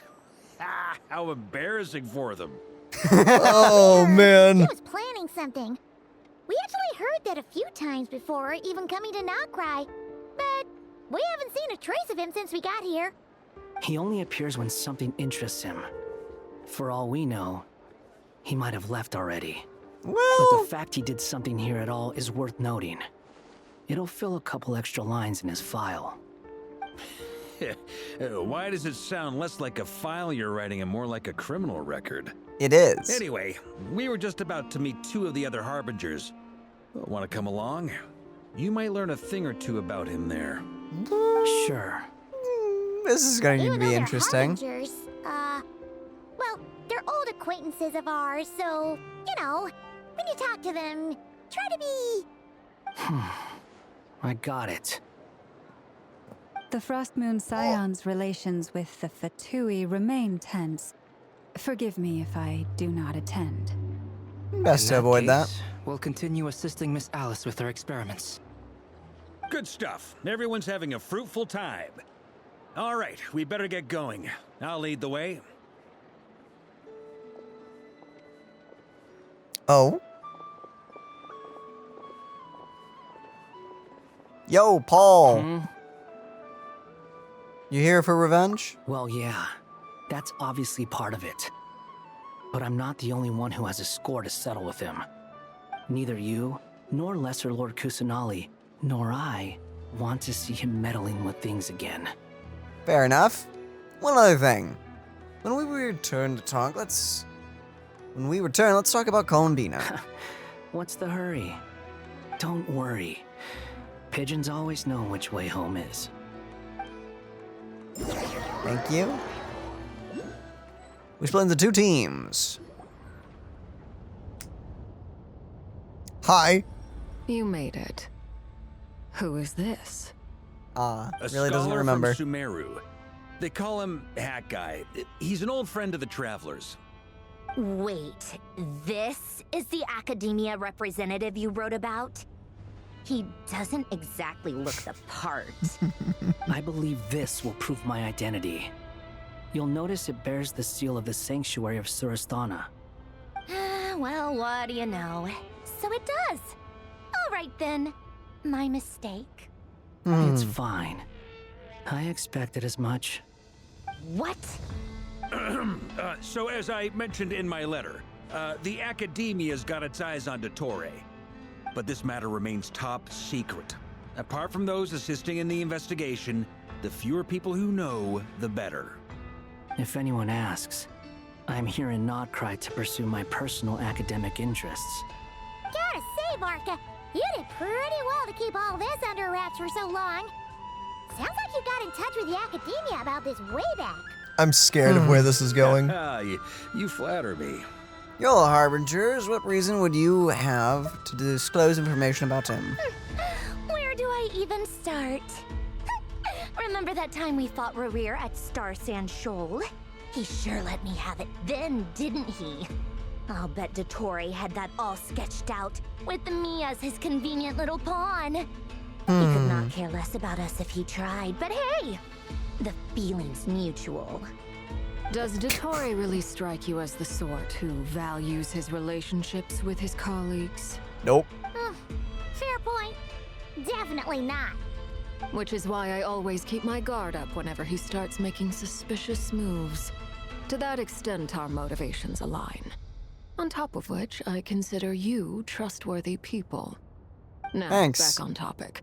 In the wake of the Reikir of Solnari episode, Sandrone and I grew suspicious about Dottore's complete inaction during the entire affair. So we tried to find out what that's he'd cool been effect. up to, but unfortunately to no avail. Really? He never lets anyone in on his plans. The more he cares about something, the more secretive he gets. Great. Indeed.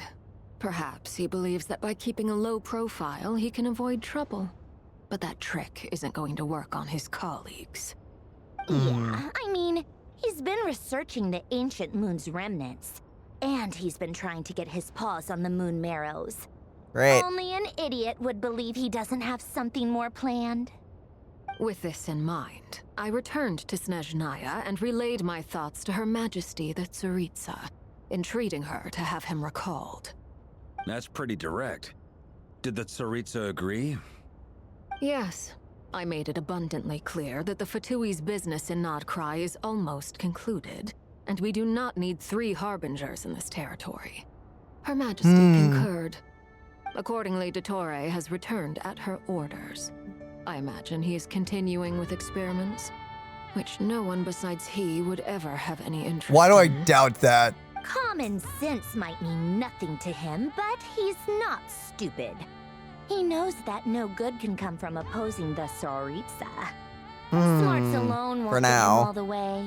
He needs the Rooster's resources and Regrator's Mora, both of which the Tsaritsa can strip from him by waggling a finger. Question Doesn't he have though, a has he track copied record of himself publicly again? Following orders while going against the them question. in private? He probably has it down to a fine art by now. Wouldn't put it past him. We worked together on a research project once. Only briefly, but it was enough to show me that we're fundamentally different people. He has no interest in doing things methodically, stage by stage. His thoughts jump all over the place, and the moment his curiosity is satisfied, or he gets the results he wants, he disappears. The only similarity we share is that, once we set our minds on doing something, we will see it done, whatever it takes. We definitely saw some of that in your battle with Rerir. You got so competitive. Ugh, do not remind me. Yes, Then ma'am. I believe we all concur. Dottore Cruising will along. not simply give up. Fantastic. Now this is turning into a whole day of unpleasant memories. Ugh. Well, Talking about the moon marrow stuff? He also strikes me as the kind of person to disregard experimental regulations, ruin all the equipment, and go way over budget. Then leave the first person he can find to deal with the fallout. Yay. This one time, he was running some high-temperature experiment and the substance exploded. But does he care? No. He orders his subordinates to open the device so he can observe the results, which causes the gas inside to leak out. That gas was poisonous. If I hadn't been there, who knows how many people might have died. Oh. And after all that, he left while I was still cleaning up after his mess. What a waste of time, he said.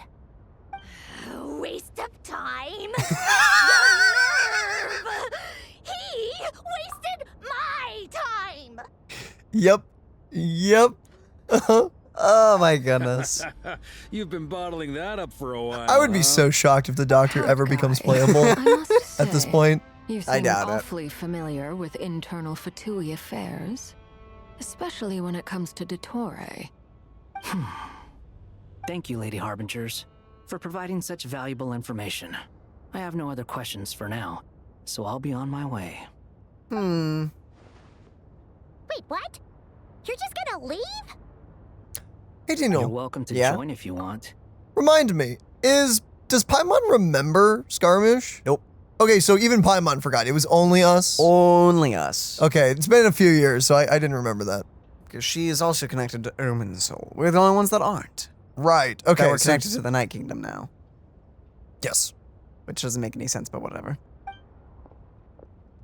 Ugh. Just when Paimon thought he'd finally mellowed out. He makes quite the impression. I'll Yup. say. I've met tons of headstrong people, but not many of them would join me in bad-mouthing Dottore. Anyway, back to the main agenda. Varka, you said that Columbina has gone missing?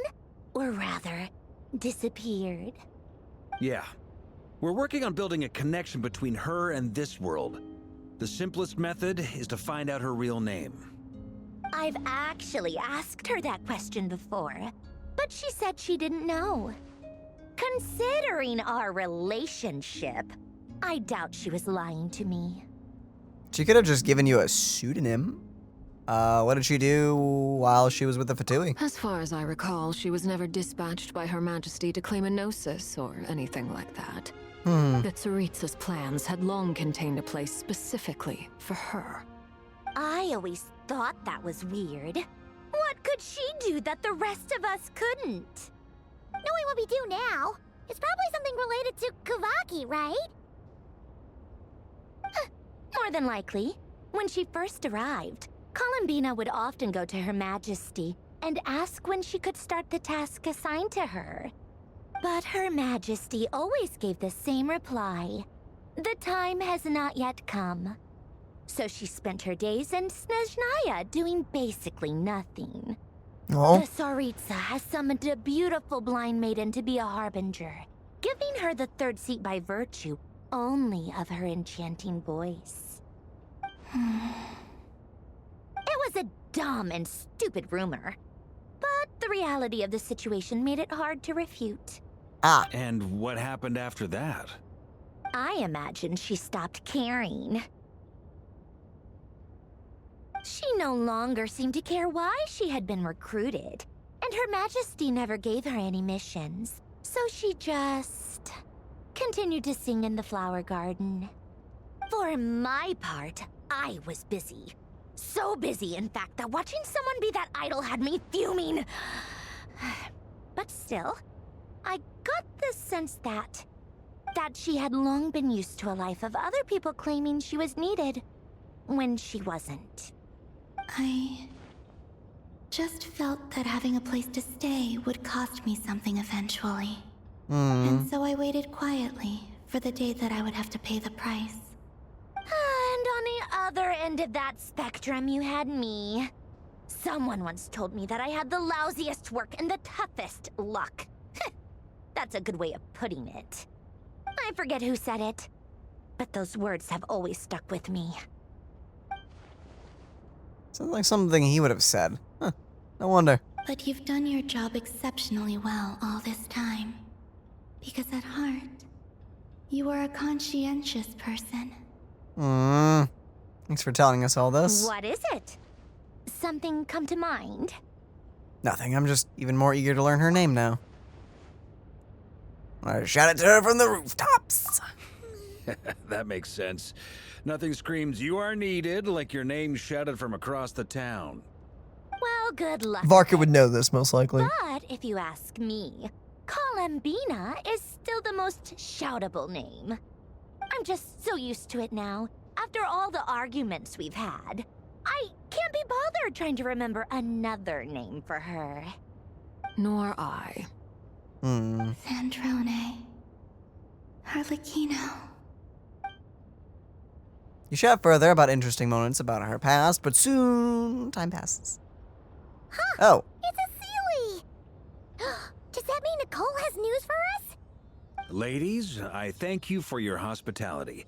If the chance ever comes up, I definitely owe you both a drink sometime. I'm sure it will. You can make your own way out. Heck, you've been here enough times, you probably know your way around better than I do. Take care, everyone. We'll be in touch if anything changes. Okay, time to do what adventurers do best. Follow that Sealy! Oh, yeah. Playing as Durin. Durin time. Makes sense. It is his patch as well. Whoa. Here you are.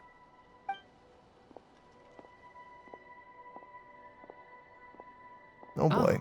Hat guy. Hey, hat guy. How come you're back so soon?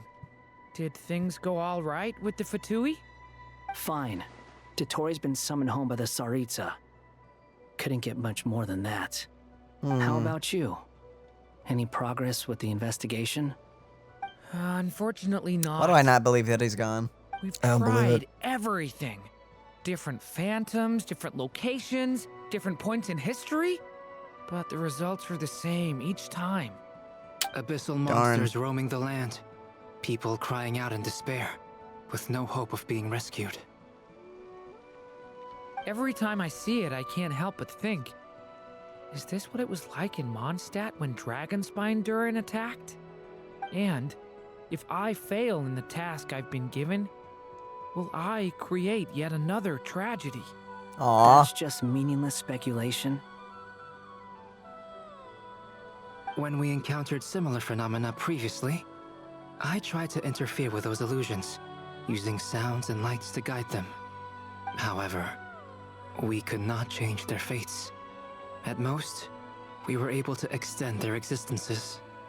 The events of the past are like fate that has been written into Irminsul.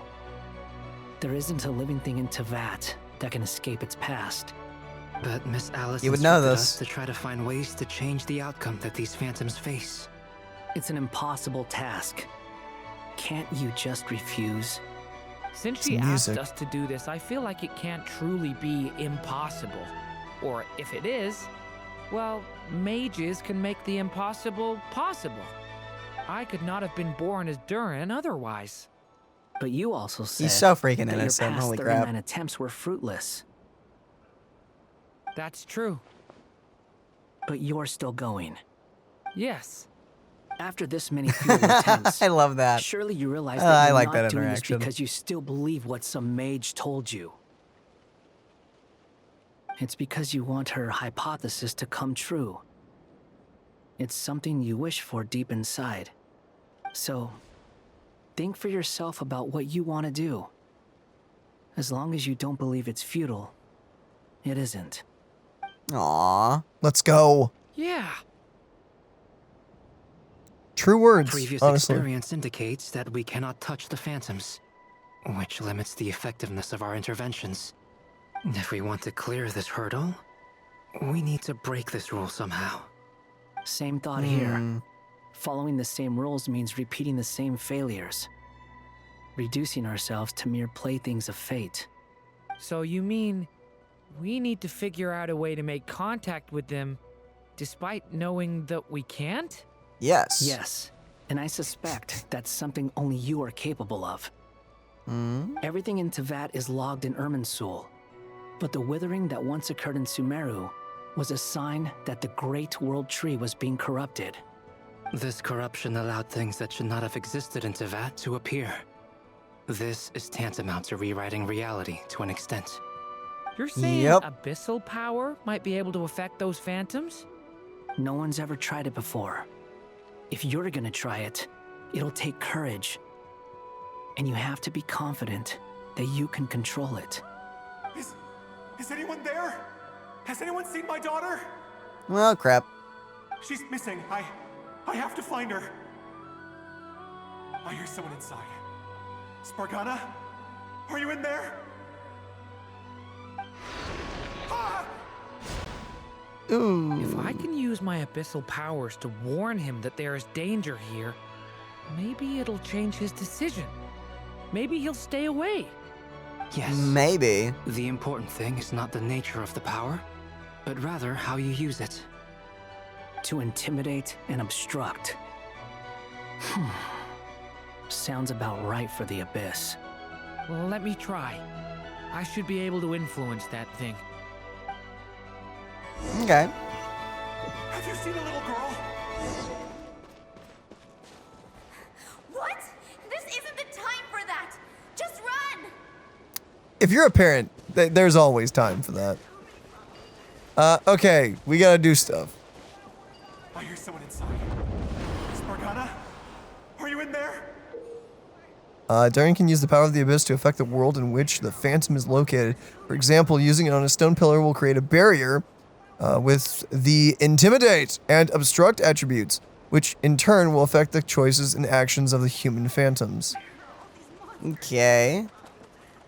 So he doesn't... What is this? Looks dangerous. I should get out of here. Right. Okay, so we spooked him to not do that. Ooh. Okay. He really left. Ha! We did it! Don't celebrate too soon. Follow him. See what he does next. Oh, this is crazy. Oh boy. Monsters approaching from the front. You need to stop them and create an opportunity for him to hide. So yeah, there, and then he goes in there. There's monsters ahead. Yes. So now he runs in here. And then I shut it? Wait, is that the barrier I saw earlier? Why is it appearing now? It's as if someone's controlling it. Right. So then do I open that? Okay, and then the monster goes forward. Past. Ooh, I like this. Is it safe now? Yes. You're free now, human. Swoosh.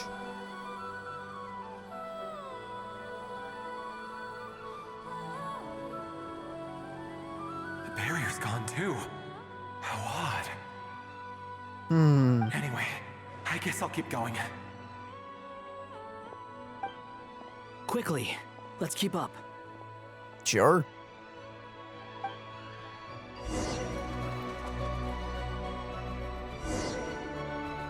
Wait, there was someone else here? Don't go any further. We've got anti-monster traps laid out everywhere. Okay. But my daughter must just be up ahead. I have to go. Oh, great. This way's blocked. Oh. I'm sure this is safe. Exploding that on top of him is a bad idea, but okay. Time to punch dynamite. During the abyssal power, you can use it to affect the phantom explosive barrels, causing explosions that can clear obstacles and deal damage to monsters. However, these explosions can also cause damage to the human phantoms, so use with caution. And he's right in the blast radius. Over there, but we need to take care not to hurt him. I'm sure he's fine. Bam. Oh, or that. That'll work. I'll use the barrier to keep him at a safe distance. Punch it. This barrier seems to be helping me somehow. Yep. I'm sure this won't affect the time paradox at all. No, of course not. Wake up! Hey, but I'm always down for saving a child, even if it means messing with time.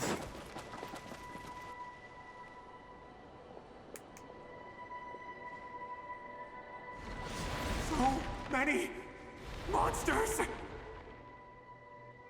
There's still a chance, Durin. Use the traps. Okay. Okay, so we have to time these. Awesome. Good luck, Daniel. I'm fantastic at timing. It's pretty easy. Bam. This is super easy, actually.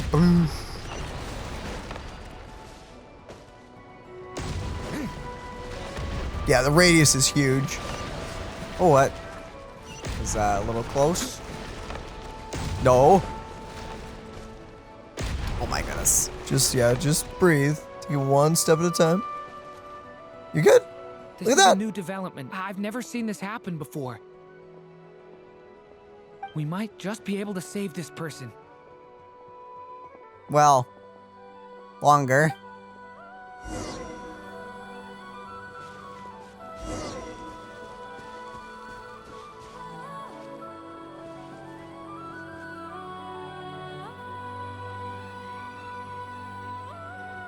Hello there. Have you seen my daughter? Spargana's her name. She's carrying a large backpack. Get out while you still can, you fool. You won't find any survivors here. But I can't just leave her here. She must be so scared right now. Sorry. Wish I could help, but I haven't seen her. You'll just have to keep looking. Okay. Thank you. If I do find her, I'll get her to shelter and come back for you. Don't bother. I've got nowhere left to go. Uh-oh. What's that noise? Don't do it. Monster!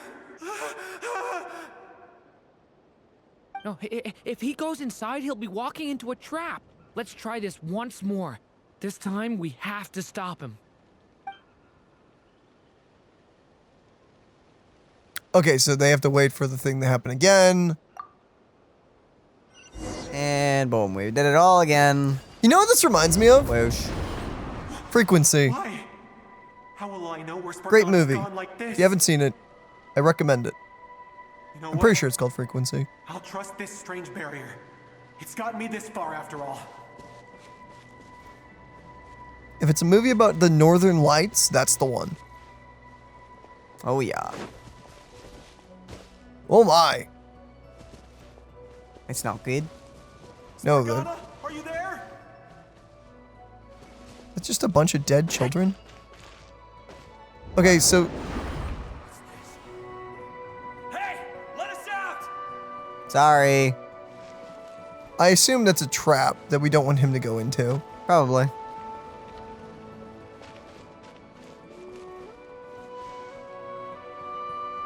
Sorry, dude. I don't see any little girls in there. No time. Bye-bye. Can't undo it either, so, sorry. GG's.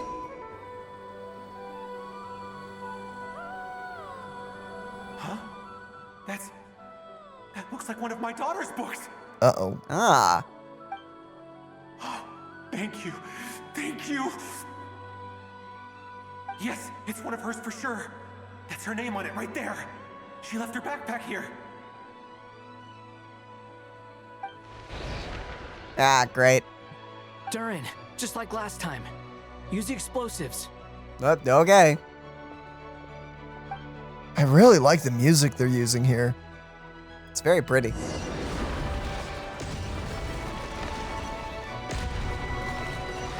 Okay, they're trying to freak you out by making it fast, so don't jump the gun. Oh, wait a minute. Uh-oh. I think I may have failed. It won't work. There's not enough left.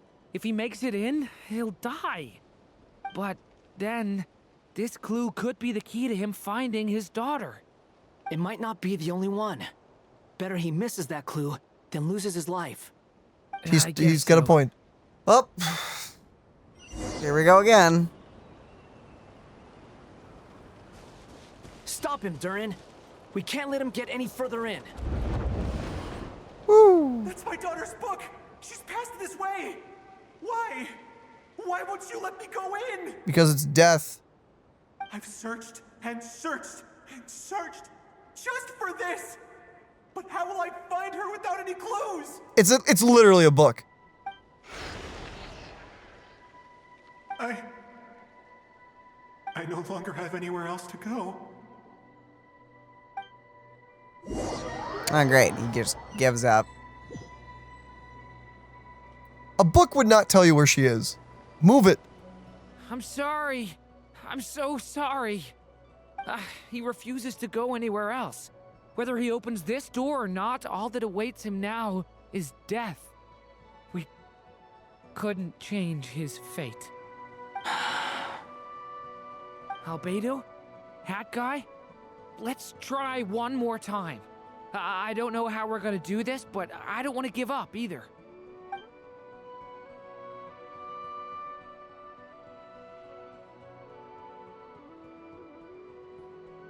Why am I here? What's going on? All these scenes running through my head. Where are they from? Oh, he's remembering. Huh? What's going on? What? His reactions have changed. How many times have I... What's happening to me? Huh? Wait. Who are you? Huh? Uh-oh. You can see us now? I feel like I always could, but that I only just realized you were there. I'm sorry, I don't know how to describe what I'm feeling. That's fine. But you were the ones guiding me using that marked barrier, right? I haven't done anything yet, but those monsters, those deaths, they feel like memories. Like things I really did experience. Oof. Yup. I won't find my daughter. In fact, I'll ultimately die trying to find her. Isn't that right? Well, I mean, just go somewhere else. No, it isn't. Yes, it is. Even so, we're trying to find a way out of this. You've not seen my daughter either, have you? It seems she really isn't here.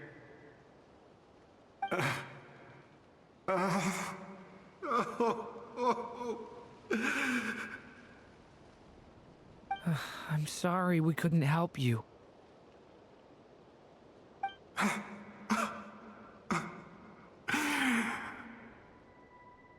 I'm just tired. Maybe this is destiny. Maybe it doesn't matter how hard I search. How long do I have left? Few The days. experience says 15 to 20 minutes. 15 to 20. Thank you for all your help. Let's rest a while. You look exhausted too. Now's not the time for you to start pitying us. It's not pity. I'm just realizing that I've only got 10 or so minutes left. You know? You know, taking it easy. You say you're from Mondstadt, yes? A place with windmills, where people enjoy limitless freedom?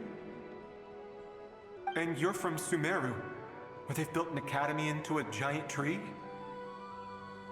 Yes. It seems you've never heard of either place. Those names are unknown to me, I'm afraid, yes. Have you heard of Hyperborea? I have, but I heard that it was destroyed in the distant past. I see. That was where my ancestors once lived. What about Delphi Pytho? Was it later rebuilt? Nope. I've never heard that name. Then what about Salvindaknir? I have seen that name on stone tablets on Dragonspine. But I'm afraid the only things left of that place are its ruins. I see. Sure enough, there was no way to turn this around, huh? I'm sorry. I was the one who asked to chat, but it seems like we're too many ages apart. There's barely any common ground to start from. Surprised we can understand each other. It's all right. We did hear something new, at least. From how you speak of your lives, things must be going all right for you, I guess. Well, relatively. They are. Mondstadt is a place of freedom and happiness. There's a lot of good people in the church and the Knights of Favonius, and even outsiders find that it's an easy place to feel at home. We have festivals a few times a year. Everyone gets together to drink, sing, and be merry. Sumeru is a lot more uptight. Not really the kind of place where you can relax. It's a nation fraught with problems wherever you look. But if all you want in life is to seek knowledge, I guess it's pretty much paradise. That's wonderful. In other words, after this all-devouring black tide passed, humanity did not merely avoid extinction, but rose to build prosperous civilizations anew. I mean, I can see you all right now. That must mean the future isn't a total mess, right? Yeah. That's true. Well, time's almost up. Let's part ways, I think. Might be best if you don't waste too much time on me. The chances are slim, I know, but I'd like to spend these last few minutes looking for Spargana. If things work out, I'd love to tell her about what I've heard. Aww. May we meet again. Well, or not, most probably. In that case, may your wishes come true.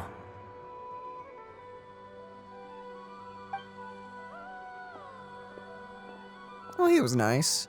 Sorry you die. He's gone. In a few minutes, he will meet the end that was his to begin with. The ending of this tale did not change, but I believe that we've just made the most progress we have yet. I mean, yeah. May your wishes come true. If only it were so simple. Hat guy, could I ask you a question? You've never talked about your past. It seems complicated, and it weighs heavily on you, too. Would you be willing to tell me about it? I mean, sometimes it's better to get things out in the open. Take that guy we try to help, for instance. At least he said goodbye with a smile, right? I know about Albedo's past. Our experiences are very similar, and he created me.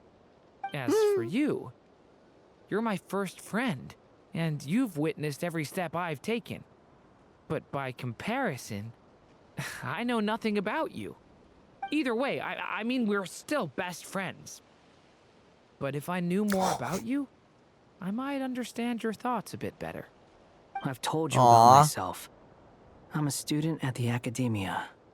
And what did you do before that? Prepared for the entrance exam?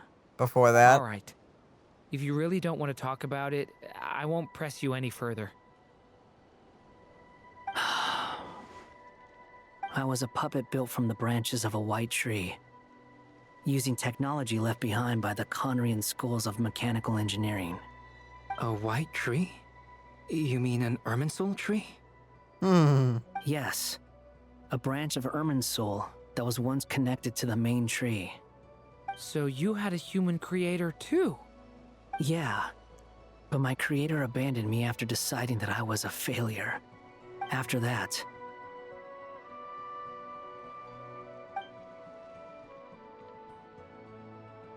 Recap time. Durin. Resisting the influence of the abyss, suppressing the urge to destroy, trying to do the right thing. None of these things are easy. But no matter how hard they are, trying to rewrite past wrongs is far harder. You asked me if you would create a new tragedy if you failed. Hi, Cinder. I told you there was no point speculating about that. But the real answer is, yes, you absolutely will. That guy. But at least you've got people here to help steer you away from the wrong path.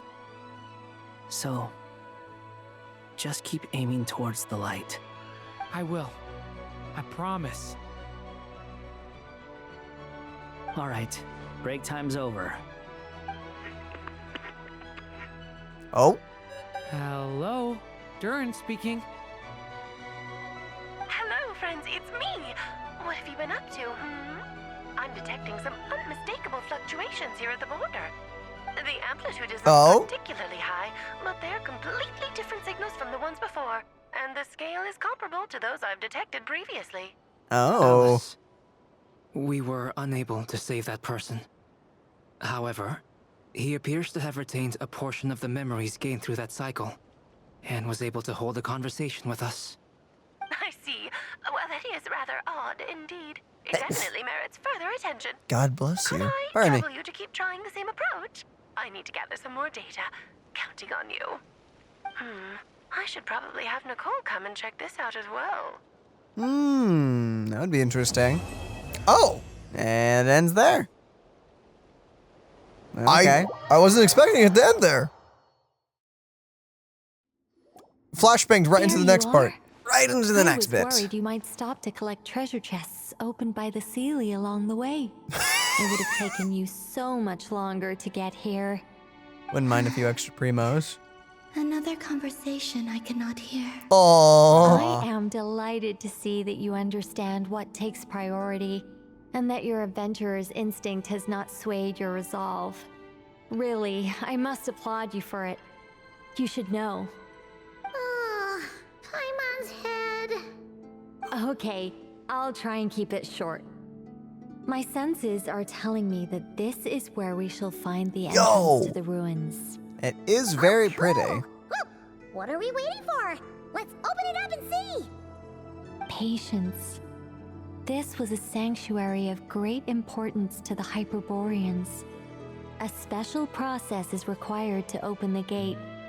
Oh. And how do we do that? The place that housed the Eternal Moon's Marrow?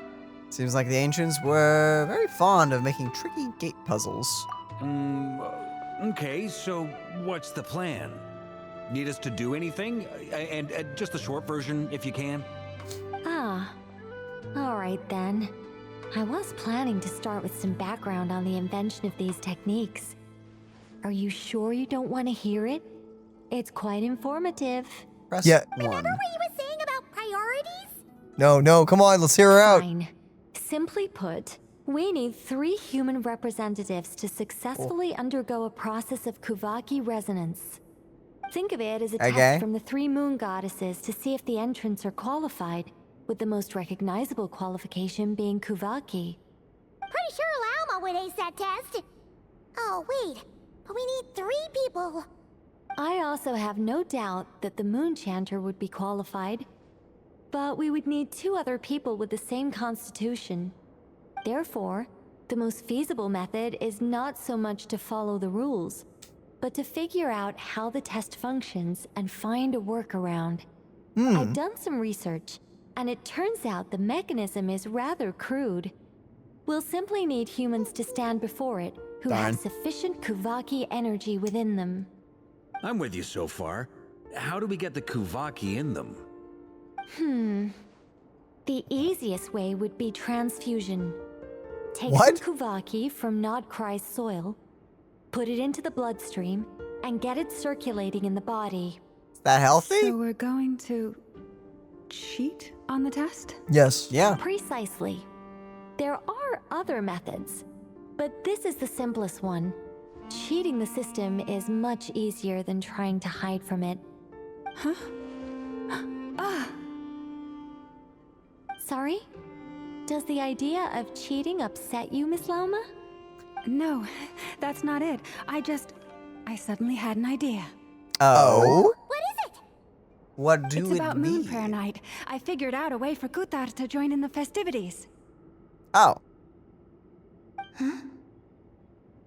But as Paimon said, we need to have our priorities straight. Let's get back to the test. I'll follow up with Nefer on the festival arrangements. Fun. Oh, okay. Anyway, is this really the best method we have? A Kuvaki transfusion sounds dangerous, no matter how you slice it.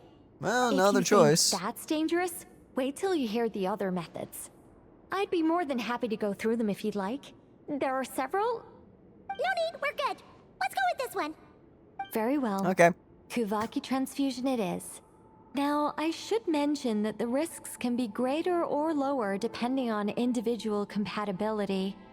It would be rash to simply infuse the Kuvaki and hope for the best. If the body rejects it, the reaction can be quite severe. The symptoms are similar to Good. another condition that some people living here suffer from, known as congenital Kuvaki sensitivity. So, before we execute our plan, I will perform a simple test of my own to see who is compatible and who is not. Once Okay. that is done, we will have to complete the resonance process as rapidly as possible. The participants must remain stationary while the Kuvaki circulates and bonds with them, and they mustn't eat or drink anything. So Lauma, Traveler, and who else? Eating or drinking? No idea. That's some Paimon. hardcore fasting. They'll all be monks by the time they're through. How long will we have to keep that up? 3 days. Okay, I mean, that's doable. So long! And we still need to It would find suck, two more but- people who are not just compatible, but also willing to volunteer. Fasting? What are they talking about? I'm willing to volunteer. Really? Don't you want to think this through? Of course not. Haha, count me in too. 3 days without food? I can handle that. 3 days without Mr. wine. Cole has made it clear that this is the easiest way. The way I see it, there's nothing else to discuss. It's time to step up. Compared to having her disappear completely, fasting for a few days is nothing. Yeah, you're right. In that case, Paimon volunteers to be captain of logistics. She'll keep the fires lit and grab some spare clothes to keep you comfortable. Thank you, Paimon. Then we'll start with you first, Traveler. Please step forward. How bad could it possibly? Ah! Infinitely worse than you could imagine.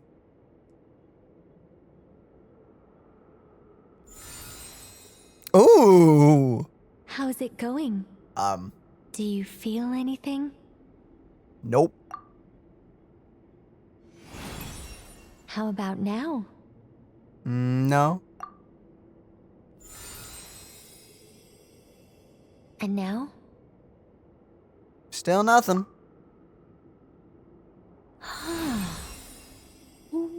What about now? Nothing at all. Did you do something? You guys, it's not a competition, you know. All right, I'm officially impressed. Even as a descender, you can withstand far more than I imagined. It's like I summoned a giant Thank you. stone titan to arm wrestle you, and your arm hasn't even moved an inch. Ha! In my least last we're attempt, cool I in that used way. 5 times the amount of Kuvaki required. That much? Yes.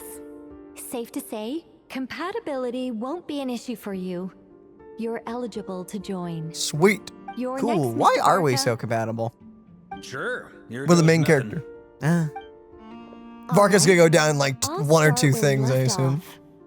5 times the required Kuvaki dose. Nope, up, whoa, whoa! No! Whoa, hey, wait a minute. Bro is about to die. Oh no. How's it going? Ooh, no, not great. I kind of want to puke. Feels like I've been drinking too much. A few bottles of wine, then a big stein of Dark Horse, with some hard liquor from Liyue mixed in. Oh. See, that's the reaction she wanted. I just lost to a young lady in an arm wrestling contest. I'm never gonna live that down. My apologies. I'll lower the concentration and try again. Yeah, like 2 or 3 maybe. Oh. How's it going now? I'm not as dizzy as last time, but I can still feel it pulsing around. In that case, you wouldn't be an ideal choice, Mr. Varka. Okay, by the way. Let's try someone else. I had that feeling because with all of our buffs to Mondstadt characters, I feel like Varka will not be a Kuvaki character. I assume he won't have. Unfortunate. He probably won't have the nod cry stuff. But I'm gonna hope for Hexen Circle buff or Favonius Knight buff or something. I'm gonna hope for one of those things. Something, but the problem is then he'll be pretty limited. It's fine. It's fine. Whatever. Okay. Let's go ask some of our other friends then. So it's gonna be like, what, Flynn's or Nefer or maybe Jahoda? Maybe. Jahoda's on banner. Maybe. Lauma, I assume, is perfectly fine. Considering her story. No surprises here, Miss Moonchanter. You're perfectly compatible. You may join. Yeah. Well, that's 2 of 3. Hey! Oh! Never can't do it. Getting a slight headache. Maybe there is a chance for Shame. Varka. You were so close. Okay, Nefer's a no. Oh, Oh. Nope. Oh, I'm itching all over. Allergic reaction. We can't have Allergic reaction? That's unfortunate. Hi, Anna. Are you gonna start a what? The Hexen Circle is an organization that cares for and protects children. We will not have them do dangerous things. Not even tests. I assume that's for Klee. Probably. So, and Nefa, I wondered. Okay. I mean, you are a robot. Is something the matter? Does that count? The candidates have to be human. Well, darn. Dang. I guess that rules me out too. Oh, dang. Flynn's is like, Everyone except the Moonchanter got beaten. Guess I don't need to feel so bad after all. I mean, looks like this isn't going to be as easy as we thought. That's the priority, huh? Perhaps I could ask for volunteers among the Frost Moon Scions. I'll see about talking to some trusted Lightkeeper colleagues. Itlua springs to mind. In fact, I think we had some former Frost Moon Scions join our ranks recently. Can you give a me name the drop? scientific explanation for how the test works? I can That's the second time we've heard his name. First time was the last quest. We can just zip through Nasha Town, going up to people and pressing a button to check their status. Wouldn't that be way easier? No. Wow. No elaboration for once.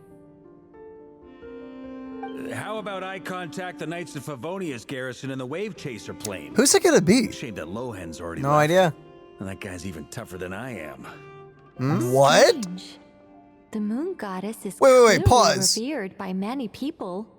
So why is she on the brink of disappearing? Hold up. Bring up the text. Excuse me? Favonius garrison. Excuse me? There's someone tougher than you? Wow, they're like, well, we're releasing Varka. Guess we need to tease someone somehow stronger than Varka in the Knights of Favonius? But it's a different branch, so that's their way of explaining why we've never heard his name. I know, but someone tougher than Varka would still be pretty important. That's still kind of scary. Where have you been the whole time? In Wave Chaser plane. So Lohen, okay. Gotta keep that name in mind. You mentioned that the world has rejected her from the very Okay. And when we fought the Rahier of Solnari, it seemed like she exhausted her power for our sake. Also, Paimon's not sure revered is the right word for how people feel about her. Gratitude, certainly. For my part, anyway. It's basic reciprocity. She helped us, so she deserves our help in return. Yeah. Even though she looked like she didn't care, she still saved a ton of people, including me. A review of the relevant data leads me to conclude that Miss Columbina is a good person. Aww. Yep, you bet. They really think so? Aww. I'm so glad she's hearing I'm this. surprised that Columbina isn't her actual name, though. I think it really suits her. It's light and graceful and, yeah, just a really pretty name. I know, right? So she's gonna claim the name, right? That's not I our assume. decision to make. Columbina. That was the code name the Fatui gave me. But it also came up in the song I heard when I was born. But is that really all there is to it? What do I truly think of my own name? Is there anyone left who will still call me by that name? Hello. She told me to pick whatever name took my fancy. Why did I pick Columbina? I wonder if it is her true name. It's whatever she wants it to be, I guess. Yeah. Because I felt like she never wanted to become Kuthar and be worshipped as a god. Moon Prayer Night is getting closer by the day. We're running out of time. We need to look for other candidates. Wait. Then allow me to try. Wait, what? What are you doing here? Imagine Arlecchino gets a buff by the end of Nod Cry. I've been Imagine. keeping an eye out for something like that, so she informed me. Since I have the ability to accommodate a moon marrow, I should prove to be a suitable candidate. That's true. Arlecchino. When can we begin? I see. We can begin right away. Okay. Very smug. How was it? Did you feel any discomfort? Not at all. Then it seems we shan't need to look for additional candidates after all. Really? Cool. All right, like Paimon said, the rest of us can take turns making sure the three of them stay warm and comfy. Then my job is to take care of the caretakers. I will ensure everyone receives food and accommodation. Let's do this. No time to waste, Cinder. Don't do it. Cinder, come here, baby. Come here. Okay, you can sit there too. That's fine. I'm ready as well.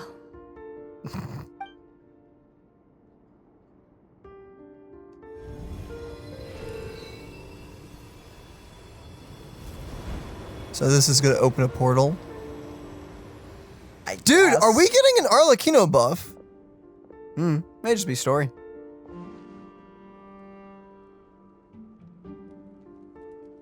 Oh, we have to do this for 3 days and nights. Oh, okay. Aww.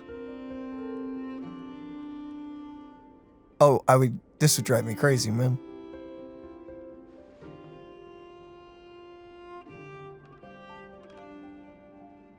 I'm surprised that people are just standing around. Oh boy. I guess it's to make sure nothing goes wrong.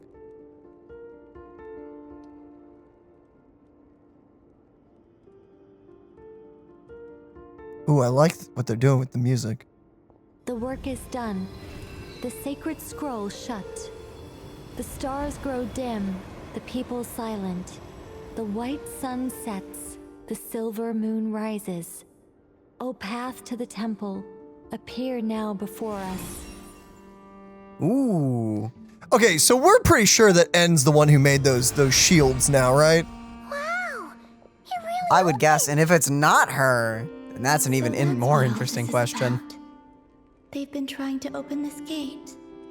Come, let us enter. Wait. It might be best to eat something first. Take care to chew properly and swallow slowly. No. It will give your body I time know. to readjust to the digestion process. They will head in soon. They will need to enter this gate. Columbina? Huh? I cannot pass through. Is it because I have no physical body? It has been 3 days. My strength is all but completely faded. Can I really hold on until Moon Prayer Night? Oh boy. I really hope so. Dude, imagine we like fail at the last possible moment. That would Don't say that. suck. How about you don't say that? Okay, we're gonna probably need to call it here, but let's talk to everyone first, just in case. Hey, a little thing. I have confirmed that you are all in good health. With that, my work is now complete. Congratulations are in order. Heck yeah. Nailed it! It's good to know you're all well. Puts me at ease. Dude, I need Varka. I need Nichole. I just need these characters. Come on. Release them already. Release them. Not yet, brother. Not yet. I hope we at least get Nichole by the end of Nod Cry. Is that everyone here? I guess. Is there anyone outside the cave? Okay, so technically, I guess Arlecchino, Nichole, and everything is like on us, the character. Yes, by the looks of it. But as he said before, we're gonna have to call it day. We're gonna call it here, guys, because well, that's the end of the episode. Next time, we're gonna dive into Act 6, even though we've technically already started it. We've kind of started it already, but here we are. We'll continue. I guess we'll continue it. Yes. Okay, that was really cool. A lot of important information. Okay. I have a sneaky suspicion that Act 6 is ending on a cliffhanger. If we're lucky, we get to see the festival and everything. Nope. But I don't know, man. I have this weird feeling that we're not gonna see it. Sneaking suspicion, maybe. Okay, well, I guess next time, we're going into the thing. So I guess with that, we love you all! I'll see you there. Goodbye, everybody. Bye-bye.